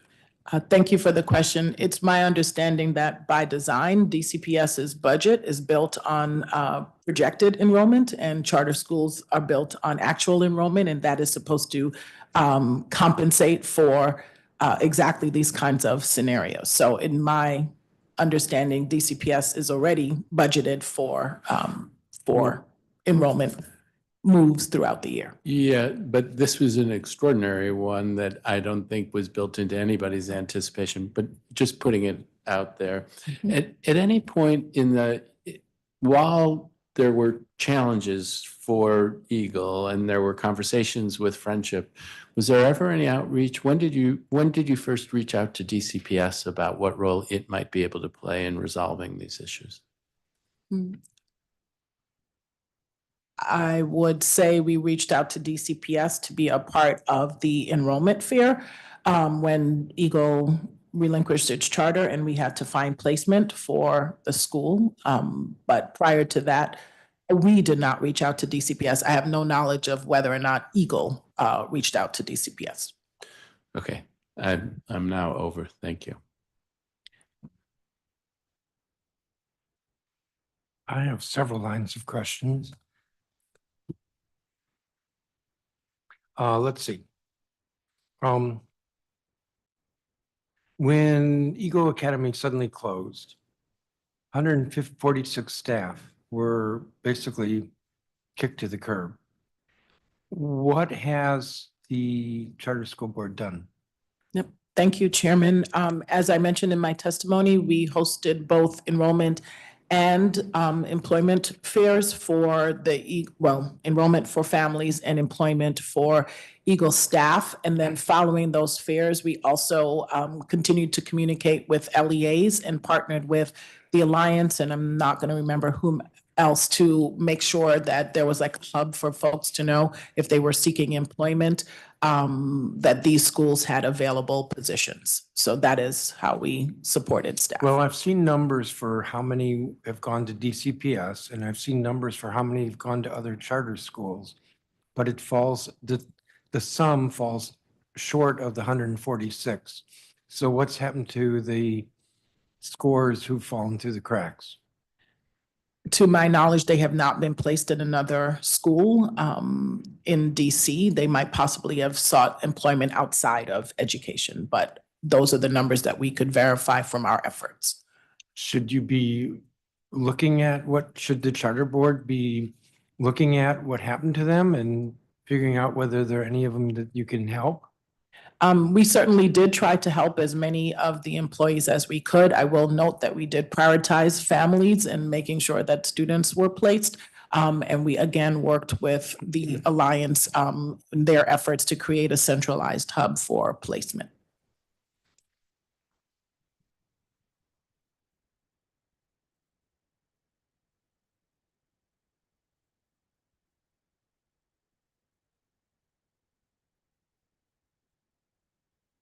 Chairman, as you are looking for other questions, I did want to just note that I have for- lots of questions, but For fiscal year 2024 unaudited, we have roughly 70% of our LEAs that met all their targets on the key financial indicators. So I just wanted to share that information.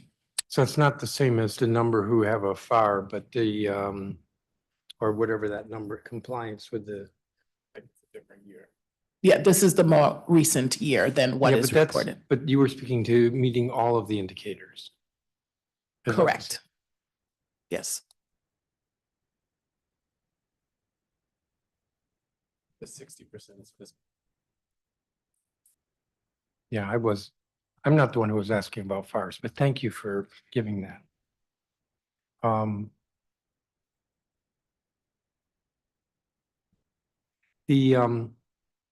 I was intrigued with the line of questioning that Councilmember Henderson asked. The board has the authority to take over operation of a school. I remember when we adopted that legislation. So why again did the board not consider that as an option here? Again, thank you, Chairman. Again, our focus was on making sure that we addressed and flagged for the school the financial issues that they needed to correct. That was our primary focus. I believe that the folks who are best positioned to run the school are the folks who understand the school community and can do that. And so we wanted to focus on right-sizing that school. I mentioned that we were prepared, if necessary, to proceed with revocation processes and potentially having to step in as PCSB. But that was not something that we explored as a first course of action. All right, I don't like that answer. Now, why don't I like that answer? Because you or your staff made a recommendation to the board on August 19th or a few days before. And that recommendation was the merger with Friendship. There could have been other recommendations, or it could have been we recommend the merger with Friendship, but by the way, there are other options like that the PCSB can take over operations. So Mike, answering me by saying, well, we were focused on the financial aspects. You were past that when you made the recommendation. And our recommendation as a staff was that Friendship in this instance was better positioned to acquire the school than PCSB would have been to operate it. So that was the staff recommendation. But the alternative wasn't even presented to the board. To our board. Correct. That is correct. And I have in the back of my head, well, is it that your staff said the finances of this school are so messed up that we don't want anything to do with it? That was not the decision, Chairman. It was, we issued a financial corrective action plan. An opportunity for an asset acquisition was presented to us and was requested. We reviewed that and made our recommendation that that was something that we were prepared to recommend to our board.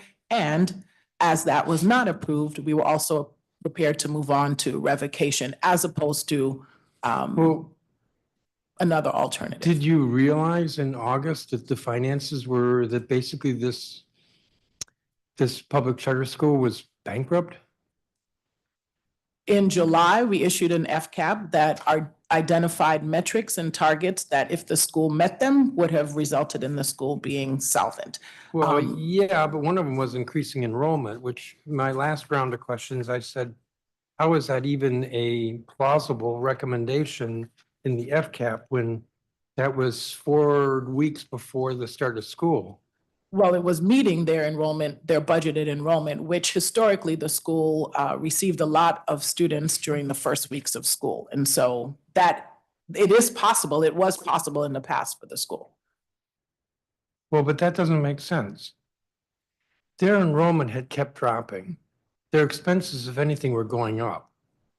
You were telling them over and over again for months, in fact, at least a year, you've got to cut your expenses and you've got to increase your enrollment. To say to them a month before the start of the school year, part of your FCAP is to increase enrollment, there's no way they were going to increase it the way that you had been, you being the public charter school board or staff, have been telling them over and over again you have to do. You weren't telling them a year earlier, increase your enrollment to 392 or 413. You were telling them that they had to get back to the much larger numbers that they had, or they had to cut their spending, or a combination of both. Right. There's no way they were going to get from 370, and it's not even clear it was 370. There's no way they were going to get from 370 to 413 in 4 weeks. And Chairman, 413 was not the target that was included. There was in the not a FCAP. target, but 413 was what it was in school year 22-23. That was their audited enrollment. I'll ask Mr. Henderson. You get what I'm saying? I mean, Yeah, I do understand what you're saying. I'm not aware that maybe the staff did tell them what an enrollment number was. I'm not aware of that. What I've seen over and over again is the board or the staff over and over again telling the school, you have to increase enrollment and you have to cut expenses. And the increasing enrollment, the way I read it, was not, oh, get 10 more or 20 more students. I appreciate the question, Chairman. It was not to get to their highest enrollment level. There was a much more reasonable enrollment number, but the more important thing was the personnel reductions and other reductions in cost, including those related to their facility and others. I don't know if there's anything you want. But they were doing things there. I'm not saying they were doing them well enough or quickly enough or enough, but they were like laying off staff. I mean, you know, I read what they did. I'm wondering how that school was surviving. I mean, you can't cut your classroom teachers and still be teaching school. They actually did not make enough staff reductions, Correct. Chairman. Correct. I didn't say that very well, but when an entity has to start laying off staff, that in a situation where they're strapped for money, that means there's a problem. And how are they going to carry out their mission when they're cutting staff? Yeah, I think our posture at the time, Chairman, was that they had a bloated staffing model, and cutting staff was, while is unpleasant and uncomfortable, and you know, we empathize with it. It was about right sizing so that the staffing model met the enrollment demand. And so it was a combination of those two things, and increasing, even nominal increase of enrollment or meeting their budgeted enrollment targets, which is what we were angling at, could be joined with decreasing expenses, some of which is staff, some of which is not just staff, such that the model met itself at the right structure for this school year. When I read some of the accounts and some of the other, Q&As and discussion about this, it sounds to me like this was not about bloat.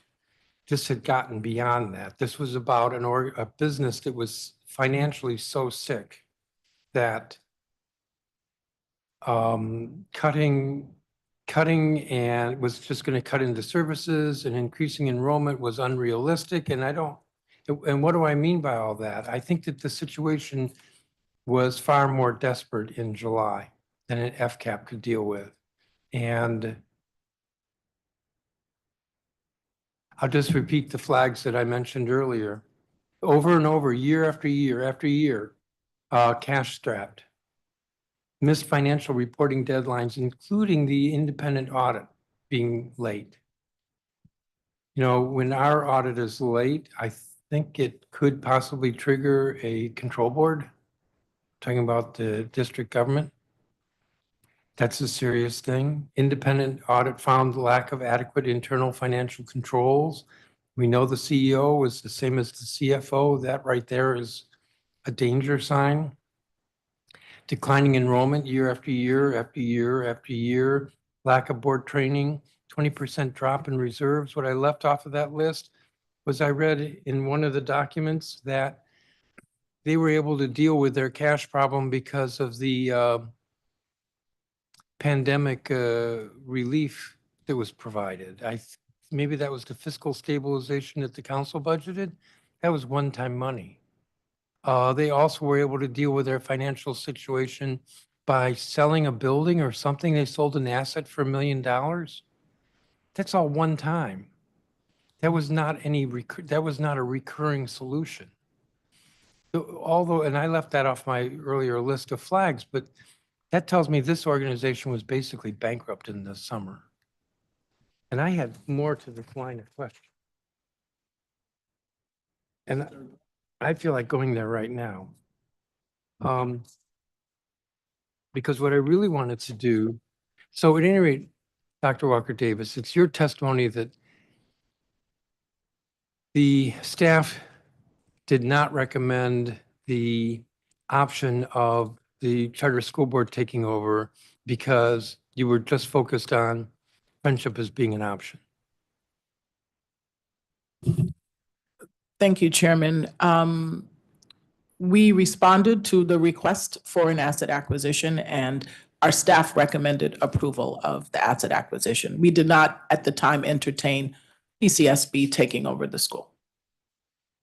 And there was not in the thinking that these finances are so messed up that we don't want to be running this. That was not a factor in the decision, no. So I wanted to ask the board. I just don't get why the board thought it was okay. You know, I feel a little indelicate here because I wouldn't appreciate it if our seats were reversed and you were asking me why the council did something. But while it was a shock that the charter school board voted to relinquish its charter, in a sense it wasn't, because the situation was so desperate that if there wasn't a takeover, they had no option but to close. They spent the $4 million for the first semester paying for last year, 3 of the 4 million, basically to pay for last year. I just don't get how the board could think that you could vote against the takeover and there would be anything left.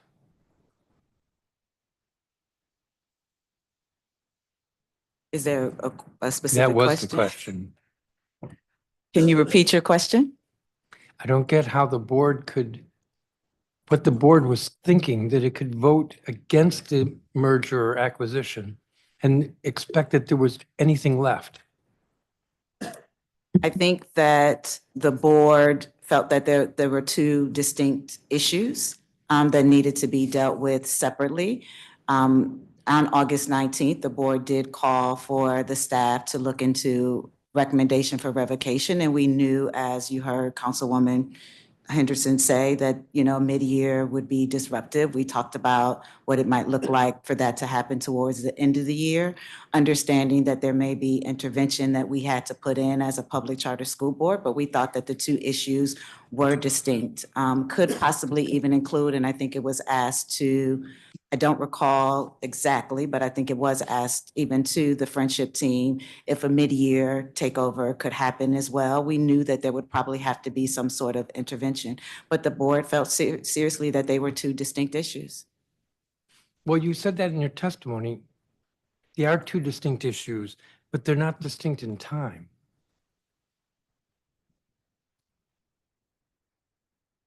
You're not responding.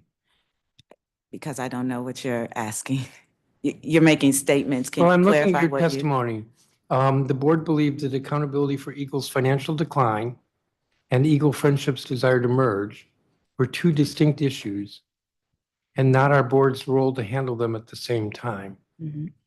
I agree with 2 distinct issues. I don't agree with, and not to be handled at the same time.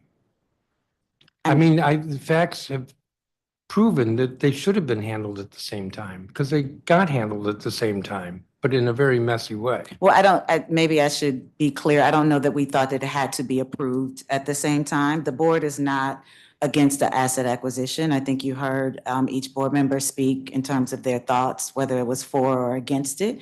And the board also felt like there were other interventions that could be put in place. It is correct that there was not a recommendation that PCSB take over, but we knew that there would have to be some sort of PCSB intervention. We also were, based off the information we had at the time, we felt like if the school did certain things, including in addition to personnel, there was real estate, there were contracts, there was a lot happening with that organization. And if those cuts would have been made, there was a way for it to remain solvent to the end of the year. Not pretty, and in no way did we think that this would be an influx, nor was there a question about whether or not there may have to be some sort of mid-year intervention. But we still felt like they were two different issues. I think you also have board members that felt like the asset acquisition itself should be more public and transparent. You heard from families, whether today or throughout, we heard from the board that they did not know what was going on. They did not have information.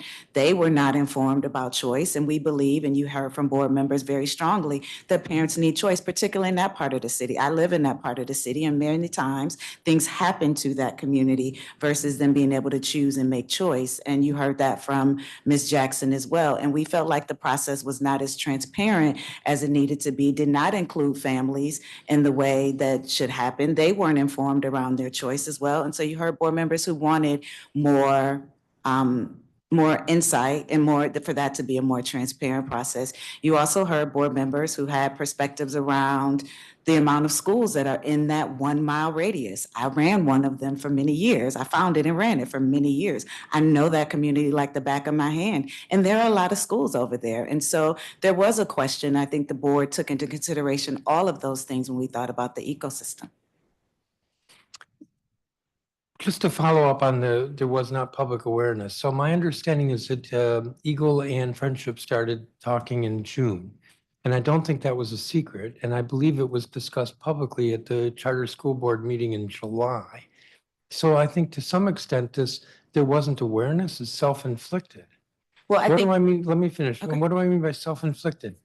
Well, the school leadership didn't tell the board. And the board didn't know, so it didn't tell the parents. So nobody's bothering to tell the parents, but they could have. And with all due respect, because you're all sitting there, but the Charter School Board or staff could have told the parents, could have been more public about what was going on earlier, but they weren't. And that's what I mean by self-inflicted. And then, I mean, to me, what's so key here is that August 19th was too late. It was too late to save the school financially. It was too late to correct 2 months of not telling the parents what's going on. And it was too late for the school to be able to continue to function after the merger was rejected, as evidenced by their decision to relinquish their charter. The 19th was just too late. And the lack of, I get it that community, as you said, that's right, is often disadvantaged by being kept in the dark, but it was like self-inflicted here. I would agree. And I think if you watched the July meeting, that is exactly what you heard board members. I personally said to the school in terms of its needs to outreach to its parents about what is happening, what is going on, and making it more transparent. I don't know, and I will defer to Dr. Walker Davis, that I believe, even as the chair of this board, that it is our job as authorizers to do the level of outreach at that point. That is the LEA's job directly to families. Which we weren't doing. We were very clear from the dais that what we expected, how I remember personally saying to the CEO at the time who said, I think we sent a message out via Power School or Zoom, that is insufficient. You have to call families, you have to go to them. This is not a community that responds via a Zoom or a Power School link. And so I agree, and I think you heard board members who felt the same way, that this was not something that had been shared as broadly as it needed to. But I do feel very confident that we as a staff did what we were supposed to do in terms of communicating with the LEA, with every single member of its board. We received criticism for the way we talked to the board or held the board accountable. But I think we did our job as the authorizer in that. And so I think you heard, board members who wanted to see a different level of transparency as well. But understanding, I agree that the time, it was not ideal in any way. I'm way over my time. Councilmember Parker.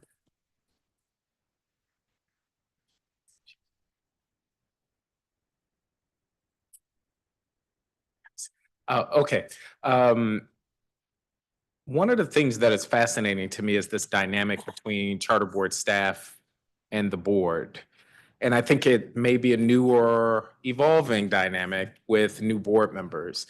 And I do want to just acknowledge what I've heard from some folk in the charter community is like, it's a good thing they closed Eagle Down because the charter board finally drew a line in the sand. Not the drama, not the harm, not the displacement, but in the sense of it's good the charter board is holding itself to its own high expectations and holding schools to those high expectations. It's also fascinating to me that the staff recommended one thing and the board decided to go another direction. I'm just naming these things just as an observer. And I don't want to get bogged down in the closing of Eagle because I think, quite frankly, it needed to close based on what we're seeing here. I'm more concerned about the fallout, the communication, the consequences that came from that. I want to get to more questions, but I do want to make sure we leave here with some commitments. And based on what we talked about, I just want to name the things I'm hoping you all will follow up on because I really want the information. So how many notices of concern were formally filed against Eagle Academy as it relates to their finances? How many complaints were submitted against Eagle Academy from staff, parents, or community members? How much was the loan that Joe Smith provided to Eagle Academy, which according to your testimony, the charter board learned about around June of 2024? And how much did Eagle Academy sell a building for? And when did the charter board become aware of that? All right, commitments. And I'm not trying to put you all on the spot, but sometimes I feel like we have these hearings, they're long, and then we leave and it's not clear what's going to change. I appreciate, Dr. Walker Davis, that you came today saying, here are some of the things that we're going to do. So one of the gaps that it's clear to me is that these FCAPs, or the Financial Corrective Action Plans, are hard to find. People aren't aware of them. Will you commit to prominently sharing that information more prominently on your website? And by that meaning, not necessarily just on the school page, but somewhere where people can readily access it. Yes. Awesome. Related to this, and this is, it's clear there needs to be some communication component to these plans, or when you are striking up this agreement, kind of what you're talking about. It sounds like you're having that conversation with the school leadership team, that it's not enough just to have this over, I forget the advice you said, but you need to engage parents. Is that a formal agreement that the school will communicate with parents via these means, or is that just a shaking of the hand type of agreement?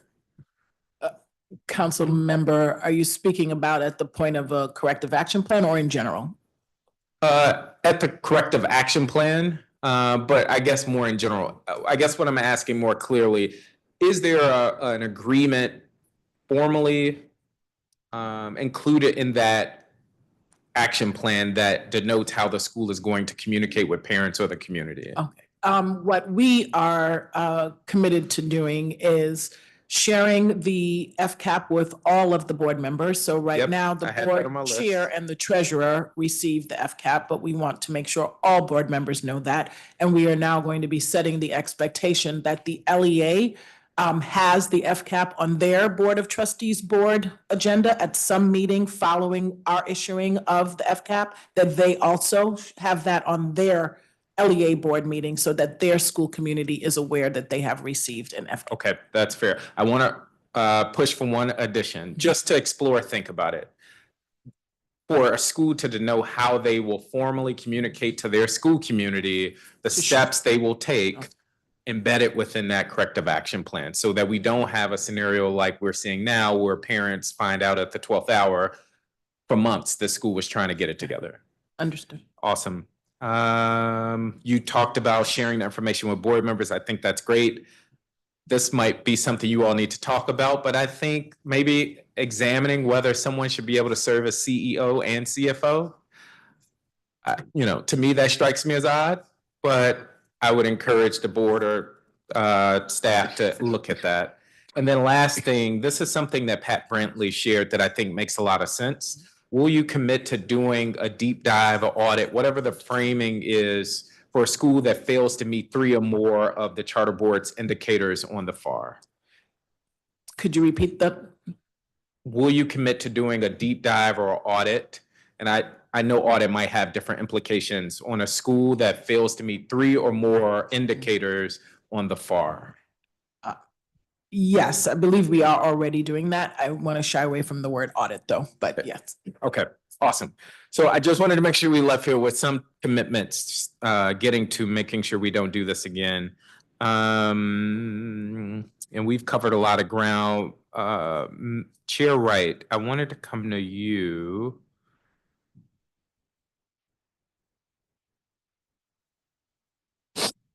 Sorry. So if a school misses multiple metrics on the FAR, for instance, yet it's not enough that they are receiving a FCAP or they are being formally monitored, are there official steps that the board is taking with those schools? Or is it just a point of awareness? Or I feel like you weren't getting any questions, but I can ask. I'm okay. Okay. I'll ask Dr. Walker Davis. Do you mind restating the question, council member? Is there a formal process or steps taken with schools that miss multiple metrics on the FAR, even if they don't necessarily have a FCAP or they're formally being monitored? Yes, thank you for the question. Mr. Henderson outlined a number of steps that the finance team takes when a school misses metrics or has any other concerning issues. I will not, given your time, ask him to repeat all of that, but some of that was submitted in the testimony. All of the steps that are taken when schools are at various risk levels. Is there anything quickly you want to add? I do want to give you some answers to some of the things that you asked. If we can hold that, I'm gonna give you more my questions. last minute. Got it. Are schools required to create a new budget from their projected budget in the spring to their actual budget in the fall? So I guess that's a simple question. They are required, particularly if their enrollment has a variance, as I mentioned, of 10%. And then I believe we've given them an opportunity to adjust if there are major changes between the spring and the So even if I'm summer. not being monitored, I'm expected to submit that revised budget. Yeah, if in the fall your enrollment, if there's a huge swing, I will say down or up, we I ask see. them to resubmit their budget. But if I met my enrollment target in the spring, the charter board may not know I'm off target in the fall. If that information was not already identified in the spring.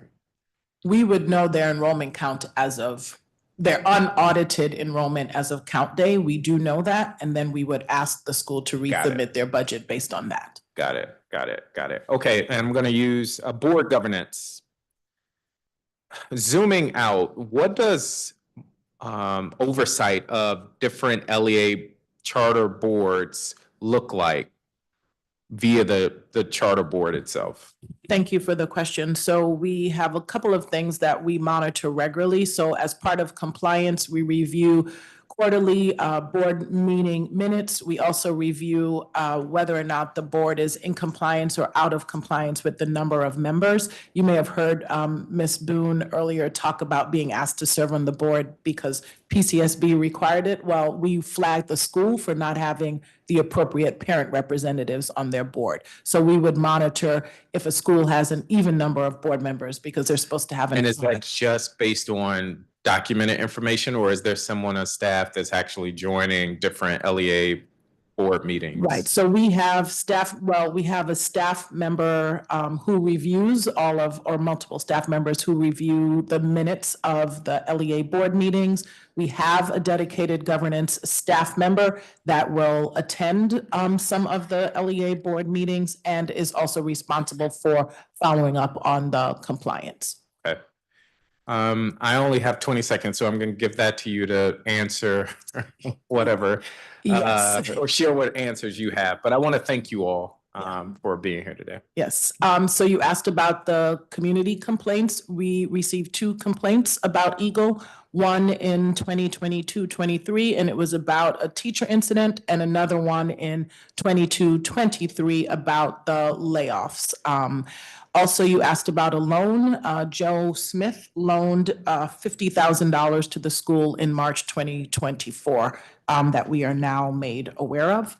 And I believe I answered the question about the number of schools that have. And you're met going their- to circle back about the selling of the building. About the building and also the notices of concern. Got it. All right. One last question. Are you aware of any legal action against Joe Smith by any entity or person? We are not aware of it. We did refer a number of concerns to our Office of the Attorney General, but we do not know the extent to Is that which the they've DC followed. Attorney General or? Yes. Okay, got it. Okay, thank you all. And that was the DC Attorney General, not the Inspector General? The DC Attorney General. Okay. When you provide the information that other council members have requested, you should send it to us as well as a copy to them. Absolutely.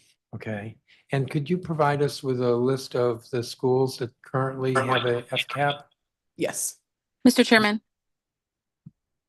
just in case someone told you that I'm online. Yes. Okay, you're next then, I guess. Yes. Okay, you're- you sounded like you were starting to wrap up, so I just wanted to make sure. No, I'm not wrapping up, but you would be next. And I don't.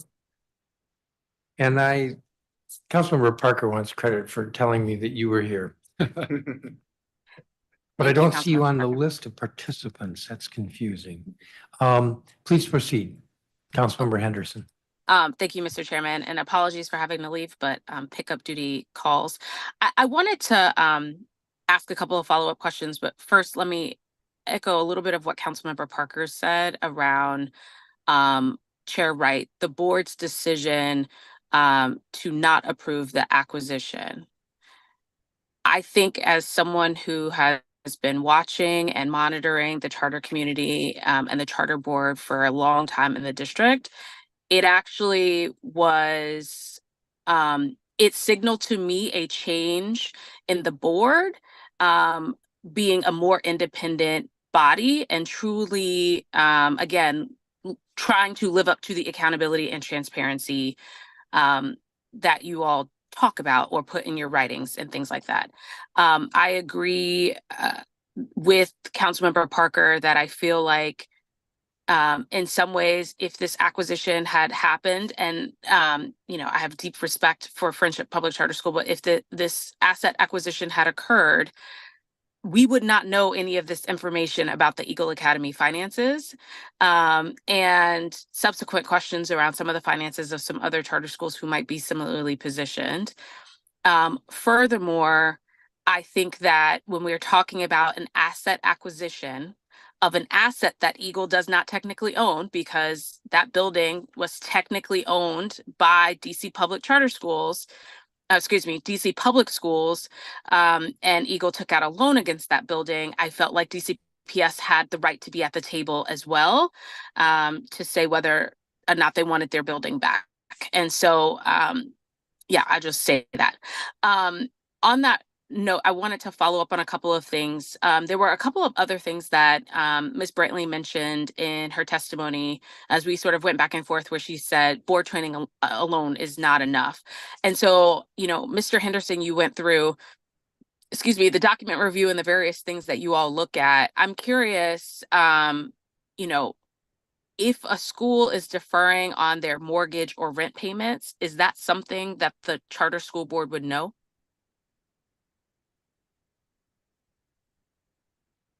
Thanks for the question, Councilmember Henderson. In time, they would know, certainly through the audited financials, but they may not know immediately at the moment of that. We may not know.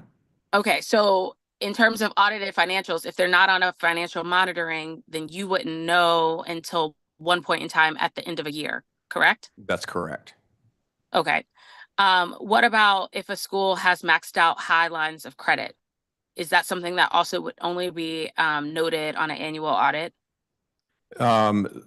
We would have intel often on that in our quarterly review for lines of credit. Okay. So those are unaudited, the quarterly review and the audited financials. And again, some, to the first point, some of like a delayed mortgage payment may be come to our attention in a quarterly review, but again, those are unaudited financials, and the audited financial at the end of the year would certainly evidence anything that was not fully articulated in a quarterly review. Okay. And what about if a school that misses a bond or bank covenant? How would you all know that information? The answer is the same. I mean, we would find out information certainly definitively at the audit, and there's an opportunity for the school to disclose that in the quarterly reviews. Okay. Does that not make you all uncomfortable that a school could potentially miss multiple mortgage payments or multiple rent payments and you wouldn't know until months after the fact? Thank you I for feel the like that's question. significant in that if it's in the middle of a school year and you're missing rent payments, and then all of a sudden the landlord or the bank is saying you got to be out in 30 days, thus disrupting the rest of the school year. I kind of feel like that's kind of a key financial piece of information that the public charter school board should know. Yes, I understand where you're coming from with that question, Councilmember Henderson. I think this is both about the science and the art of the school finance work that we do. That is why our finance team asks a lot of questions of schools, some things that show up in the quarterly statements and other things that they want to keep their finger on the pulse. But yes, that is part of the design of this process with quarterly reviews and annual reviews. But our finance team does ask a lot of questions and probe to get at some of those things. Okay, the quarterly reviews happen with everyone or only for those who are on your financial monitoring list? All schools, all schools. Okay. I recognize that this is a sample size of one, and but there seems to me that even with the quarterly reviews and even with the ongoing monitoring, there was still a lot of information that you all had no idea about Eagle until the last minute.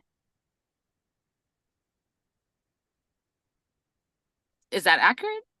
I wouldn't say the last minute, but it was certainly an evolving situation, and every bit of information that we gathered changed the outlook of the school, sometimes positively and other times negatively. So that is true. It was an evolving situation.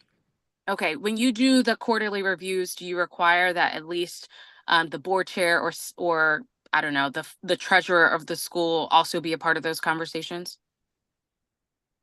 Not initially, but certainly when we do have areas of concern, it does get escalated to those individuals. I don't know if there's something you wanted to. Yeah, the quarterly reviews are for all of our LEAs. It's not a conversation per se, it's a submission and from our analysis. And we do expect that our LEA leaders, school leaders, have shared that information with their boards, but that's submission from the school leadership to PCSB staff.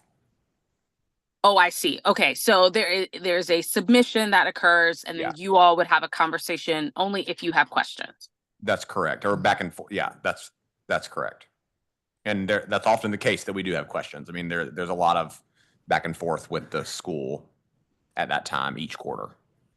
Yeah, what I'm suggesting is that someone who also has a fiduciary responsibility should be a part of or privy to those conversations. This situation leads me to feel like we've got a lot of boards. There are probably boards who are operating in the dark And, under the good faith assumption, oh, the CEO will tell us if something is going to happen. And so I don't know if we could still go with that. Let me move on really quickly. I'm in my car, so I don't have my notes in front of me, but the Eagle accountant, what's his name? Matthew? Yeah. Something. Yeah. You all have a list of approved auditors, but you don't provide suggestions around who the accountants are, correct? We do not. Well, and for clarity, the approved auditor list is an independent audit. That's not the same as the accountant at the school, and we don't engage with who manages the finances, who the school hires to run their finances, their day-to-day finances. So those are two. The auditor list is different from the accountant. Got it. Have you all since though asked your LEAs if any of them are using the same accountant that Eagle Academy used? We have that information, yes. Are there any LEAs using them? Yes, several. Are we going to do a review of those LEAs who are using that same accountant? Yes, we spoke we spoke in several spaces about the approved auditor list and the process for we are work to hold auditors accountable, and this particular auditor when we find we work to hold this auditor accountable through that auditor list committee as well. So, but this person is not the auditor. Oh, you're talking about, I'm sorry, I misunderstood your question. Yes, it's the auditor, not the accountant. Oh, I'm sorry. I misunderstood your question. Yeah. So the question is, are we working to hold my question is, are there other LEAs who are using this accountant? Oh, yeah. And if there are we reviewing their financials, I don't know, in a sort of a special review? I feel like if an accountant has made a $600,000 mistake, we should check if he's making other $600,000 mistakes on other schools. That's all I'm saying. I apologize. I completely misunderstood your question. I am not aware of this accountant being used by any other LEA. No, we are not aware of him or his company being employed by any other school. Okay, I'm over my time. There were a couple of questions I had asked in the previous round. You could just email them. I would like to know the schools who are on the FCAP. I would like to know the actual numbers of percentages of people who are meeting your minimums, who are falling below. And I'm also wondering, and we can have a further conversation about this, Mr. Henderson and Dr. Walker Davis, around is this indicative of because of some of the challenges coming out of COVID, or is something else going on that needs a further strategy and evaluation around enrollment? Thank you, Councilmember. Yes. Thank you. Thank you, Councilmember. Councilmember Fruman? Thank you very much. I will try to work through efficiently. The Councilmember Henderson mentioned a bill from 2019 that allowed the Public Charter School Board to take over an LEA. Has that ever been done? I would have to consult members of my staff. I know we have been involved deeply in interventions of schools. I'm not sure the extent to which it mirrors fully the legislation, but yes, we have been involved in intervening for a school. Yes. So you can get back on whether it's a pretty distinctive action of actually taking over as opposed to all the kinds of oversight. So I'll be curious if you ever have. On the quarterly reviews, I'm curious, Mr. Henderson, how many people are in your financial oversight team?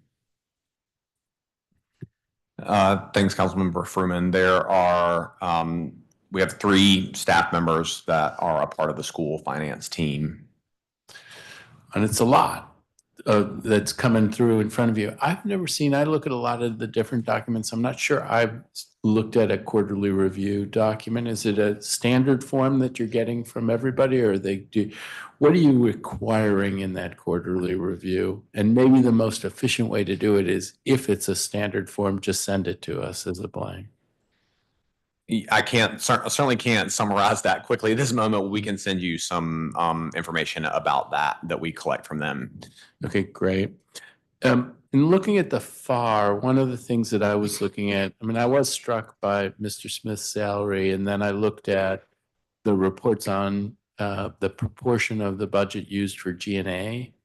And for Eagle, they have been 22 at their best, 25, 27% G&A, whereas for the sector as a whole, according to the FAR, it's about 12% that goes to G&A. Do you monitor that, and where an LEA is spending what looks like a particularly high percentage of their funds on administration, try to have an impact on that? Essentially, yes. I think this is what I was referencing when I shared our perspective about we have a consistent but comprehensive evaluation analysis. And so something like that certainly would raise concerns for us and would increase our scrutiny over an individual metric. And often, if there are challenges like that, there are other metrics that are challenging, and absolutely.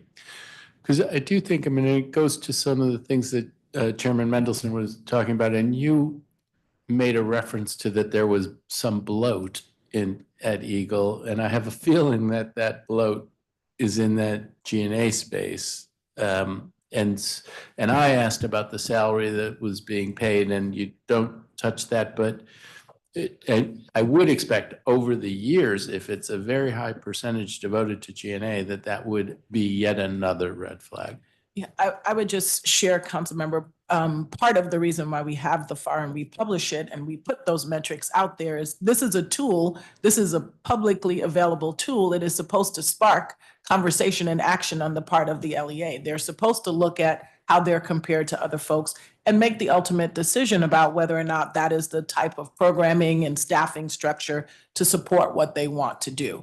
And so that's the intent of this. That's why we're looking at those metrics, and that's why we offer them. And again, it's a great document, and really, it's really useful. And sometimes there are folks that say there's no information out there about charters. There is a lot of information, and including in the FAR, which raises, and you'll hear me asking about them. I appreciate that you have read it. And I want to go, just because the way I described the issue is complicated, but I want you to come back and help me understand on what is considered restricted cash, what is considered unrestricted cash.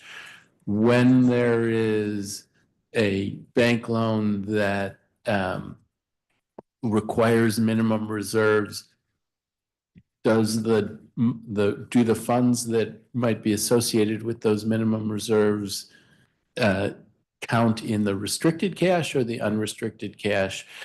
Because I look at the FAR and I need to know exactly what it is. Because if those dollars are restricted, are included in unrestricted, then it's an illusion about unrestricted, and the LEA can't really access it in the way that you would hope. And if they're not in the unrestricted, then the unrestricted is what I think it is, which is money that you're free to use in any sort of way. So help me get to clarity on that. We don't have to do it now. It could even, Mr. Henderson, be a telephone call, however you want to do it.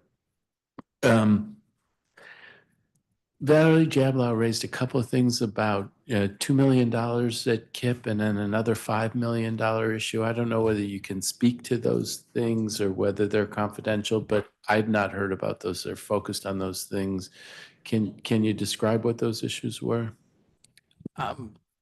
We can follow up with you later. Okay.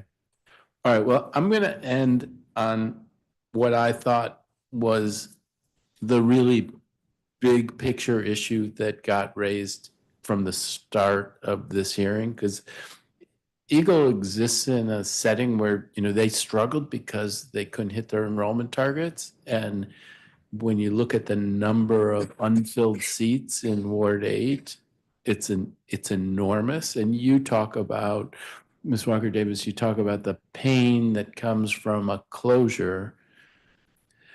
I'm curious how you see the public charter school board's responsibility to the ecosystem when it comes to openings, expansions, because we are, Jacques Patterson talked about the struggle in August that everybody faces to try to get kids through the door, and it can have a kind of Hunger Games feel to it that we don't want to have. So how do you see your role in trying to manage that and not get to a place where we have a glut of seats and driving up sort of unit costs in a sense because there's a glut of seats? Yeah, thank you, Councilmember. I appreciate the question. In my testimony today and in previous testimony, you've heard me talk about our focus on quality. We want to make sure that there are high quality options across the district. Obviously, as the Public Charter School Board, we are focused on making sure that those charter options are high quality. And that looks like doing what we can to raise expectations around student outcomes, but it also looks at when we are thinking about growth, expansion, or even closures, what the impact on the rest of the ecosystem is. We updated our enrollment ceiling increase or sector expansion policy just a while ago, and we're seeking to do that again.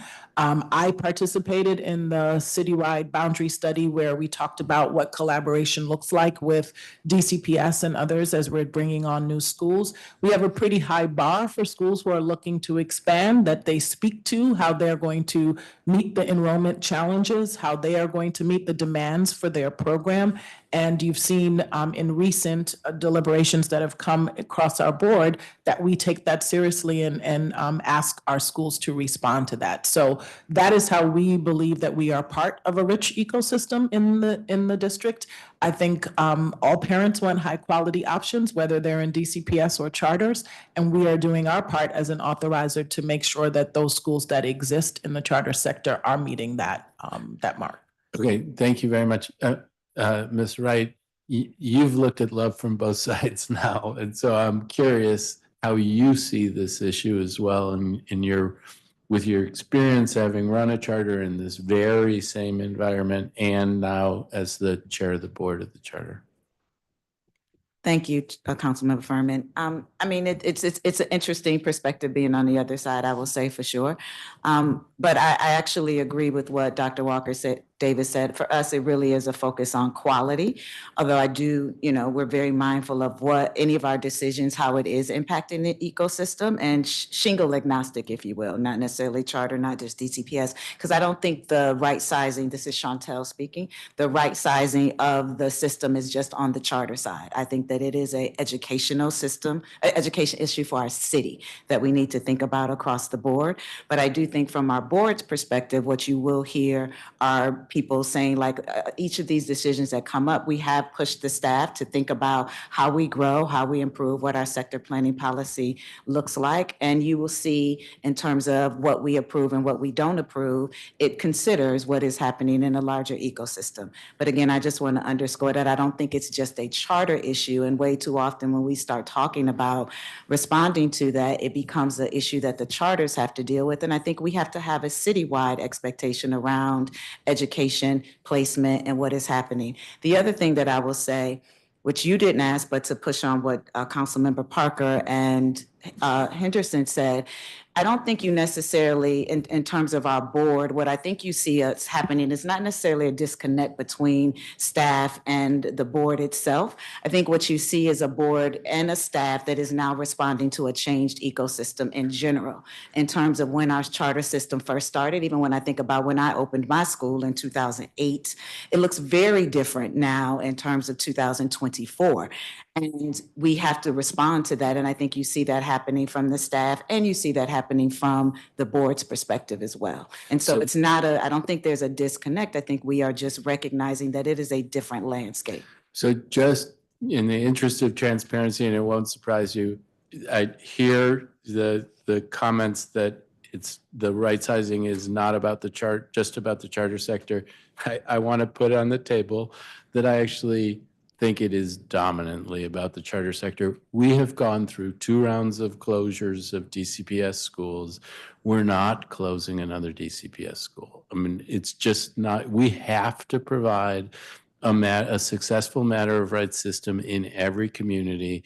And so we can't do that. So I do think when you're talking about openings and closures and expansions, it is incumbent on the charter sector to keep in mind what the impact of those actions will be on the broader ecosystem, and not to cross your fingers and hope for DCPS school closures, because I don't think they're coming. I certainly would oppose them. Thank you, Councilmember.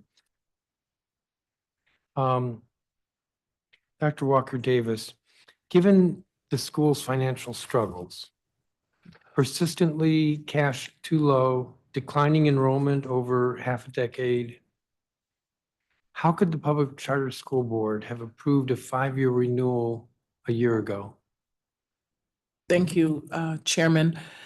I spoke in my testimony about the review of the school and that it looked at the previous 5 years. And again, we did flag at the time of the review that we had concerns about enrollment, but the financial picture of the school had not met its height of challenge during the review period. So a review is a look back at the previous 5 years. It doesn't even include the current year that we are having the review. And so at the time, the financial indicators did not suggest the rate of decline that we experienced after the review. However, for a year and a half prior to the renewal, it had been on the financial monitoring list. In December 2021, DC stabilization funds, which was one-time funding, helped the school. I realized that wasn't unique to Eagle, but it was one-time money. The sale of that real property that I mentioned before. Did the board look at do any sort of analysis of its sources of funding to see that it was really managing to stay above water with one-time money, one-time infusions of money? Chairman, we did a full financial review as we did the academic review at the time. And as I said, again, we look at all of those metrics together and did not find that the school was financially insolvent at the time. So it passed its review. You mentioned earlier that you did make a referral to the DC Attorney General or just referred some items, issues? We met with the Attorney General and we apprised them of the situation of the school. We talked about what we did on our side to do our financial review and investigation, and we flagged any concerns that we might have to see if they were actions that the Attorney General wanted to take. Which might be civil to try to recover money for this district.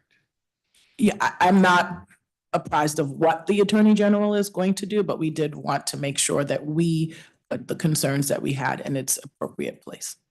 And I'm characterizing those concerns as civil. Looking for return of district assets. It would be for the Attorney General to determine which direction they wanted to go. I'm just asking about your thinking. Yes, mostly, yes. Any thought about criminal referral? Again, we had questions as to whether or not there could be. Again, I would leave that to the Attorney General to determine which direction his office wants to go. The bank has frozen the school's assets. We talked about that earlier. Has all the former employees been paid? All of the employees received their last payroll, yes. Anything still due them? Is there anything due to the Eagles' former employees? Yes. So they received in full their final paychecks. I think I don't have anything additional to say beyond that specific. Well, yeah, but that's very specific, and I don't know if anything else would be owed to the former employees besides a paycheck. I mean, I think something that my team has been supporting in the closure process is like helping ensure that the staff can access their retirement monies and things like that. Or those are procedures.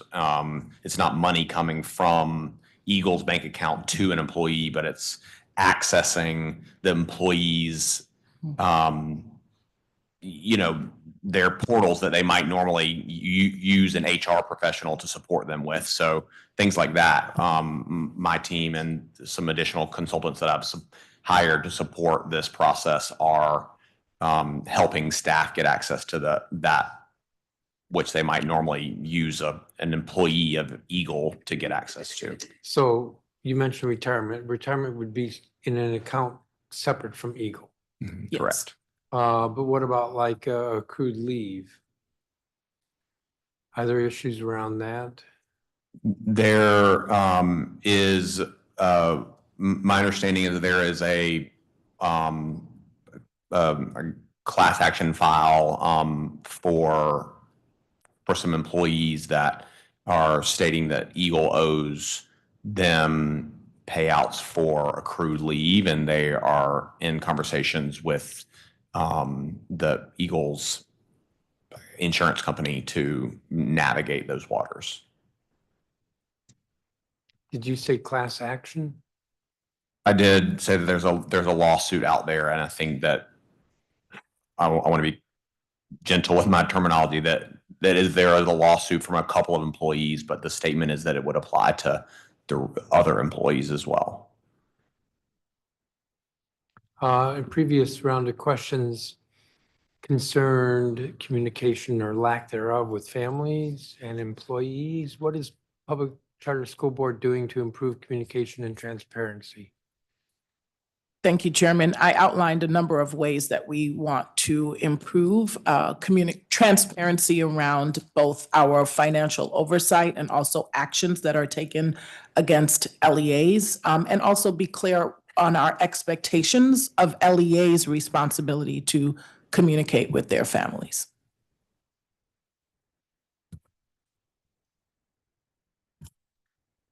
Pat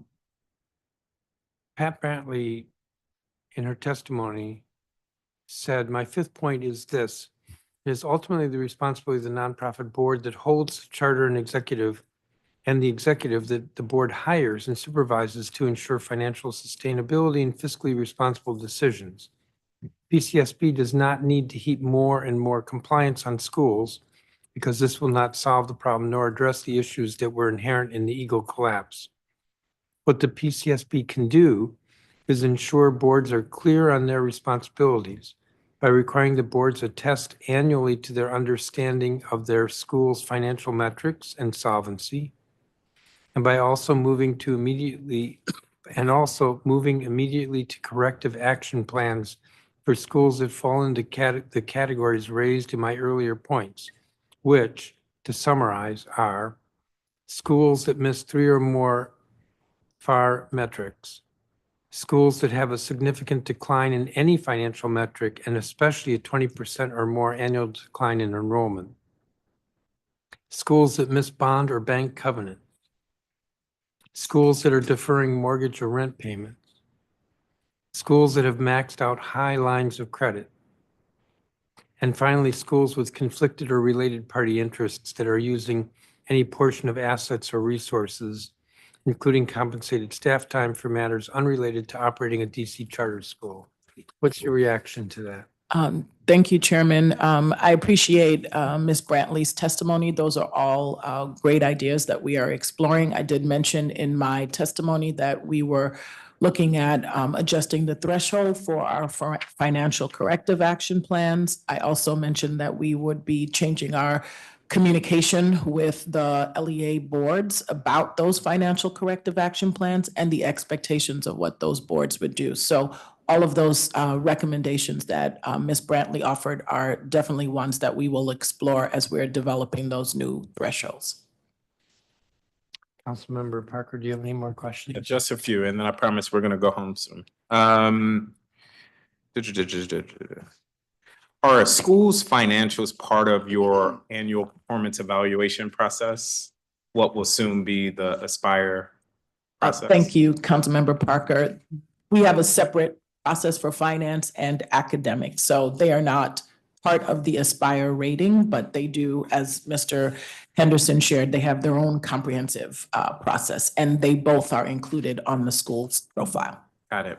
I wanted to come back to something that was kind of glossed over in today's hearing. It was the students that are not enrolled. And I think you said there were about 19, is that right? Yes. What information, if any, do we have on these young people and the reasons why they haven't re-enrolled in school? Thank you, Councilmember Parker. We don't have the information that we would want. We want a resolution. We've contacted these families repeatedly. Sometimes, most times did not get answers and responses. So we do have information on the ones that are placed. We know if they have decided to enroll in a public school here. We know with OSSI's help, which of the public schools they've landed in. But for the 19, we don't have information. And that's primarily because the families aren't engaging or responding. Aren't engaging, correct. And I believe you said you alerted CFSA? Yes, we did alert CFSA for close to a little, between 25 to 30 families, students, excuse me. And 19 of the 30 are still outstanding? Correct. And are they giving any updates on that? Or can you share the names of those young people that we could follow up with CFSA? I think that's kind of alarming that we have. I'm not sure we can share the names, but we can certainly share our contact at CFSA. Oh, is that illegal? Oh, okay. I mean, to me, it's concerning. We have about 20 young people that are just MIA. And so I will note, even if we don't know the names, we should be able to follow up with CFSA to track where these 19 yeah, young they do follow up with us when they locate a student and they know where that student is placed. And so we do have regular communication with CFSA. I do know that if the student is outside of the district, that might also be challenging to get the outcome of where they've landed. Got it. Got it. Okay. Well, that is what I wanted to follow up on. Thank you. Yep.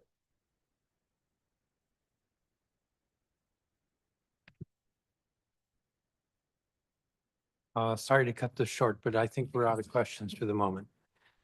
So let me just wrap this up. This has been a hearing on the closure of Eagle Academy. The record in this matter will be open for 2 weeks. Anyone who wishes to submit statements or add to their testimony has 2 weeks to do so. That would be 5 p.m. on Thursday, December 18th. And there's some information you're getting back to us, which I hope you can do within the next 2 weeks. Yes. Excellent. And with that, the time is 5:34 p.m. and this hearing's adjourned.